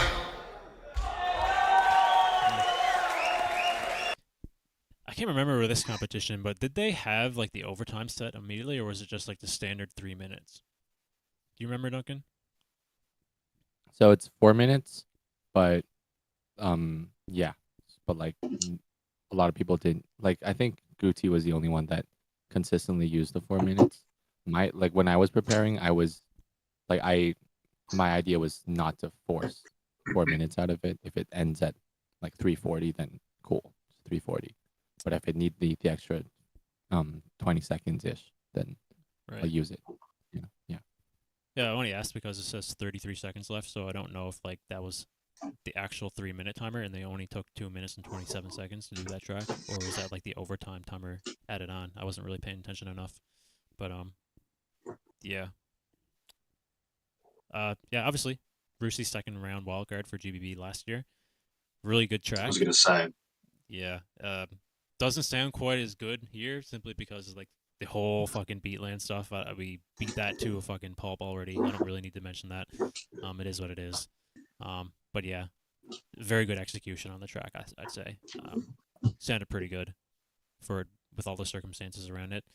One thing I want to note though, bro, the strategy, like someone mentioned in chat, yeah, SLPT said it. The strategy you have just standing in the middle of the fucking stage, bro, like not even on your side, menacing, just looking at your opponent the entire time. Not like fucking, like aggressively or anything, but you're just like there, ready, waiting, man, watching him. Dude, that must be like intimidating for Russy, bro. Probably not, but like at the same time, it's kind of funny. Yeah, no, like, I like to stand in the middle in general. I just don't. I just tend to. It's also the nerves. You tend to move around a little more, but then like, it's also like Taco did that to me like the previous battle. So I felt more comfortable to just walk even closer to Russy. And yeah, like now watching the video, it does feel kind of weird that like I'm almost like in front of Russy even sometimes. Like not directly in front, but then like diagonally in front. Yeah. But yeah, good times. All right, got anything to say, Teos, or do you want to move on? Oh yeah, I was gonna ask you, Duncan, did you know Russy at all, like beforehand, or was this like your first time really talking to him, and maybe that contributed to like the nerves of like trying to get all up in his business or whatever? Right, like the trip was the first time of me meeting him, but okay. Yeah, the event was like the third day or something that we were there, and like, we obviously like we hung out and everything.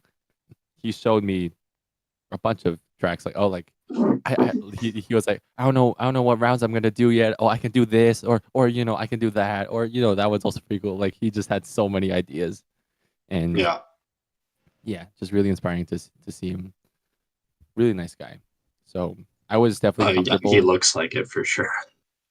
Yeah, dude. And yeah, really smart to pull out that round as well. All right, my opinion, it's a really strong round. Yeah. Round one, Russy. Smashing it to go and start off this battle in the finals. We go over to Duncan. Duncan, it's on you. 4 minutes, y'all know what to do. I say the sum, you say the ye, and the yet. Sum!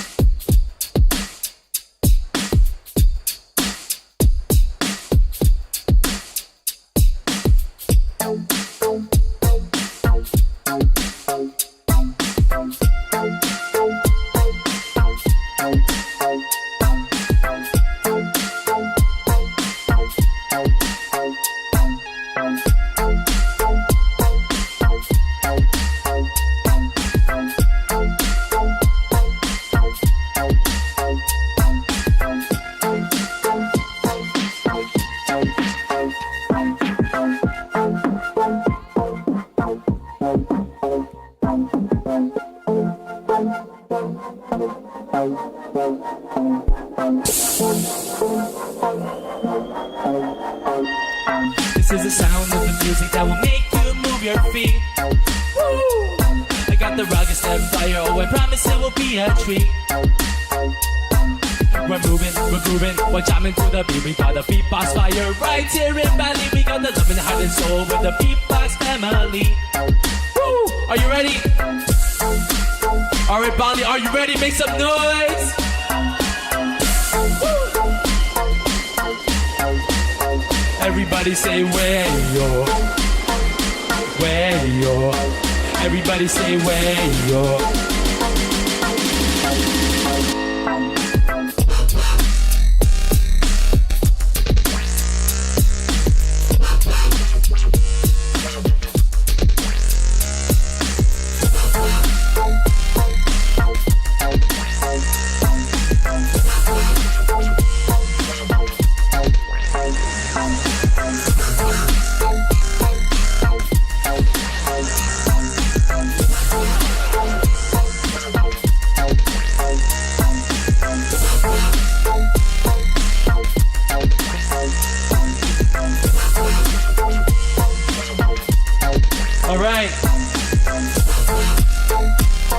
Alright, are you ready?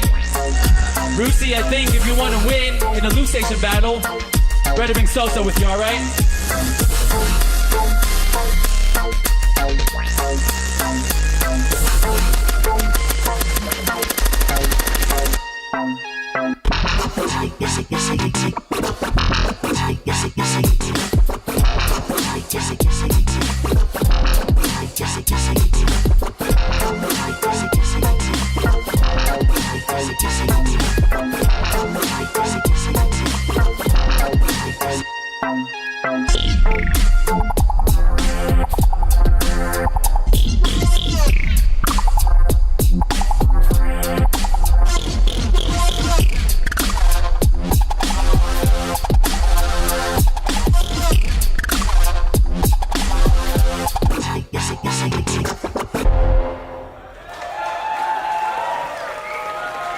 Sheesh. What did you say to Russy there in that fucking line, bro?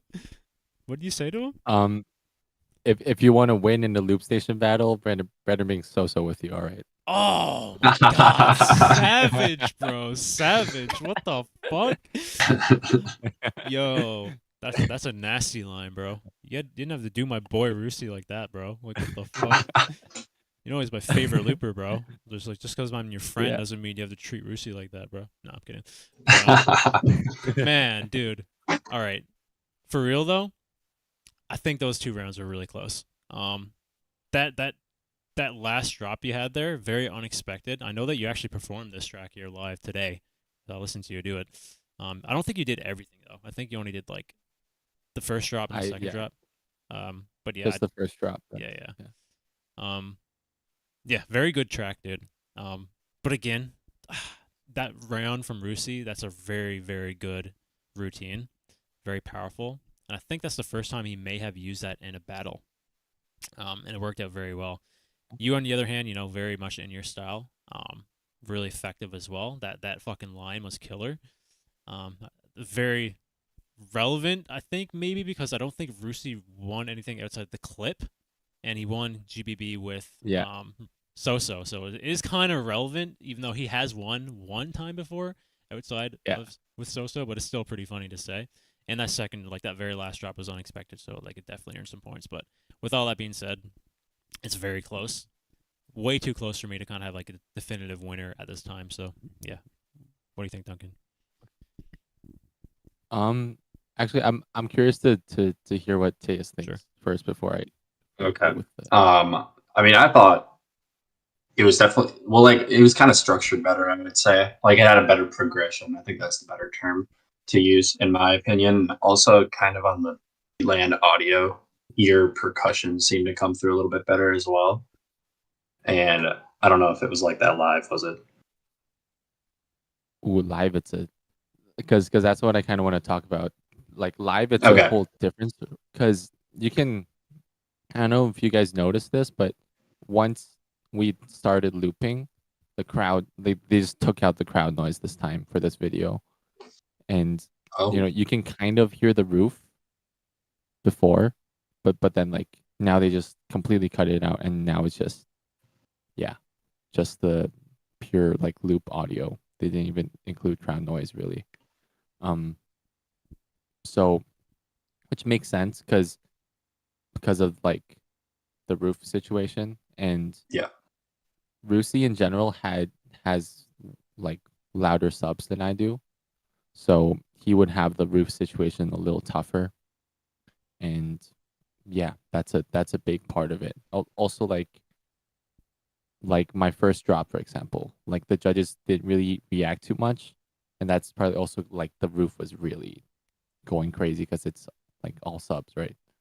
So I actually heard it a little bit at the start of the video. It was really fucking loud.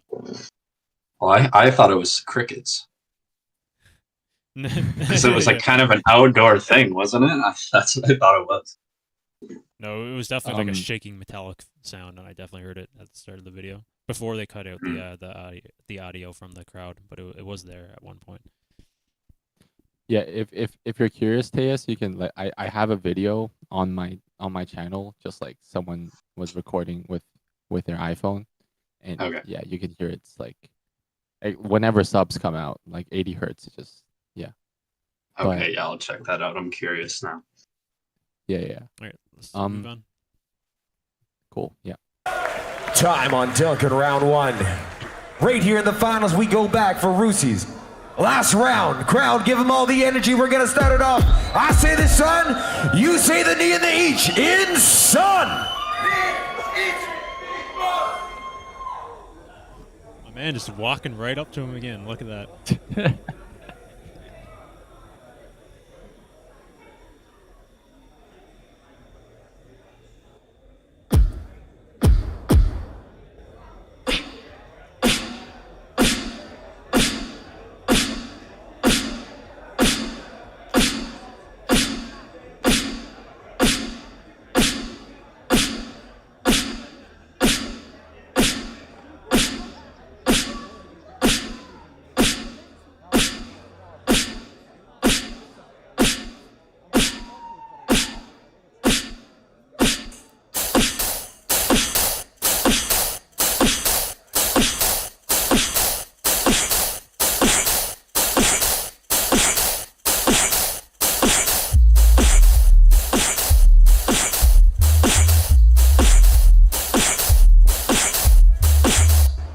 Hey yo, Duncan, if you wanna beat me, you're gonna throw up your second device, right?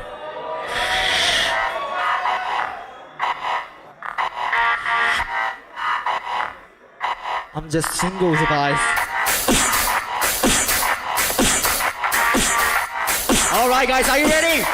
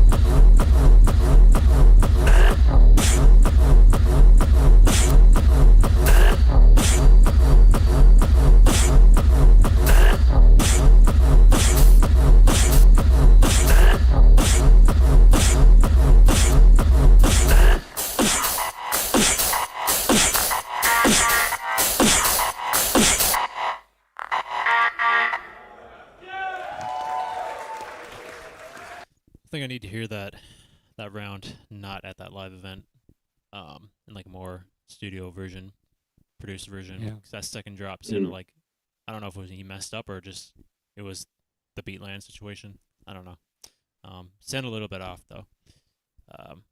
Yeah, I love the concept of that round. That's super sick. Very Russy-esque. Took a little bit long to build up the track, which kind of harmed the progression, I think. But that's just Russy. He takes a while to build up anyway, but it usually always pays off. But yeah, super sick round from Russy. What do you think, Duncan? Yeah, I like the first drop a lot. But yeah, I agree it takes a little long. But then like I do remember, especially the second drop, it was like all roof, honestly. Like you can't really hear the roof through the video, but yeah, but it's not really Russy's fault. So, but yeah, overall, just a really solid round. I feel like Akma's better in terms of a round. But yeah, like I don't know his reasoning of putting which first or which second, but I would personally probably switch it if I were doing it. But yeah, in general, it's still a pretty hard round to follow. Yeah, what do you think, Tejas? Honestly, to me, that track, yeah, like to your point, Akuma would have been way better because this track to me felt kind of experimental. I don't know why. I mean, I guess it's more so that the drops and stuff, they didn't really flow that well together. I feel like it was kind of spotty, if you will. So for me, yeah, I mean, it was a decent round. It had some good ideas, but I don't think it didn't feel like a finished track to me. Yeah, I just think it was that second drop, bro. I think it was like the situation. It definitely sounded out of place, but I think it might have been because of the environment. That's why I kind of want to hear that, like a studio version, to kind of have like a better opinion about that. But I do definitely agree. I think Akma's a better track overall. But again, fucking love Russy, man. Love his style. Very tough round to go up against, I think. Still a very formidable opponent, so yeah. Let's see. Go ahead. It's also like worthy to note that Inky dropped out like pretty last minute, so Russy didn't really have much time, or like he definitely wasn't preparing as rigorously like earlier on. So I totally forgot that Inky was the one that qualified, so I'm glad you brought that up. Stride said Duncan should get a bowl cut, and then he'll look more like Russy with his dyed hair. Damn. I think he's got to grow it out a little bit more first. Yeah. Yeah. Let's move on.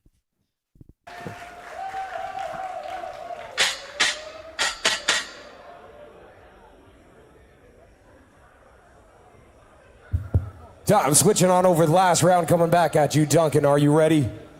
Are you ready for the last round of the night, crowd? Bringing that energy, I say the Sam, you say the ye and the yet. In Sam! Ye, yet.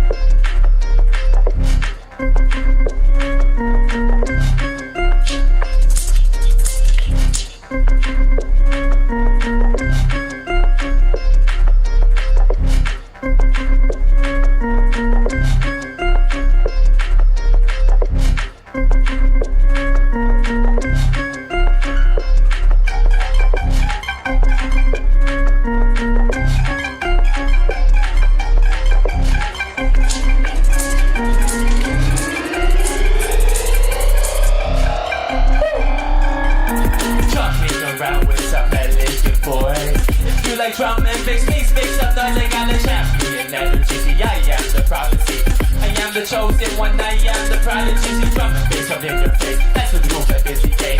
Look at the crowd, boy, they're saying my name. I like suits and wear a cape. Back and forth, the game you play. New so clean, it's like you got an extra octane. Right now, it's the time to get loud. I'm the prodigy that does it with sound.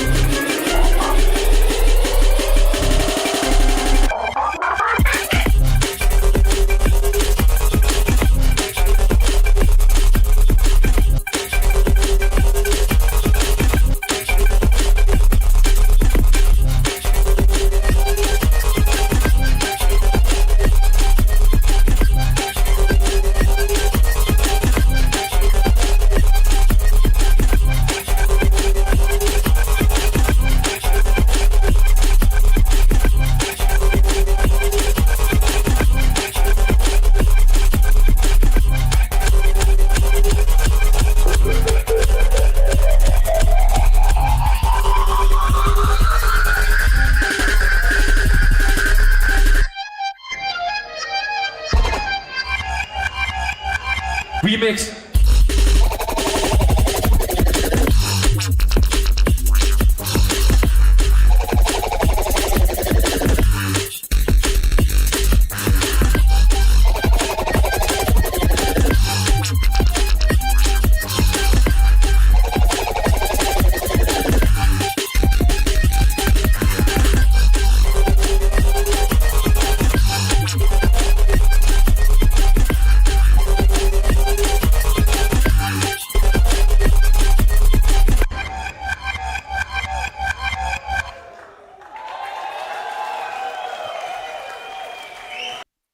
Bro? Oh, yes. Oh, yeah. What the hell? Where did that come from, Duncan? How did I not heard that from you before? That's fucking crazy, bro. That's such a sick... That's like... Because I feel like I watch you, and not saying like everything is similar, but you have a very distinctive kind of sound design that you kind of carry over with every track that you do, right? This is completely fucking different from anything I ever heard from you in terms of like sound design. Dude, that like descending, kind of like chop descending sound they had in that fucking drop that kind of like was relevant throughout the entire track, that is super sick. That is like one of the sickest things I've ever heard you do. Dude. Wow, thanks. Do you remember how to do that one, or do you just like not like it yourself, or like do you still remember how to do it? Yeah, it's still on my SY. It's actually, fun fact, it's literally the same preset as Green Turds, the first drop. Just sped up, and like I tweaked around the EQs a little bit to fix the mix, I think. But it's basically the same thing, just sped up. And it works. So I also use this for my Florida beatbox battle wildcard. So yeah, if you guys want to hear a non-mess up version, that would be it. But it did not sound like you messed up, bro. No, if that's your Florida wildcard, I definitely heard this then, because I did watch that. I think I might have reacted to it. Yeah, you probably did, honestly. But the mix sounds pretty different on like video, because like for this, the Beatland video, the subs are just incredibly loud for some reason. But I don't know. But yeah, it's yeah, that's where I used it. But yeah, I did mess up like quite a bit, like especially the recording process, and then the second drop, that beat scatter was not supposed to be there. It was supposed to just go straight to, but then it went, but. I mean, I didn't even realize, like, it was pretty seamless to me. I guess all the crowd needed was a little drum and bass because they started to get hyped. I saw somebody in the chat, they're like, oh, this is the most hype they've gotten the entire competition. And I was like, yeah, you're honestly right. But, yeah, overall, I really liked it. It's just like Newfie said, it's definitely something different that I hadn't heard from you before. And I had not seen your Florida wildcard, actually, so it's the first time I'm hearing it for sure, and yeah, it was good. Thanks, man. Thanks. Yeah, you bet. Yeah, really. Yeah, really appreciate it. Like, this is a lot of people say this is my best round, but this is also like I agree with what you say, Newfie, as in like this is Duncan, but this is not very Duncan. If that makes sense. It's like stylishly it's like some different. Yeah. yeah. It's not the Duncan we're used to. Yeah. Yeah. It's also weird for me to look back because this is actually a while ago. Like now that it's a few months ago. Does it It's feel like as 6 months fresh ago, as it bro? was? Almost 4 or 5 actually. Damn. Time's God. flying, bro. Every time I bring it up, bro, time is just flying. God. Okay. Yeah, time flies. But yeah, overall it was just really fun to perform on stage. The crowd was a little weird, but you know, we deal with it. We can tell. Yeah, bro. I feel like it was a lot of like Mad Twins, like friends or something. They were just like, come to our event. We'll give you, I don't know. If you can like Yeah. do this track on the solo device, then also use your second round against LY. I think it's LY. You know which one I'm talking about. Yeah. I always bring it up. Yeah. Dude, you use those 2 rounds at some point at GBB, bro. Like, that would be the hypest fucking like battle rounds ever, I think, from you. Yeah, I think I could do it, especially the mid tempo round, like making clothes, like that one, the LY round. I feel like I can make it one device, so that'd be fun. Yeah. I was gonna ask that actually. How do you think the transition, since like this is your first live event, no, or was it not? No, I've been like my first one was West Coast Champs 2022, and then I did Crossroads, and then I think it's World Champs, and then China Champs, and then this. But yeah. Okay. Well, toss that aside just because I'm stupid. But I mean, I don't even remember where I was going with that. I feel cool now, but it is what it is. Nah, you're good, dude. Yeah, it's also like a lot of the live events I've been to, like the videos are just not out. You know, like China Champs, it's not on YouTube, right? World Champs, it's just the one elim video because I didn't get in top 8, right? And then Crossroads, the videos still aren't out yet. And West Coast Champs, that was called Feedback. So, you know, it makes sense that you wouldn't have seen those. Okay. Yeah. I feel a little less bad now, but still feel bad. Don't have to feel bad. It's yeah. It's okay. So I don't know if they show the winner here. I know who wins this battle. So actually, after watching it, I think it was very evident. Like the first rounds were kind of close to me. I could have went either way. I think you can make an argument for either of them. Second rounds for me was the determining factor. I just think like, you know, Duncan's second round was a lot more fluid, I want to say. I did enjoy Russy's second round, but again, that second drop just kind of didn't pan out the way it should have. I think it's probably mostly because of the venue. I'll give him the benefit of the doubt there. I just really want to hear like a produced version of that to have like a solid opinion of it. Just because of that reason, it didn't really sound that great. For the second half, at least. The first half was great. But, yeah, Duncan's, despite the mistakes that he said he had, it wasn't that big of a deal to me. It still sounded great overall. So I think, like, yeah, overall, pretty decisive second round for me. Therefore, I would probably guess, I think if there's 5 judges there, it's probably going to be a 5-0 or 4-1. I don't know if they actually show that here. Agreed. But, yeah, I guess we'll just play and find out.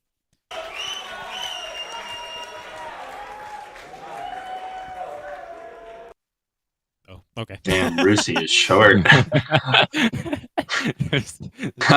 was the most anticlimactic fucking ending, bro. There isn't even an outro. What the hell? It's like, bro, what the fuck?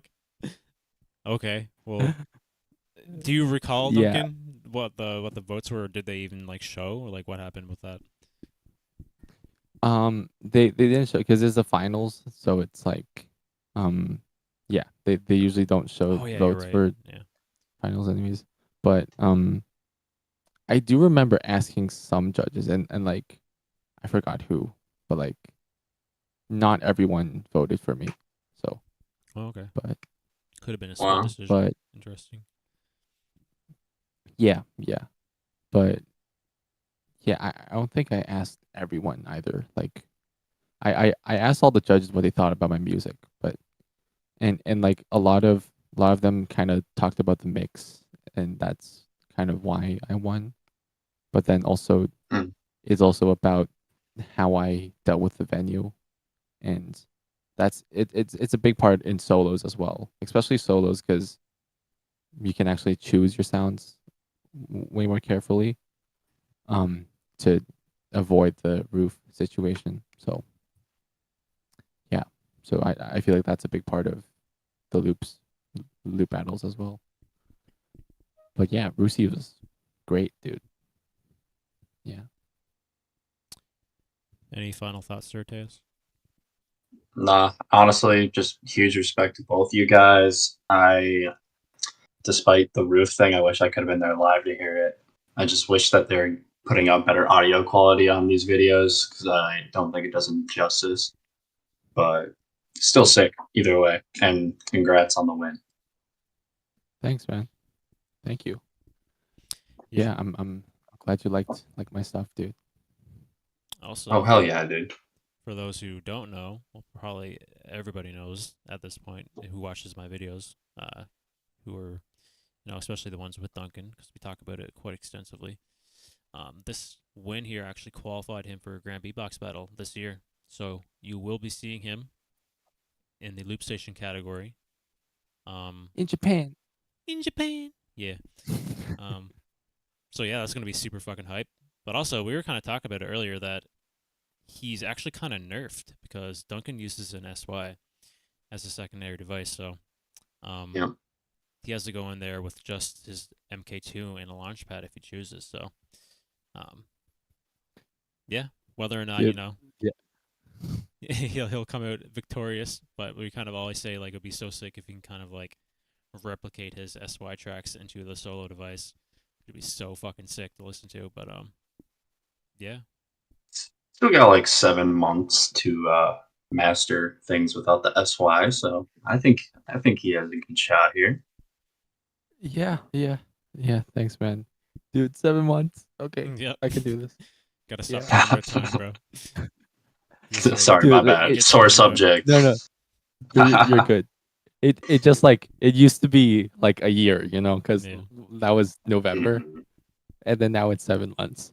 But I have it. I mean, I have the Angry Birds remix in it, but like, I'll figure something out. 7 months is a long time. Yeah, that's true. I can, and it's fun to learn something new always. So I'm excited. I'm excited for you, man. Thanks. Yeah. All right, so that is pretty much it for the video there, guys. So if you enjoyed what you heard here, links in the description to the original video. Go leave it a like. Go check out Beatland as well. Links in the description to their channel. Go leave them a sub. Not sure what kind of stuff they're going to be doing in the future. I don't even know if they're going to do an event again this year. Who knows?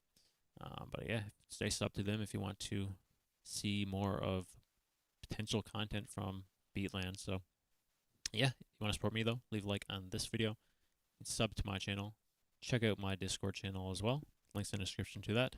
And Duncan.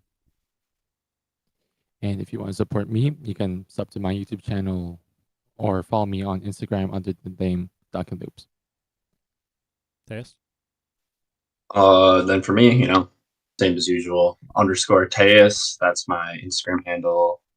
And hopefully after I get out of college here, I could start, maybe making some reactions as well. So feel free to subscribe to my channel as well. All right. And other than that, we'll see you in the next Beatbox reaction video. Yeah. Hell yeah. All right. What are you thinking, Duncan? Do you want to watch the other videos or do you want to call it? It's up to you. let's watch at least one. I think I can do. Yeah. I mean, we can watch them. It's fine. All right, let's do Slither. Sure.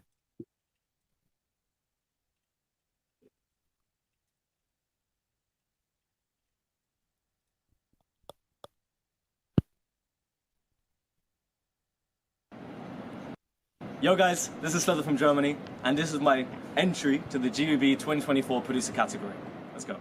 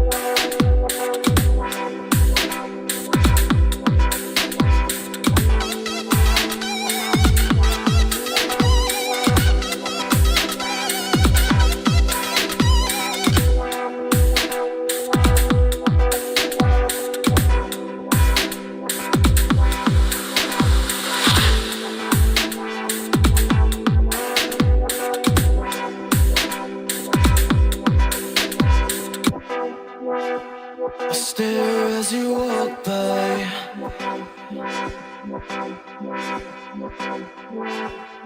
Busy watching all my tears dry.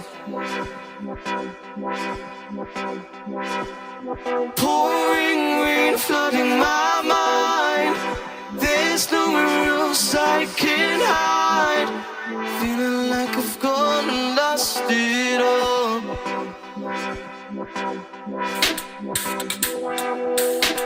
Perception seeming to slow down.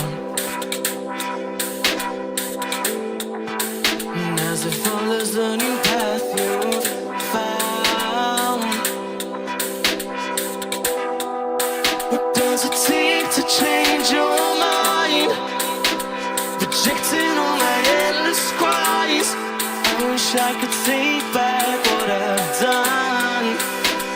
Sorry that I broke you.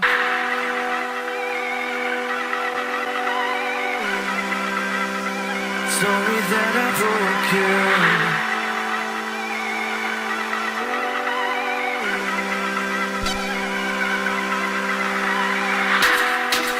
What does it take to change your mind?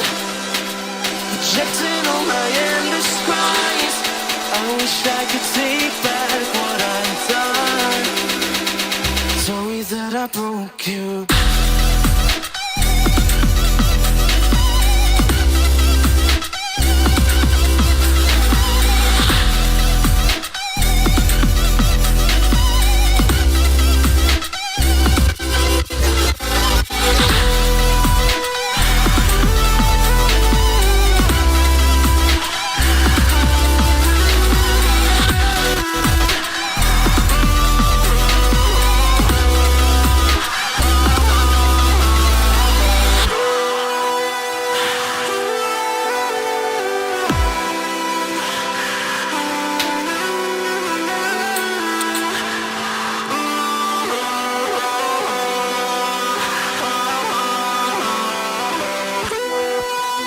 Does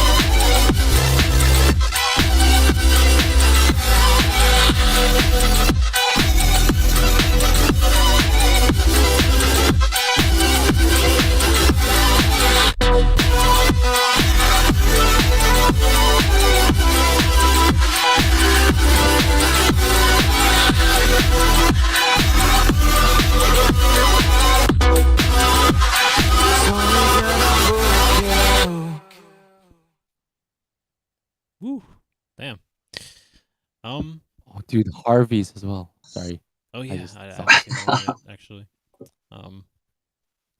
Yeah, Sluther's he's very interesting. He's one of those guys too that has a very wide range on the loop station too. So like whenever I watch Sluther, I don't really know what to expect of him because he has so many different kind of like styles and genres he can kind of give us. You know what I mean? But yeah, the biggest standout for me for this one though is definitely his singing. It sounded very raw. He used very limited effects in there, Yes. and it came out very very well. Fit the overall like vibe atmosphere of the track very well, I think.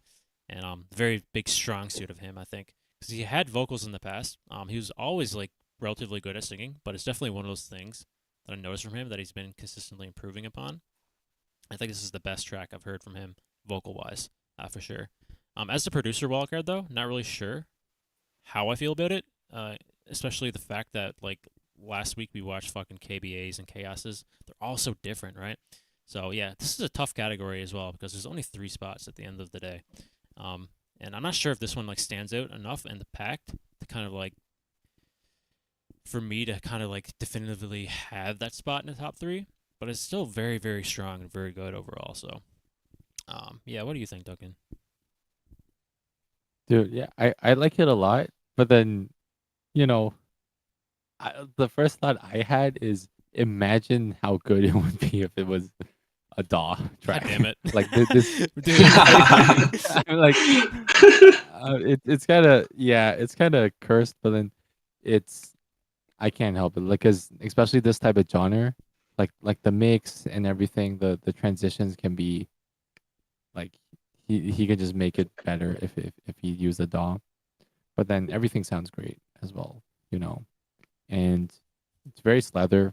Love the vocals, love the general vibe of it, but yeah, three spots is very tough. So I'm not sure if he would make it in either. Like I don't think I'll personally put him in top 3, but he's on the fence definitely. So yeah. What do you think, Taze?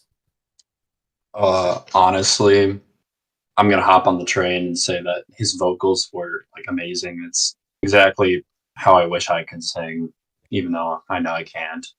But I think for me, the reason that it wouldn't get in my eyes is simply because there is no like wow moments. I could see myself vibing to this while driving my windows down during the summer or something like that, right? But I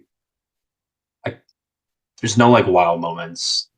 So for me, it's outside that top 3, but not to discount how great it was. Like I didn't hear any weak points personally, but I was just trying to vibe, and maybe I wasn't listening quite as closely, but I thought it was great. But it's outside the top 3 for me. Yeah, pretty much agree. Yeah, it's didn't really like. I watched this and I just like kind of like immediately think about like all the other ones I watched, right? Like KBA, again like Chaos. They all had something about them that kind of like Tejas is alluding to. Like he says, "Wow moment." The way I describe it is that it doesn't really stand out from the rest, as much as others do, in comparison to like other wildcards. You know what I mean? So you know, when we say that, it's definitely not a knock at Sluther whatsoever. Dude's fucking talented, bro. He's like one of the best in the world. But it's just simply the nature of the competition, right? 3 spots, the most prestigious competition in the entire world. You have to come in with something that is very unique, is going to capture the audiences, make them want to listen to it more and more and more, right? That might have that factor, but again, it doesn't have that thing, that catch that makes it stand out from the rest, I think, quite as well as others did. So, but yeah, it'd be very interesting to see what, you know, where he falls at the end of the day, because, man, he probably could have made it in last year, potentially. There was more spots. He just didn't fill out his form. So, yeah. Not to beat a dead horse. Yeah, but we'll see. Good night, Sherrod. Love you, bro. Good night. Peace out, bro. Like I feel like I wish he had like more, like his style is very clear as well, but I feel like if he has a little more,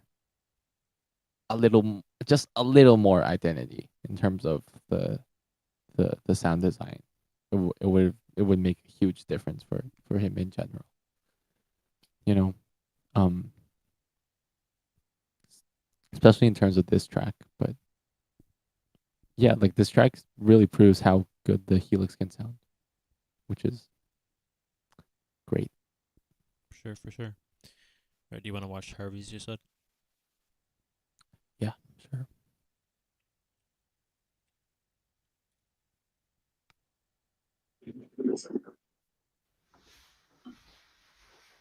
Yo, this is Harvey from the UK, and this is my wildcard for the GBB 2024 World League Producer category.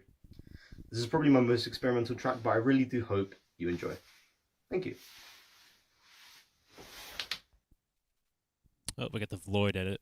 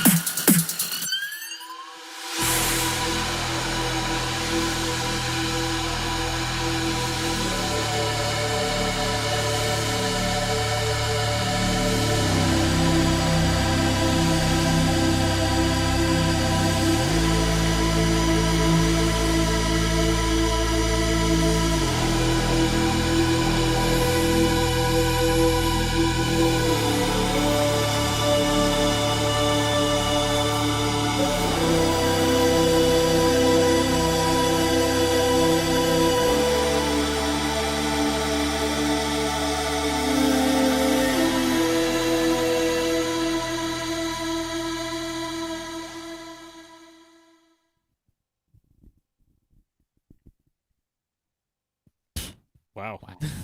That's different. That's very unique. Mew. Yeah, I was gonna say, bro, that fucking that like that bass, I guess you want to call it, that bass line, whatever the fuck. Very reminiscent of like a cat. Yes. But it just It worked. reminded me of a cat name I've seen before. Dude, that's a really interesting track. Had really neat, interesting kind of progression there, especially towards the end. Yeah, that one definitely stands out from all the rest, I think. Just based on like the kind of sound design that it developed. Also, I'm not really sure. Was he using software there, Duncan? Was he using a DAW? Yeah. Okay, Yeah, he's using Ableton. Yeah. It's like what Watt was doing. Yeah. It looked like it. So I saw the screen in the back. Yeah. And also, I was watching him pretty closely there when he was like constructing the beat and whatnot. It kind of looked like there's some sort of software being used. So, but yeah, it is producer, so it doesn't really matter. But, yeah, that's super sick. You know, very unique. I don't even really know how to like analyze that one because it's so out there. Like you said at the start, very experimental, and it was definitely the case. So, yeah, what do you think, Duncan? Yeah, I think it's really cool. Like I was surprised. Like, yeah, just really surprised because it's also very Harvey in a sense. He's done kind of experimental stuff like this, but it's like, yeah, like I feel like he could have done like a little more though with the DAW and stuff. But I know like he put out like an Instagram story or something saying that there's this one sound that took up like most of his CPU, and yeah. Meow. So like, yeah, maybe Imagine. maybe the meow took like 94% of his CPU, and he has to. That's crazy. Yeah. What's also interesting is I think the drums are one device, maybe, because usually when the DAW people do it, you just hear the raw beatboxing sound, and then it's like the track, quote unquote, track effects that deal with the drum processing. But like he just literally sampled like processed drums already, so I don't know. It might be that. So, what do you think, Tejas? I think my favorite part of the track was like when I listened to drum and bass, like even for Chaos's 2023 set, like obviously it was super good and stuff like that, but it was pretty much the same drum pattern throughout the track. I like how he switched up Harvey in this one, how he switched up the drum pattern so often, or not so often, but like it kept it interesting and I feel like it made drops hit a little bit harder. So for me, that was the standout for me, other than the cat sound, I guess. Meow. Yeah, exactly. He had a really sick flow change too in the second drop. Yeah. Yeah. That was really fucking sick. Totally. But yeah. So anything else you guys want to watch? Like, I guess Duncan mainly because he has time constraint. Yeah. I do want to watch LFOs and Mahiros, but like we can do one first. Yeah. Oh, Mahiro did a producer track as well. I guess that makes sense. He's typically a 2-device user, isn't he? Yeah. Okay. You mean, yeah. Oh, also I wrote the lyrics Yo. for LFO's one. All right, I'm gonna judge He them changed really it. harshly. He changed the lyrics a bit, but yeah. Everybody, you're gonna need so-so if you want to win this competition. That's it. Yeah. Just that one line throughout the whole song. Oh, I'm LFO. This is my wildcard for GBB 2024 producer category. Yeah, that's banger lyrics, bro. Don't need to hear anything else. Super sick. Yeah. In. Wildcard 1.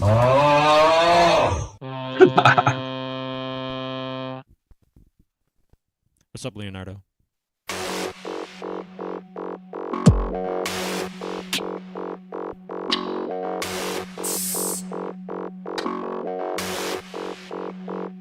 interesting filming location.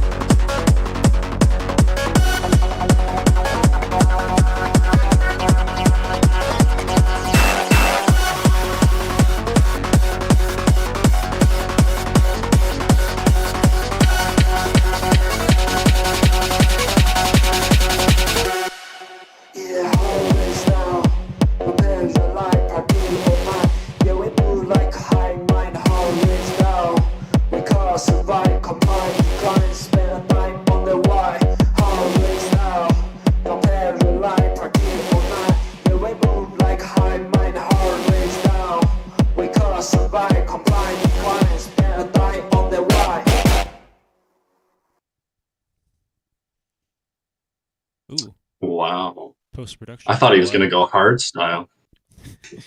Yeah. Wow. That would have been sick, but holy moly. That was a club song for sure. Yeah. Dude, this is like one of those tracks you just hear immediately and you just know it's software. You know what I mean? Yeah. Yeah. Just like the cleanliness. Just like everything about it. It just sounds so clean, so well like beyond just hardware like an MK2. Even beyond like a multiple device. I feel like you could get it like that, but again, there's just like that level of software that just cleans it up. Yeah. Definitely very notable in here, but damn. Super sick. I want to say, bro, like those lyrics, Now that you say that, I can just like hear your voice, bro. Like it just seems so Duncan. Really? Yeah, it just seems so Duncan. Yeah. This was funny to me. But yeah, dude, I fucking love that. It's my kind of style, bro. I was very impressed with LFO, honestly, from the China champs. He's super sick there. Yeah. It's again though, like 3 spots, bro. It's fucking impossible, man. Like, Yeah, I don't know I'm where he gonna be lands. honest. I don't think he's in, but like I like it a lot. You know, dude, 3 spots is just so tough. Mhm. But dude, like the 303, like the I can't do it. Like you know, like the darty thing. Yeah. Yeah. Yeah. Like the 303s. Yeah, just really cool. But yeah, like LY does like video and like film stuff, so that's why he did the production on that. But yeah. What's up, Justin? Welcome back. Yeah, like this track, like the way I feel about it is like it feels like forget your problems music, you know, if that makes sense. It's like it, you know, AKA kind going of to the club. Yeah, it's not like too in your face that you're supposed to headbang to it and stuff, but then it's just yeah. See, I was really hoping it would go to like headbang stuff. Like I'm a big fan of hardstyle. Like I work out to hardstyle and stuff like that. Or like big room. I'm a huge big room advocate. So I was kind of hoping he would go in that direction, but it was still sick all the same. Yeah. Yeah, totally. I thought he was gonna switch to drum and bass at some point, but I could hear that. Yeah. Good night, SLPT. You the man, brother. Peace out, gang. Damn, KFB here too. Canadians are taking over. Mm-hmm. Canadians. Are we outnumbered, Duncan? I think we're outnumbered. Yeah, How many Americans we got? Right. Or Chinese? Yeah, I'm at a weird spot. But I'm American enough, I guess. Yeah, there we go. Yeah. Canadian div. Yep. Oh, Mars knows is coming at the end, bro. I bet if what do you think is going to happen at the end, Mars? What do you think is going to happen? I think you know. I think Duncan might know as well. Right. YouTube doesn't have an American flag emoji. This is blasphemous. Wait, no way. All right, let's watch. I mean, like if I did it on my phone. Yeah, let's listen. Okay, yeah. Yo, my name is Mahiro. And this Yo, is SY. my wildcard for GBB 2024 World League Producer category. Hope you enjoy.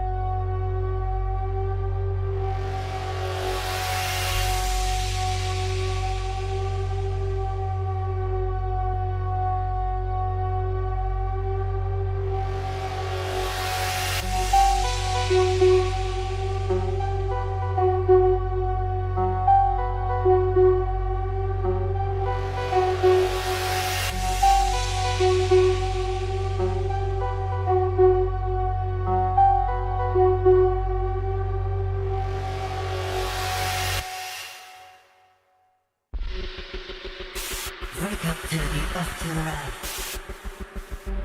Now, let's look back on your life. Heaven from ahead. It's all up to you. What do you think about your past action? It's not so. You don't want to be guilty.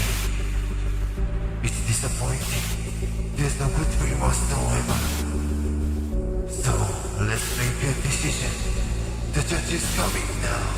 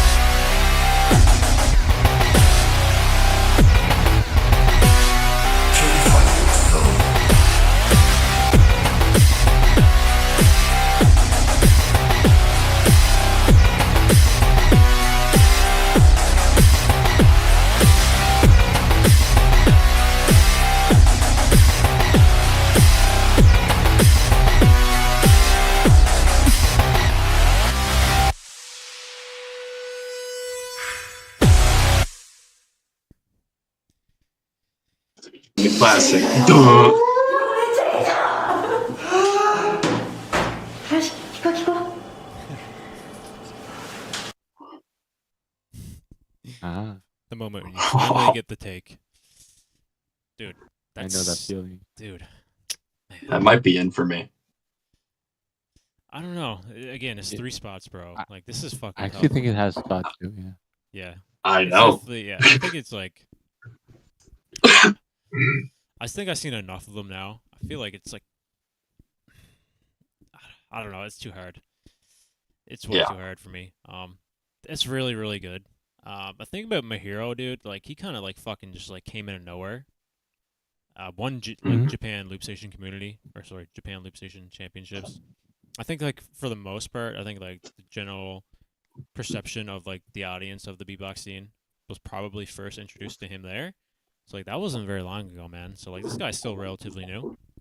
And also like he was like kind of already using the secondary device. Like that's like mainly what people know him for. So it was inevitable that he'd make a producer wildcard anyway. So seeing his like solo wildcard to this one, I think this one's like definitely. I think I enjoyed this one more than a solo wildcard one. Definitely more comfortable, I would say. I think like the progression on this track especially was really good. I really like the kind of concept they had, like the dueling kind of like voices of like the evil and good, kind of like very similar concept to like what we've seen from Biscuit. Remember his Incinerator track? Yeah. Kind of like same idea. This one's like implemented a little bit differently. I really like that concept, and yeah, I think this is a very solid wildcard. But again, just like every other fucking one we watched, bro, like I just cannot say for sure, bro, because it's only 3 spots, man. It's too hard. Dude. Yeah. Like it's too hard. And Bannon's back in the chat, bro. What's up? So yeah, dude. I don't What know. up? What do you think, Duncan? What do you think? I did okay. I've been saying this about my heroes since like Japanese champs. Like his ideas are just so good. Yeah. His ideas are really good, and like his mixing and everything is fine as well. But then it's just, especially when it comes to GBB producer category, like I wish like the kick and bass and all that, like it's um like I think this is probably his best, like quality wise, his best work. I would say so. But then like just compared to the quality that like Chaos brings, for example, it just there's a clear difference. But then my stuff and Chaos's stuff has a clear difference as well. So it's like it's not like my hero is the special one here. But like you know what I'm saying, as in technically, I can see how it would like not be in his favor, especially when it comes to more technical judges like Christoph, right? But dude, the ideas are crazy, and I love how he's using the slicer type of like intro slash like pre-drop a lot. Like it's I feel like it's gonna be more and more his style now that he uses it more, and I can see how that would work really well live. Imagine like the subs going and then drop, Mm-hmm. What do you think, Tias? I'm trying to think. So I was watching a reaction the other day, and it was about Taco, and they were saying like, he was rapping or whatever, but he was rapping the words, but it didn't look like he like believed himself when he was saying it. I think that like the energy thing that you're talking about with like Chaos has a lot of energy, and like he believes in his. I'm not saying that people don't believe in their own stuff, but like some of them are better at showing it on camera than others. So I just feel like my hero didn't. It was less energy because of that reason. So I think that's for me where the difference is. But I really enjoy these tracks that kind of tell a story, like the Hell or Heaven thing. I don't know. That's just me. I prefer those kind of tracks. If they tell a story, you can get more into them. So yeah, that's what I think. Yeah, totally. Dude, like this definitely surprised me. But yeah, dude, the level just too high. Like KBA, Antrix, Chaos. Yeah. Yeah, that's my top 3 right now. KBA, Chaos, Antrix for me. It's fucking crazy though, bro. Like it three's not enough. I get why, kind of. I think it's just a time constraint thing. Yeah, they say that, Sin but made one as well. Yeah. That one is so he got copyrighted. So it's not his entire track. He listens to like a portion of it. I guess he submitted the actual one to SBX, but he uploaded his video and he got copyrighted for his own original music, which is fucking crazy. Yeah, I commented on that, or I commented on like a GBB thing about like I was like, yo, honestly, they should let Sin send his wild card directly to the judges so he doesn't deal with those issues or whatever, and he could still be judged because technically it would have gone up in time. A lot of people are getting mad at me about that, so like, That's a very fair statement. That's out of his control. Like, that's not fair. Yeah. People were saying it was happening to other like lesser loopers, and they thought that I was like fanboying or whatever. But like, I think anybody that happens to, they should have that some sort of like, backup plan. Yeah. Wait. So is Sin in the competition then? Like, it doesn't seem like it. So it's not a valid wildcard then. Yeah, because he never was able to actually post it, and then by the time the deadline ran out, like he couldn't get it posted, or at least it wasn't he was getting the copyright claim or whatever. And then he said himself in that video, I watched it, was like something along the lines of I waited too long to try and upload it in the first place, like that's on me. But like at the same time, I think that in theory, if he weren't to have to deal with these issues, it would have been posted in time. So I think anybody who's making that argument, I think that's invalid. Yeah, dude, like you can't fucking know if like your shit's gonna get copyrighted like stupidly, Exactly. right? Like okay, if he waited till the last second, he still met the deadline, right? So, Exactly. like, okay, like he should. I don't know, bro. Like that's fucking dumb. I don't know if it's like that's public information. Like, is he legitimately like disqualified? I mean, Beatbox hasn't said anything about it, and he hasn't spoken anything further about it. I mean, I commented on that video right there. I was like, they should be able to let you send your wild card directly to the judges to judge and be included. And he like likes the comment, but he didn't comment on it or anything like that. So I don't know what his stance is, or if he's even like trying to get them to let him participate. But I don't know. Yeah, Like, if he has evidence, bro, like if he takes screenshots or like records it, There is one in the video. okay. So like, what's the problem then? Like, come on, Swiss Beatbox. Like, Yeah, they're famous for making things like they try to stick it to the book a lot, but then they also mess up a lot. So it's like, you know, like you're not giving anyone leniency when it comes to their stuff, but you know, you mess up, and nobody can do anything about that. Where it's kind of a supposed to be a two-way street here. What's going on? Yeah. that's kind of unfortunate. Yeah, so I guess we'll see what happens with it, but I wouldn't be shocked if nothing happened and it just got left to die, the whole topic. Well, hopefully he comes out and says something about it. That'd be very interesting to hear. Yeah. I mean, he said he'll at least be posting the full track somehow in the future if he can figure it out. I mean, it'd be great that's to the get problem the with track. fucking YouTube, bro. Like, that copyright system is just absolute dog shit. Yeah, fraudulent. and it was some like nothing company too. Yeah. Wait, so is a strike or a claim, like which one's the I'm pretty like, sure he got less blocked, serious? right? Like that'd make the most sense. If it's a claim, if he's making all this fuss about a claim, that's actually kind of dumb. I understand, but like that doesn't mean your video's taken down. The only way it's like removed from public like viewing is if it's blocked or striked. That's the only two ways. Copyright claims are fine. I get copyright claims all the time. I don't care. It's like, you know, It's just demonetized at that point. It just demonetizes you. I mean, I didn't. I mean, you can look at the video later if you want to. I didn't look too closely. I had just assumed the same as you, that it just got blocked. That would make the most sense. Because if it was just a claim, that would be incredibly dumb. Then I'd understand that that's not an excuse. It sucks, 100%. Don't get me wrong, but it's not an excuse.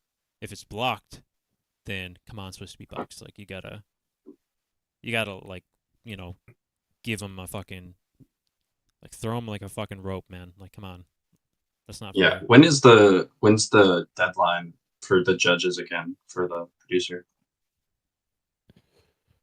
I don't know. I feel like I saw somewhere it was like early, maybe like next weekend, maybe next Friday or something like that. So like they still have time if they wanted to, if that's the case. But I doubt they're gonna. Yeah, again, like I said, I wouldn't be shocked if the whole situation just gets left to die and just gets ignored from here on out. I'd be shocked if they don't let it just die. Yeah. But yeah, it we're is how it is. removed from it now at this point, so like it'd be dumb if they did anything about it now. But hopefully they did something behind the scenes, like at least like within the 24 hours. If not, if they kind of just like let it be and ignored it, that's kind of cringe, in my opinion. Shitty. Yeah. Yeah, but yeah. All right, so yeah, that's pretty much it for the stream, guys. We watched a lot of stuff, but everything will be available. Obviously, I keep my streams up. Although all the producer showcases will be made into their own individual videos. I already recorded them. So yeah, they'll be up through the week. I'm thinking of probably just release one a day. Yeah, everything else we reacted to will be available on this live stream. No videos for that, except Russy versus Duncan. that's that gonna was say. the video as well. So, but Dope. yeah, any closing words from the goats? That's you, Duncan, not me. I said goats, No, plural, no, brother. it's- Oh. Yeah. Gotta stroke little ego Teus, you know. Yeah. No, nothing comes to mind now, but yeah, good stream, guys. Yeah, hell yeah. I ain't got nothing either. Enjoyed. Thanks for inviting me on. Appreciate it. Had a good time. Especially after my hockey team got demolished. Damn, feels bad, brother. Yeah, Feels bad. that's the way she goes. All right, then. Other than that, guys, all I have to say is that Red Frost is the